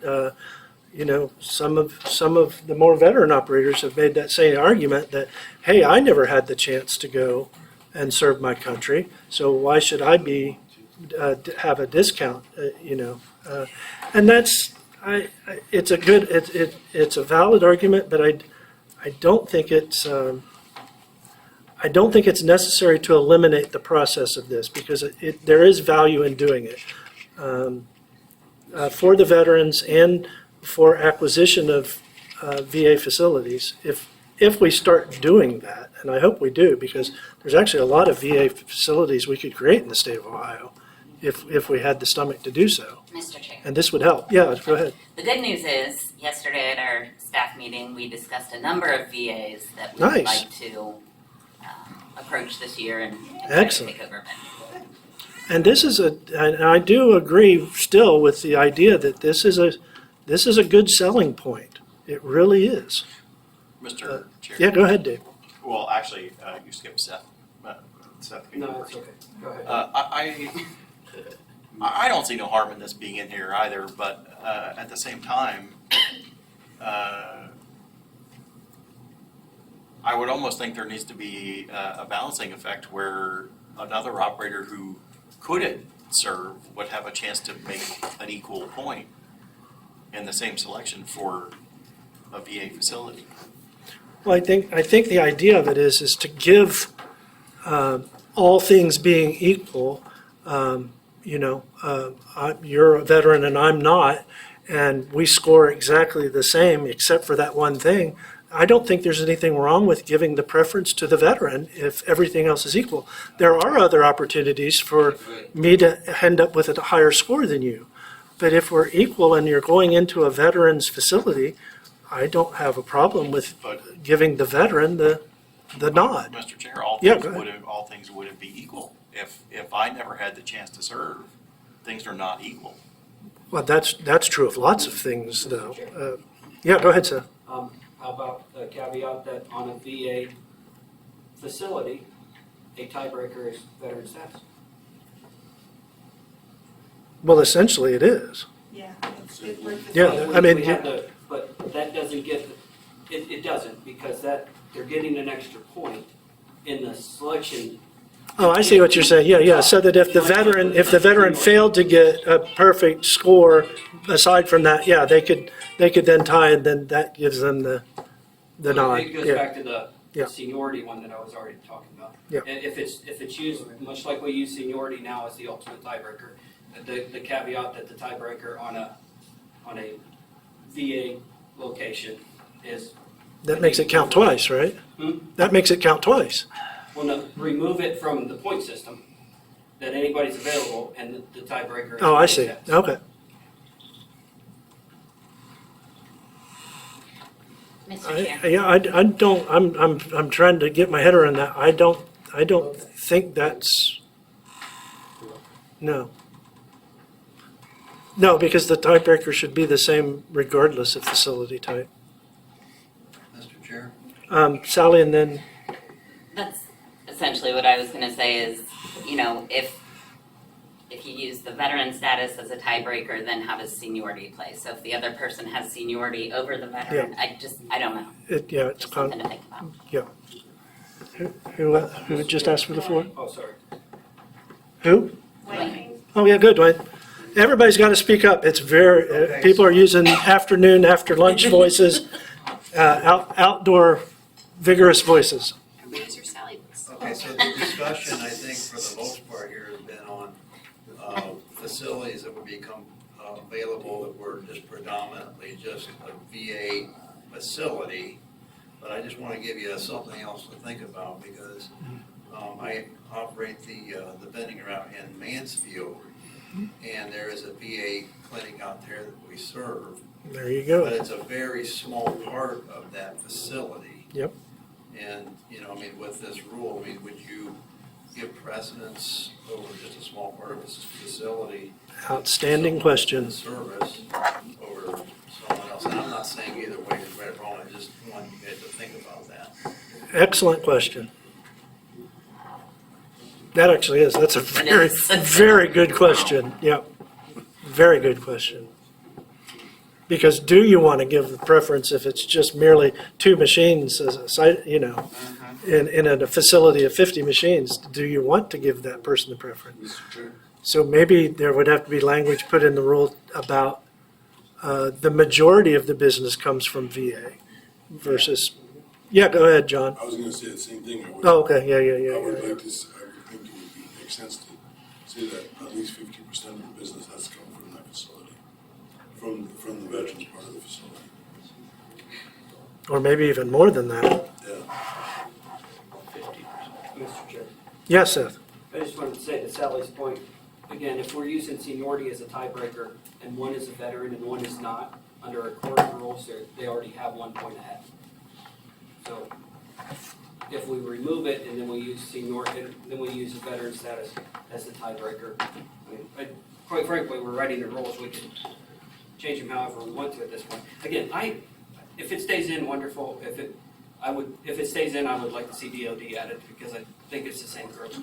But I was just bringing it up as another way of leveling the playing field for everybody.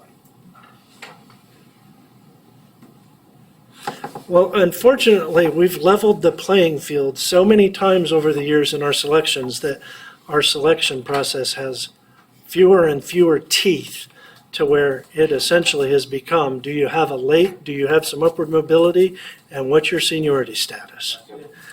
Because over the years, they used to be very vigorous. We used to do, interviews and goals, net goals, gross goals, sales goals, all 5 kinds of questions stuff. from everybody. Business plans, do you have a college degree? Do you have 5 years of business experience prior to the program? All kinds of things that got us closer to who's the best person for this particular facility based on a whole host of criteria.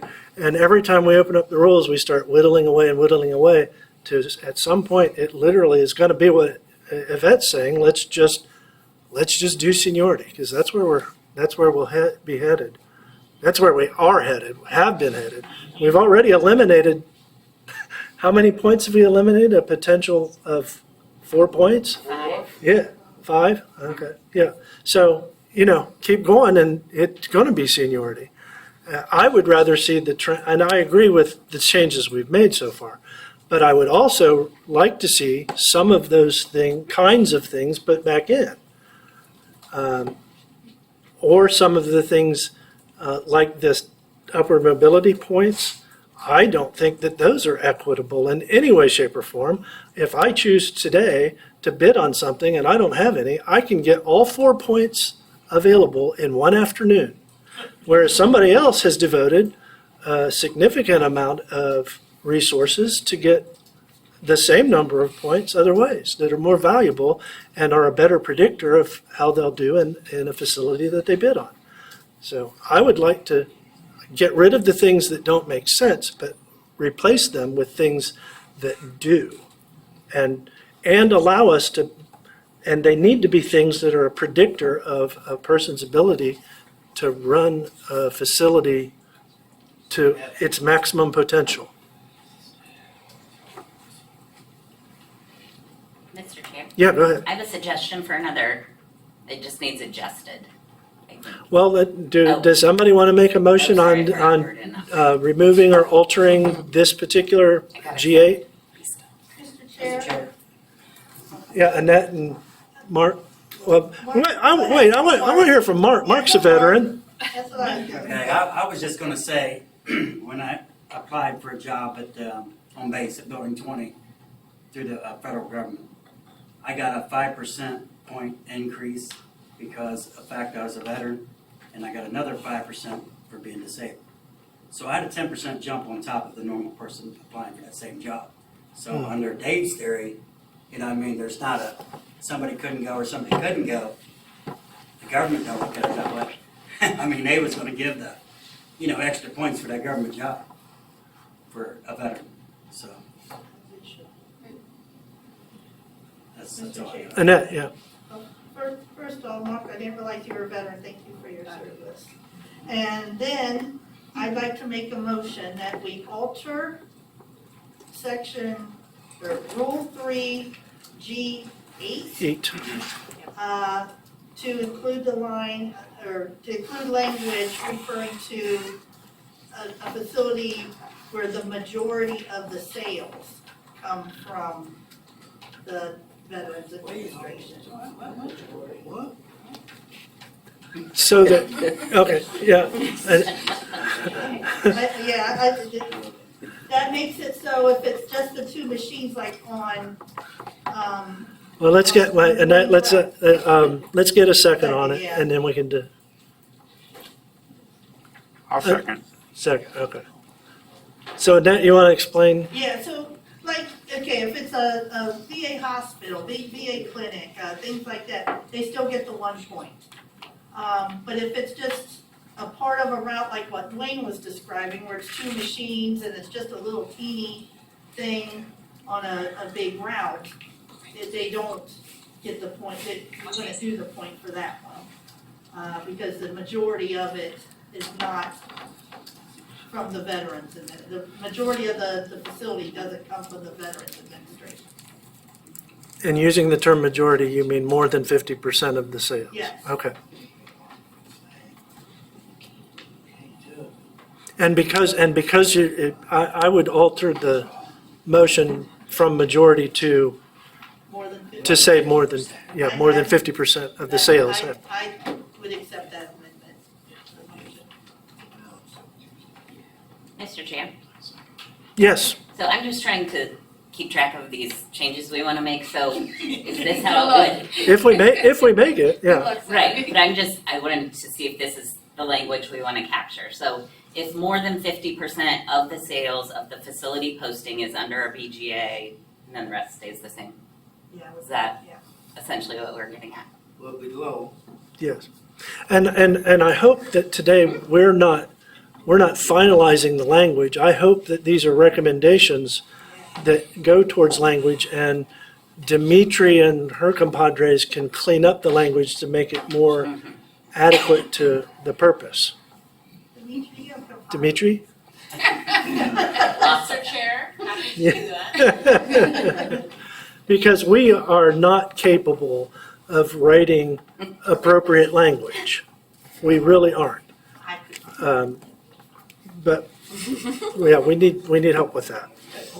If you leave us to our own devices, we end up with very poorly written rules, and that's happened in the past. We need assistance from people that know how to write rule language. Mr. Chair, they might be poorly written, but they'd be cool rules. No, not so much.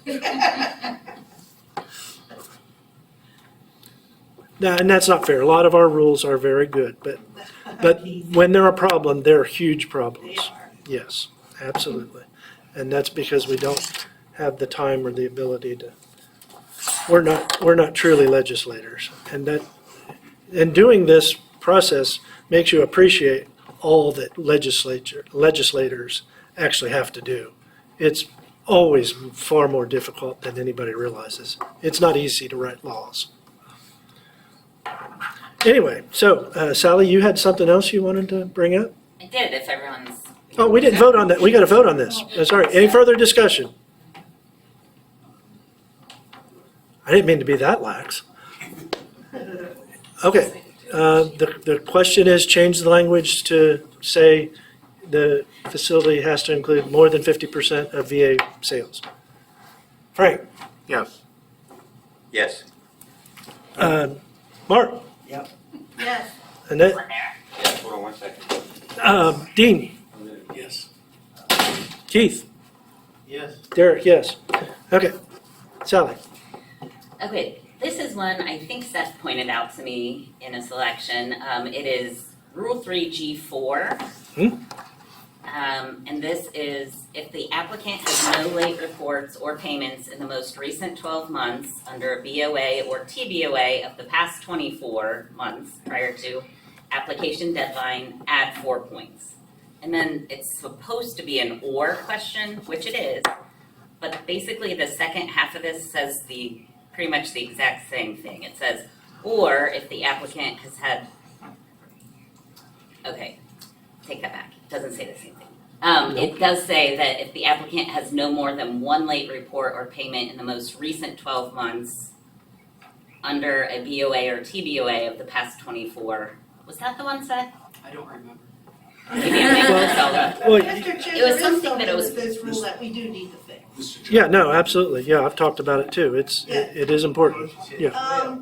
If an operator has only 6 months worth So of that's another numbers, one, yeah. that's what we have to fix with this one. And that's where there's been discussion and selections about that. I'm sorry, Annette, what was that again? If it says the most recent 12 months of the last 24, you get whatever points for not being late. But if somebody only has 6 months, 2 months, 1 month, 11 months, anything like that, do they get the point?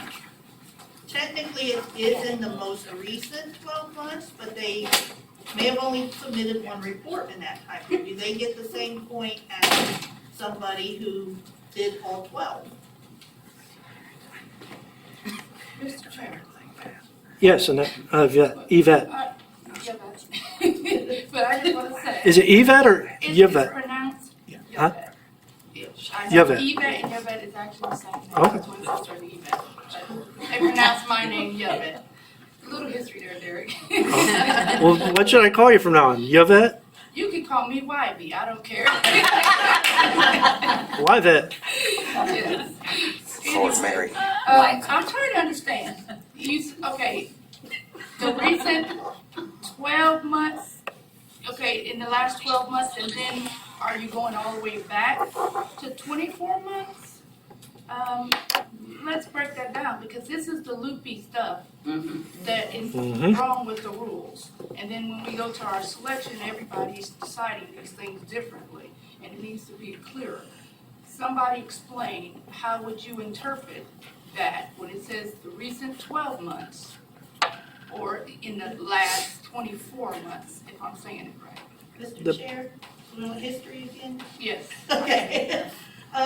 It's our Did historian this today. because there were people, if they were out of the facility, their facility shut down or something like that, we didn't want them penalized by not doing reports for maybe the last 2 months because their facility was closed. Through no fault of their own or something like that. So we said, okay, let's go back 12 months, but it's gotta be in a 24-month period. So basically, you can be out of work for a year and still be able to get the points for this. Mr. Chair, Yeah, John. so I'm just, to sound like, did this come from the thing at 511 last year? Do you remember? This one has come up in quite a few selections. Is I'm there- sorry, Mr. Chair. No, go ahead.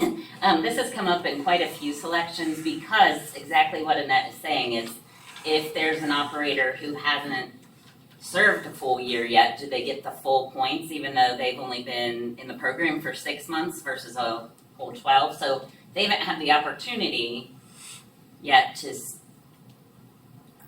to go a full 12 months without Yes. some sort of penalty for a late. Mr. Chair.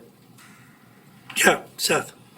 To John, yeah, this was actually a bid that I was on, and my contention was reading that rule. That rule says that if someone has not had a late in the most recent 12 months of the last 24, they get 4 points.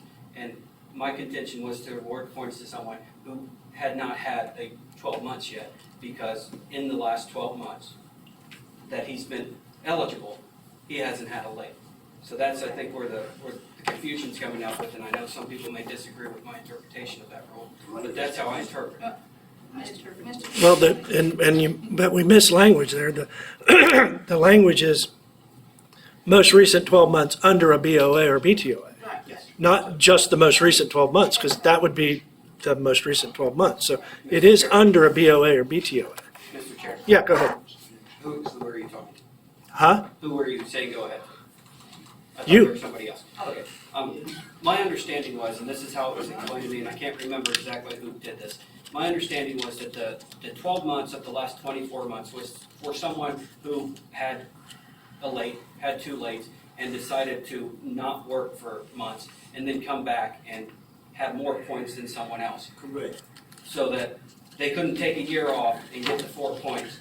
So we wanted the 24 months, so that if they had a late within that 24 months, it was the closest, and that's why we have it separated the first 12, and then the next roll is the second 12. You get more points for 24 months. So that's the way it was explained to me, that it was more an understanding of not allowing someone to just not work for a while, to get out from underneath a late or whatever, when someone else who's worked the past 12 months may lose to them because their late isn't counted, because it was 12 months ago, but they haven't worked for 12 months. Mr. Chair. Well, yeah, and in that scenario, this late still count, though. That's, Yes, that's Yeah. my understanding, that's why it was put in. yeah. Go ahead, Yvette. So. I mean, why that? Why that? I'm gonna refer to the historian over here, Annette. So if, either way, because if you're talking about someone new to the program who's not worked a full year, then they wouldn't be under a BTOA or temporary or anything like that, right? So they would not get the points. Am I correct? It's been interpreted both ways. Okay. That's where we're running into the problem. See, I interpret it like Seth said. When I said, it says the most recent 12 months, if you haven't had any lates in the most recent 12 of the last 24 under a BOA, then you get the points. And so I've been in a position where people who did not have 12 submitted MORs in that time period still was able to get the point because of the way it's worded. And see, that's. I don't think that's right. I think we gotta fix that. Right, and Mr. Chair, I would have interpreted it differently, because you would have to be under a BTO. See, that is right. So some people have interpreted it to say if they had 6 months under a BOA, they still get the points? I would say. Oh, well, that's a complete misinterpretation of the rule. My problem with the rule isn't that rule. I think that rule's fine. My problem comes later in 6, where it says if an operator has no performance improvement plan in the 24 months of operation in the BE program preceding the application deadline, add 1 point. And it does say operation but it should say the last 24 months under a BOA. Because if you haven't been under a BOA or TBOA for 24 months, you should get 0 points, whether you've been on a PIP or not. That's my problem with that part. That's an easy fix, that's true. Yep. The other one, though, we need to work on. So you think it just needs better language? I mean, the main one we're talking about? Yeah, I think the sentiment is good, but it does need better language. I think, To avoid people interpreting it as if you worked any part of 12 months. Yes, that you, Yeah. yeah, I think we need to clarify that up. If our intention is, and that everyone's speaking what you think the intention should be, that someone has to have 12 submittals, 12 months of work, in that 24-month period to get the points, and that's what we should say. Well, can we mark this down as something we want to research, what's better language to ensure that, because that's what it, Be prepared to make a motion. there she is. We need you, Dimitri. Because, Mr. Chair, We need an idea of how to make language more clear so that it isn't misinterpreted. So, Mr. Chair, it- because someone's like, their location is, closed, for remodel, whatever, like what we're dealing with now, they still would be under that BTOA. So they would still get the points. They just would be just, Correct. you're talking about someone who just got out of the program, didn't work for a while, not, submitting any report, because even when we're all under BTOA, they're still submitting reports, even if it's zero. Correct. But if somebody's facility closed permanently, like we had during COVID, a few of them do, when they're no longer under any kind of agreement Yeah. for a few months, do we want to, that's why we had the most recent 12 of the last 24. Because if it gave them 12 months to kind of get back on their feet if their facility was permanently closed. Yeah, if it's a temporary closure, you're still under the agreement. Even if you're turning in zeros, you're turning in an MOR. and then another point of history on this is, didn't we used to deduct points for lates instead of adding Yes. points for not having Yes. lates? And I think that can be part of the confusion too. I mean, it should just be, if you have, you lose a point if you've had a late in the last 24 months under a BOA, maybe. Or did we change it for a reason? Because we didn't want to be We didn't negative. like negative. We didn't and like negative. positive. Yeah. Yeah, people didn't like that. Okay. But it does it's a confuse things, possibility, yeah. Mr. Chair, Yes, Seth. again, these rules, the one you were referring to with the, it gives preference, again, based on seniority. Again, someone who hasn't been in the program 24 months, even if they've done everything right for 18 months, you've stated they shouldn't get any points because they haven't been here 24 months. So therefore, you're again giving a leg up on seniority over someone that hasn't done anything wrong. But at the same time, you're giving points to somebody who didn't earn something. They didn't earn not having a late by not having a job. There's a problem with that as well. That just doesn't feel right. Why would I, if say I've not been employed, I'm licensee and I haven't been employed for 2 years, why do I get points for not having a late, which there was no potential of me getting anyway? Mr. Chair. And that's why I had a preference for, if you have a late, you lose points, not if you have a late, don't have a late, you gain points. Go ahead, John. John? I was just going to say that I think Seth is misinterpreting that, because if you've worked 18 of the past 24 months, you've got your 12 months in, so you're fine. It's if you've worked less than 12 months or less. No, I'm assuming Seth was talking about when I went down to 6, where it says if you've not been on a performance improvement plan in the last 2 years, you get a point. And I'm saying somebody who hasn't been it should say the same thing as the other rule we're talking about. It should say if you, under the last 24 months under a BOA, you shouldn't get points for not having something happen to you that couldn't have happened to you. Because nobody without a facility is ever put on a PIP. And that's why I think it's preferable, even though it's negative, the sounding and all that, if you, what should happen is you are deducted points, not added points. And that solves all these problems. Well, kind of, actually doesn't necessarily completely, because there's still the idea that you couldn't have lost points by being unemployed. So, yeah, there's still that. But if we're going to do it for one thing, we need to do it for the other is my main point on that. If you're gonna give somebody points for 12 months out of the last 24, for lates, you have to do the same thing for PIPs. You got to do it both the same way. You can't have it one way both. I mean, you have to have it one way for both. You can't have it different for each. Yes. But Dimitri, the question we're asking, if we may ask you the question, we don't have to.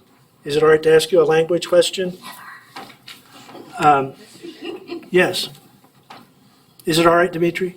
Yes. Okay, so in Rule 3G4, it says if the applicant has no late reports or payments in the most recent 12 months under a BOA or TBOA of the past 24 months prior to the application deadline, add 4 points.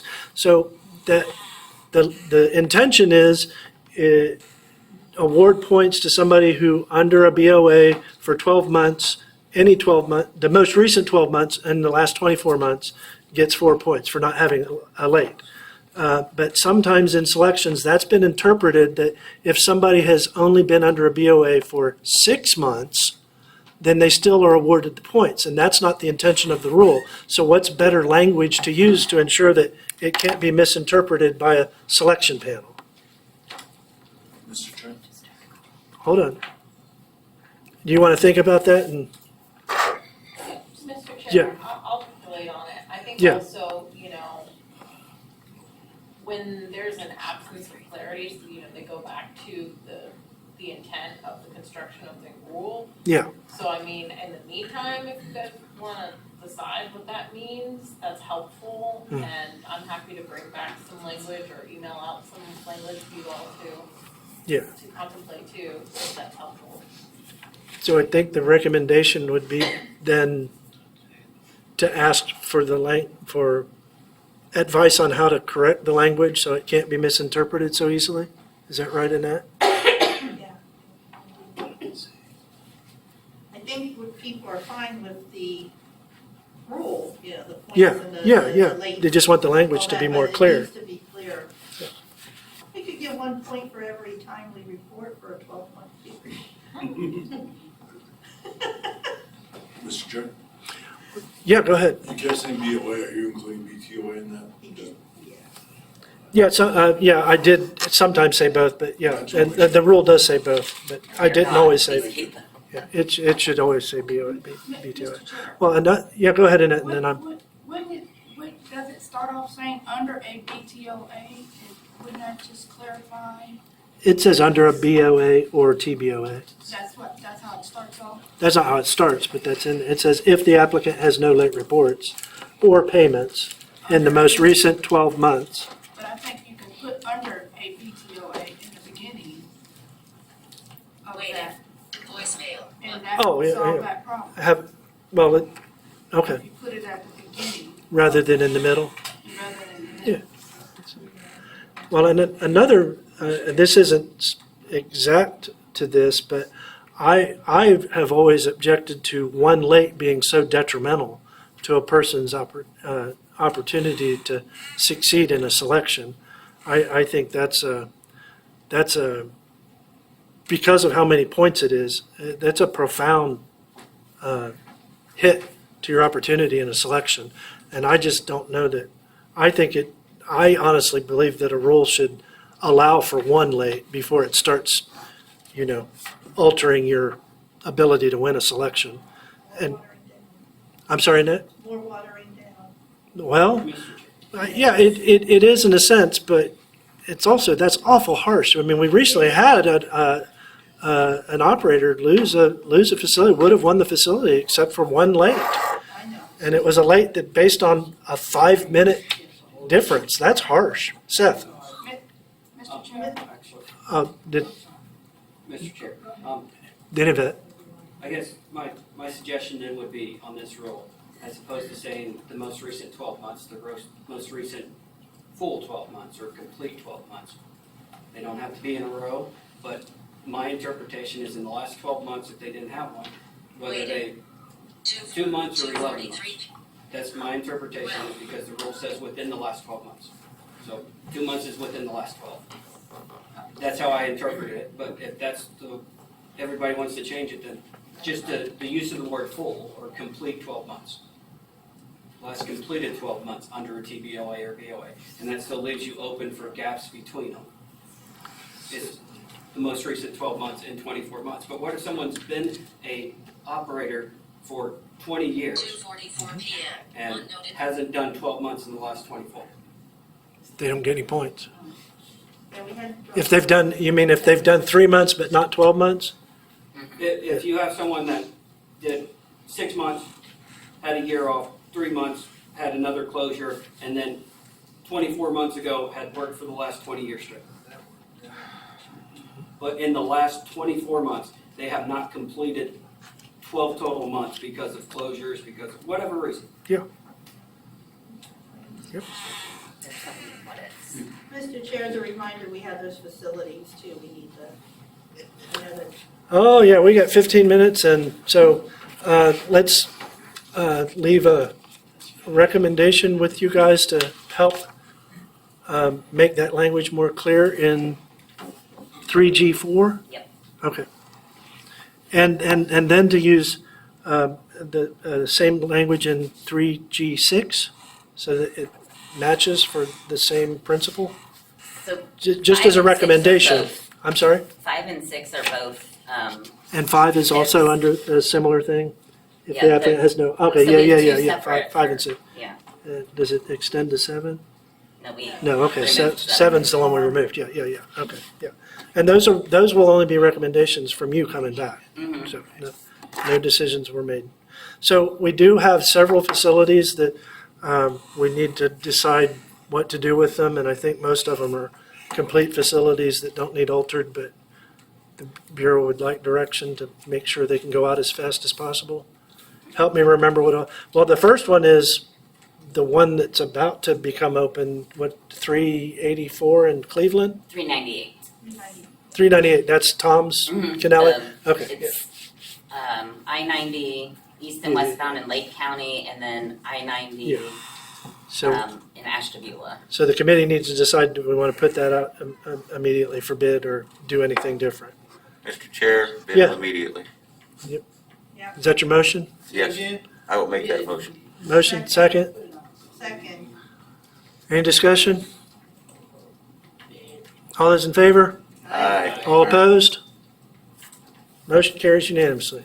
What's another one? 198, Dave Patton's old place. Federal Building in Cleveland, currently being temped by John. I'd like to see that bid Mr. Chair, I'd like to see it bid as soon as possible. Second. Any discussion? Mr. Chair? Yes.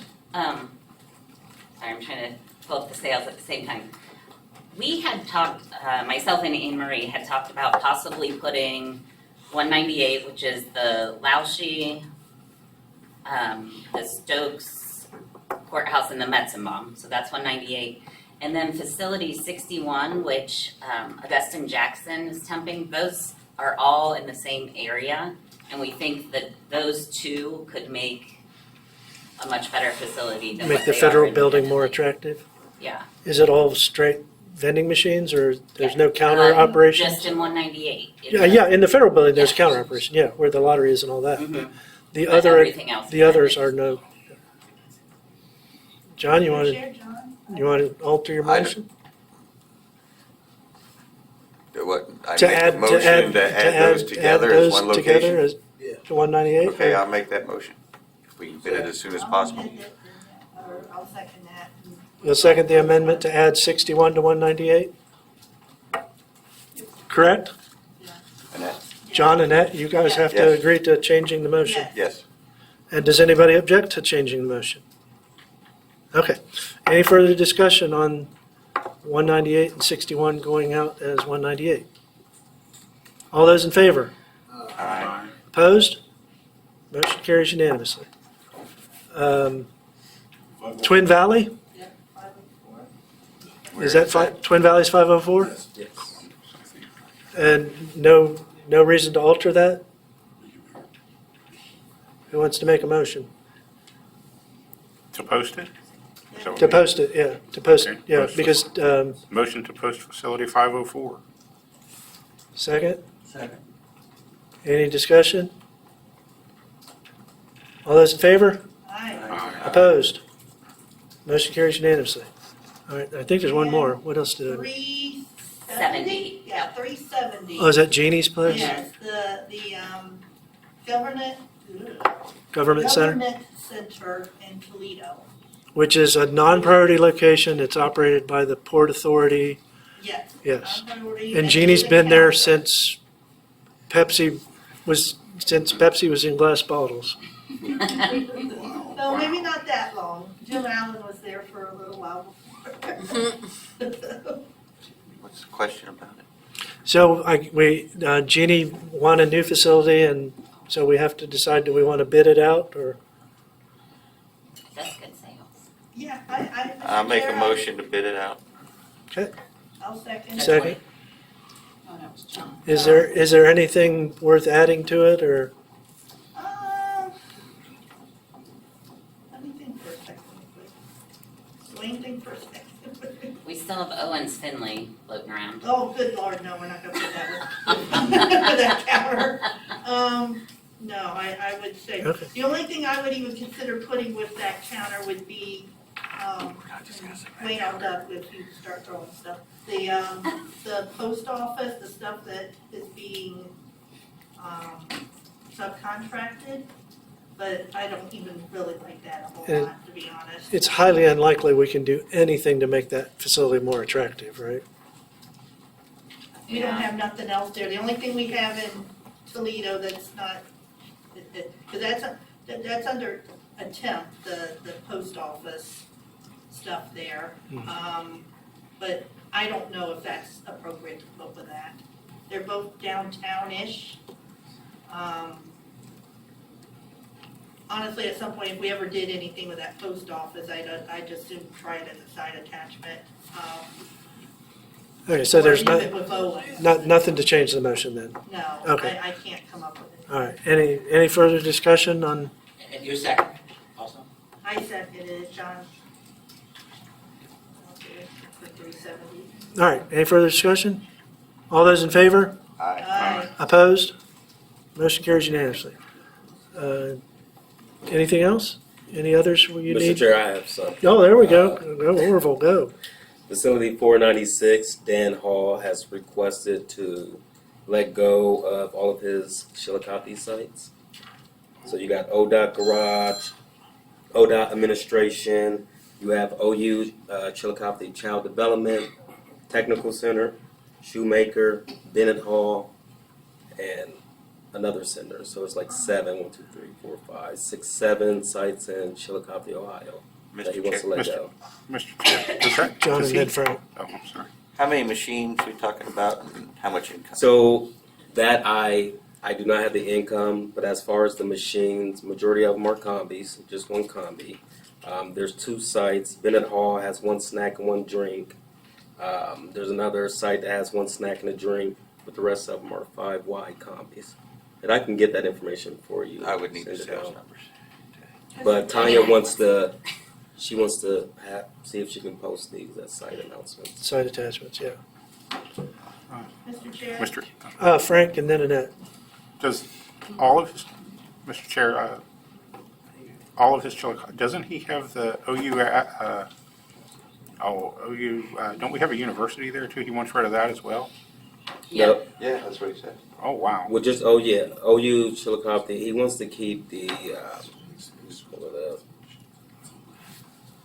he's just experiencing some health problems and wants to let go of those.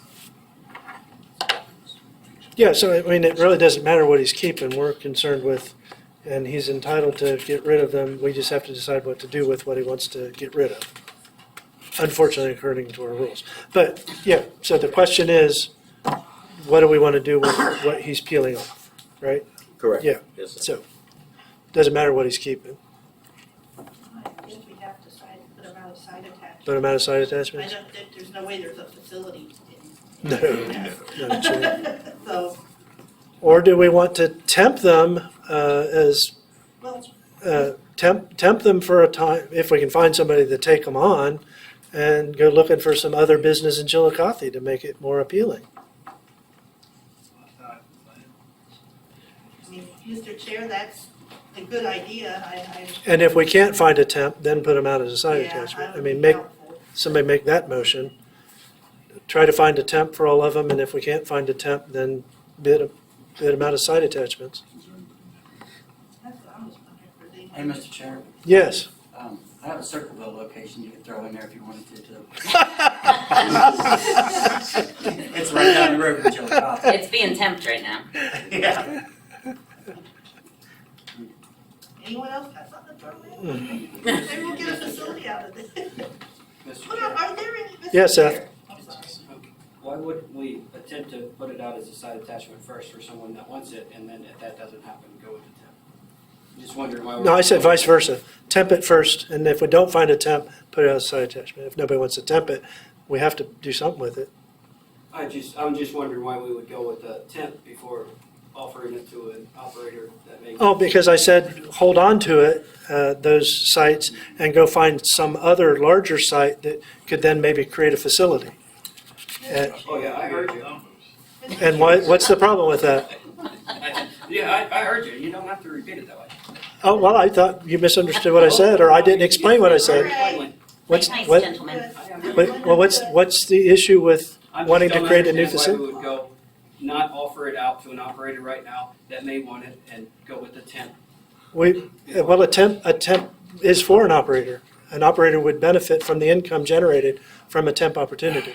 Mr. Chair, Yes, I have a question. Are Yes. there any secondary highway locations There you near go. that area? yep. Absolutely. That Coke is currently running?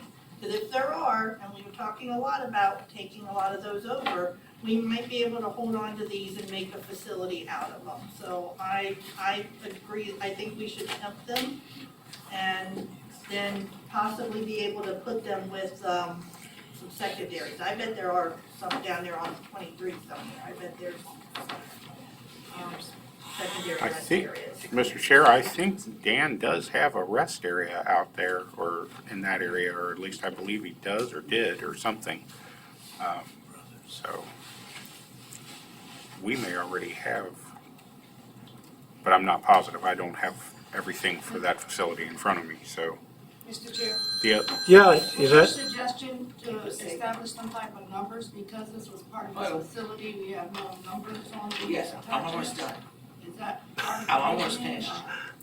The reason why you said temp, I know the bigger picture was to see if we can. yeah, no, that's another reason for doing temps on something that's, yeah. Somebody needs to make a motion to do whatever. Chair, I move that we allow, is it Dan Hall to remove these from his facility, I don't know the facility number. And see if we can find somebody to tempt them in order to attempt to put together a facility in the future. I'll second. Any further discussion? Mr. Chair. Oh, boy. Frank, Seth, and Orville.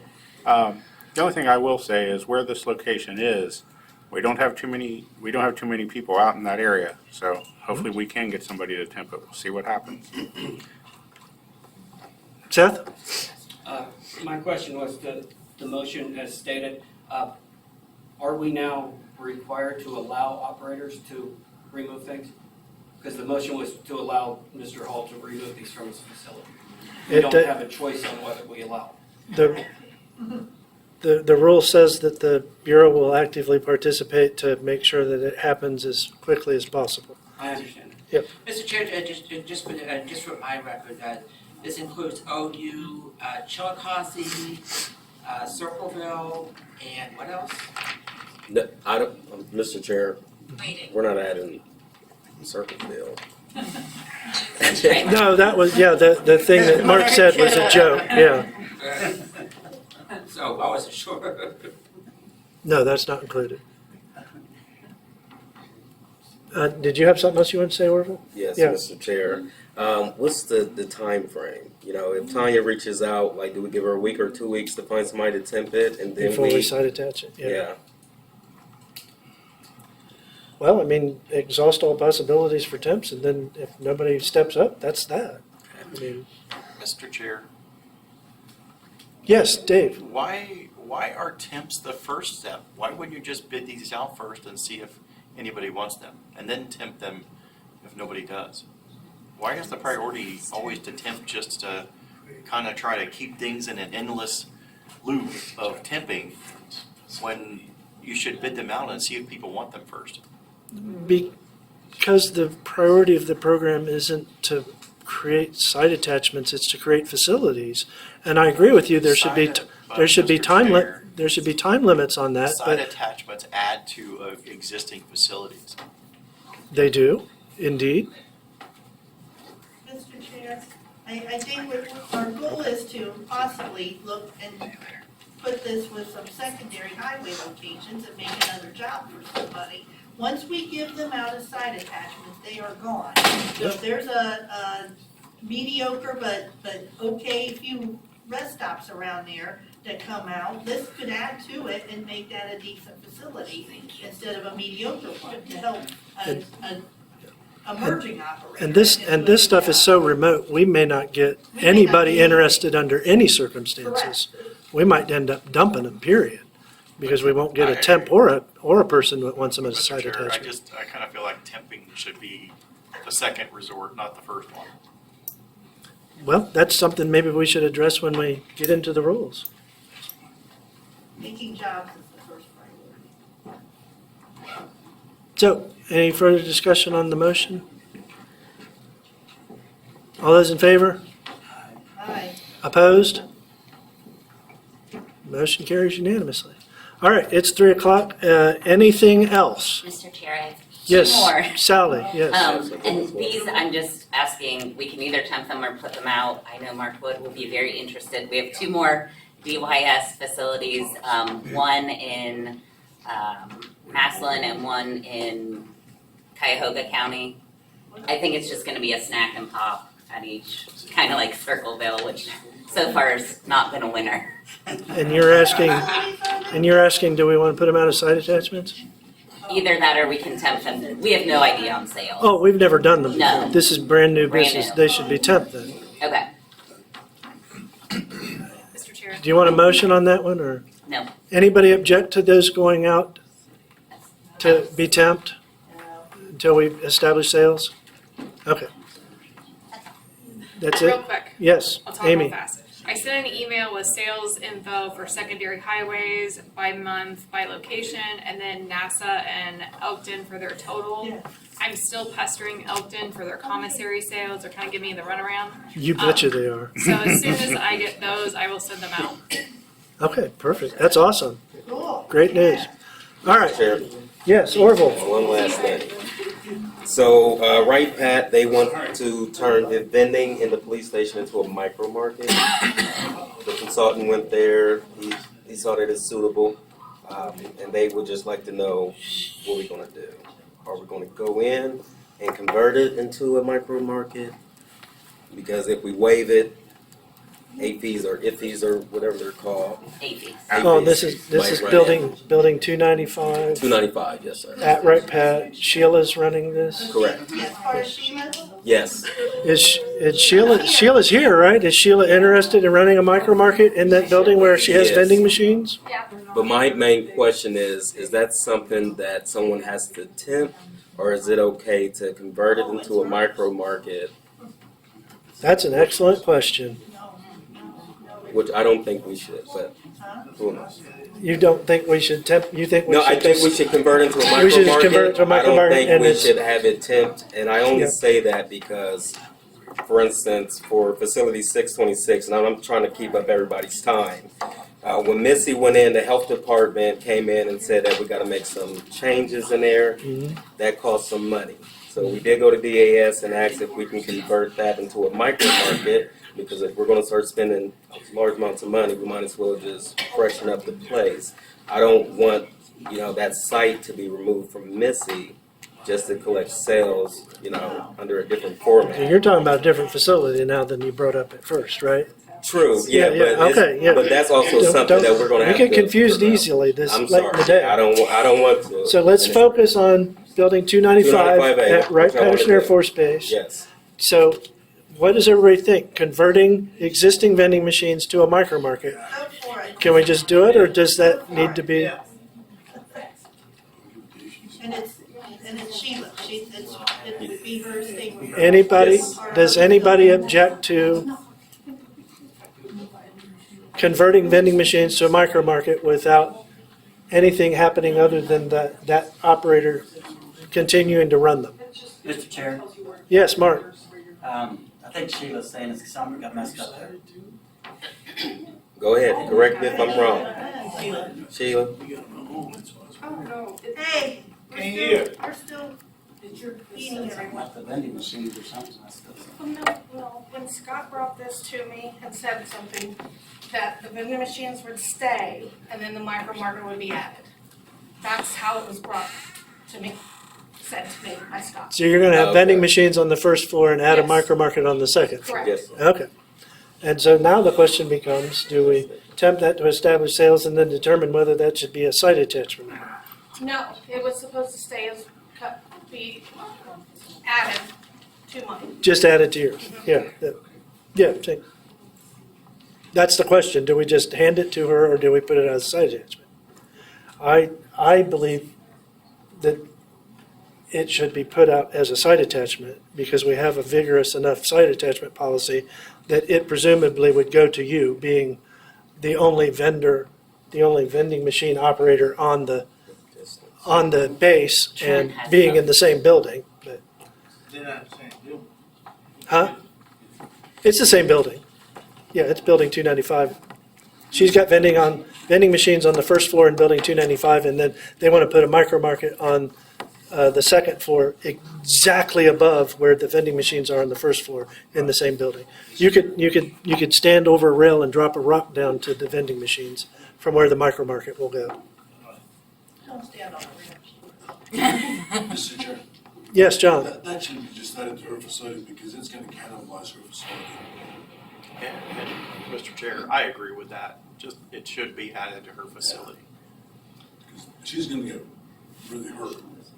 Well, if it went out as a site attachment, it would be added to her facility. It's just a matter of following the process.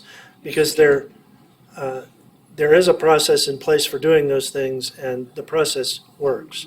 And there, yes, Seth? Part of the process is we can just attach to existing facilities.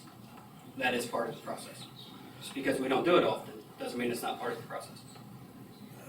Part of the process according to what? According to the rules, it says BE will actively participate with the OVRC to decide whether or not to temp, add to a Yes. facility, vacate. So there is in the rule the ability Yes. to just add to a facility. There's also, at the very beginning of that rule, anytime anything becomes available, Yes, a process has to be followed. yes, the process also includes adding to a facility. Yes. So that is the process also. Not just the way you see it. Does the rule say adding to a facility? Yes, it does. It Mr. does? Chair, would you like me to read it? Yes, please. Whenever a facility or site becomes available or is proposed to become available, BE shall first determine whether a temporary bureau operator agreement is required to ensure continued operations as outlined in paragraph E of Rule 6 of the Administrative Code. If continued operations are not required, BE shall determine with active participation from OVRC whether the facility or site should be attached to another facility, split into separate sites, reconfigured, abandoned, posted, or placed under a TBOA. Mr. Chair, no, we Yes. just, I'm sorry.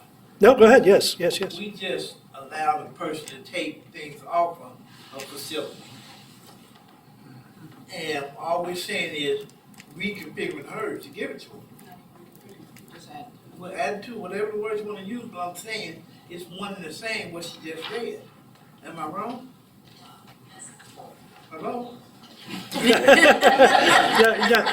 No, I mean, there is no process for, the process for removing stuff from a facility which should be changed, is that the operator can say, I don't want this anymore, and then they come to us and say, can we get rid of this? Yes, it happens as fast as possible. I don't think that's a good way to do it. As far as adding stuff to a facility, then we don't need a site selection process in Rule 3 at all. We just come here and just add. And you also presume in saying that a person has to take something. I mean, if she did not want to operate a micro market, can we then say, well, we're adding a micro market to your facility and you have to run it? No, then you would put it out as a side attachment. Oh, we're going to pass up that business? But then we would put it out as a side attachment, right? Okay. So why do you not have to do it the same way based on whether a person wants something or not? Mr. Chair? Yeah, go ahead. You said yourself that you can throw a rock from where this micro market's gonna be to wherever already established vending machines are. There has to be some acknowledgement of. Absolutely, and the site attachment, the site selection rule allows for that to be done. It's very unlikely that anybody else could come along and take that away from that facility. It's just a matter of keeping a process in place without trying to come up with all the possibilities not being enumerated anywhere in the rules. You can't just make it up as you go along. Mr. Chair. Go ahead, whoever wants. Mine's quick. Couldn't somebody just make a motion to attach this micro market to her vending machines? They could. I wish somebody would do this. Mr. Chair. Yes, sir. I'll make a motion Mark? to add the micro market to Sheila's location. I'll second. Thank you. And we should use the facility number and all that rather than Sheila's name. It's facility 295. Yeah, no, that's building 235, facility 698. Is there a second? Is there a second? Yeah, Keith seconded. Yes, Seconded, okay. Keith seconded it. Okay, any further discussion? All those in favor? Aye. Opposed? Motion carries unanimously. Can we go home? Maybe. Anything else? No, adjourned. Anything else adjourned? That's correct.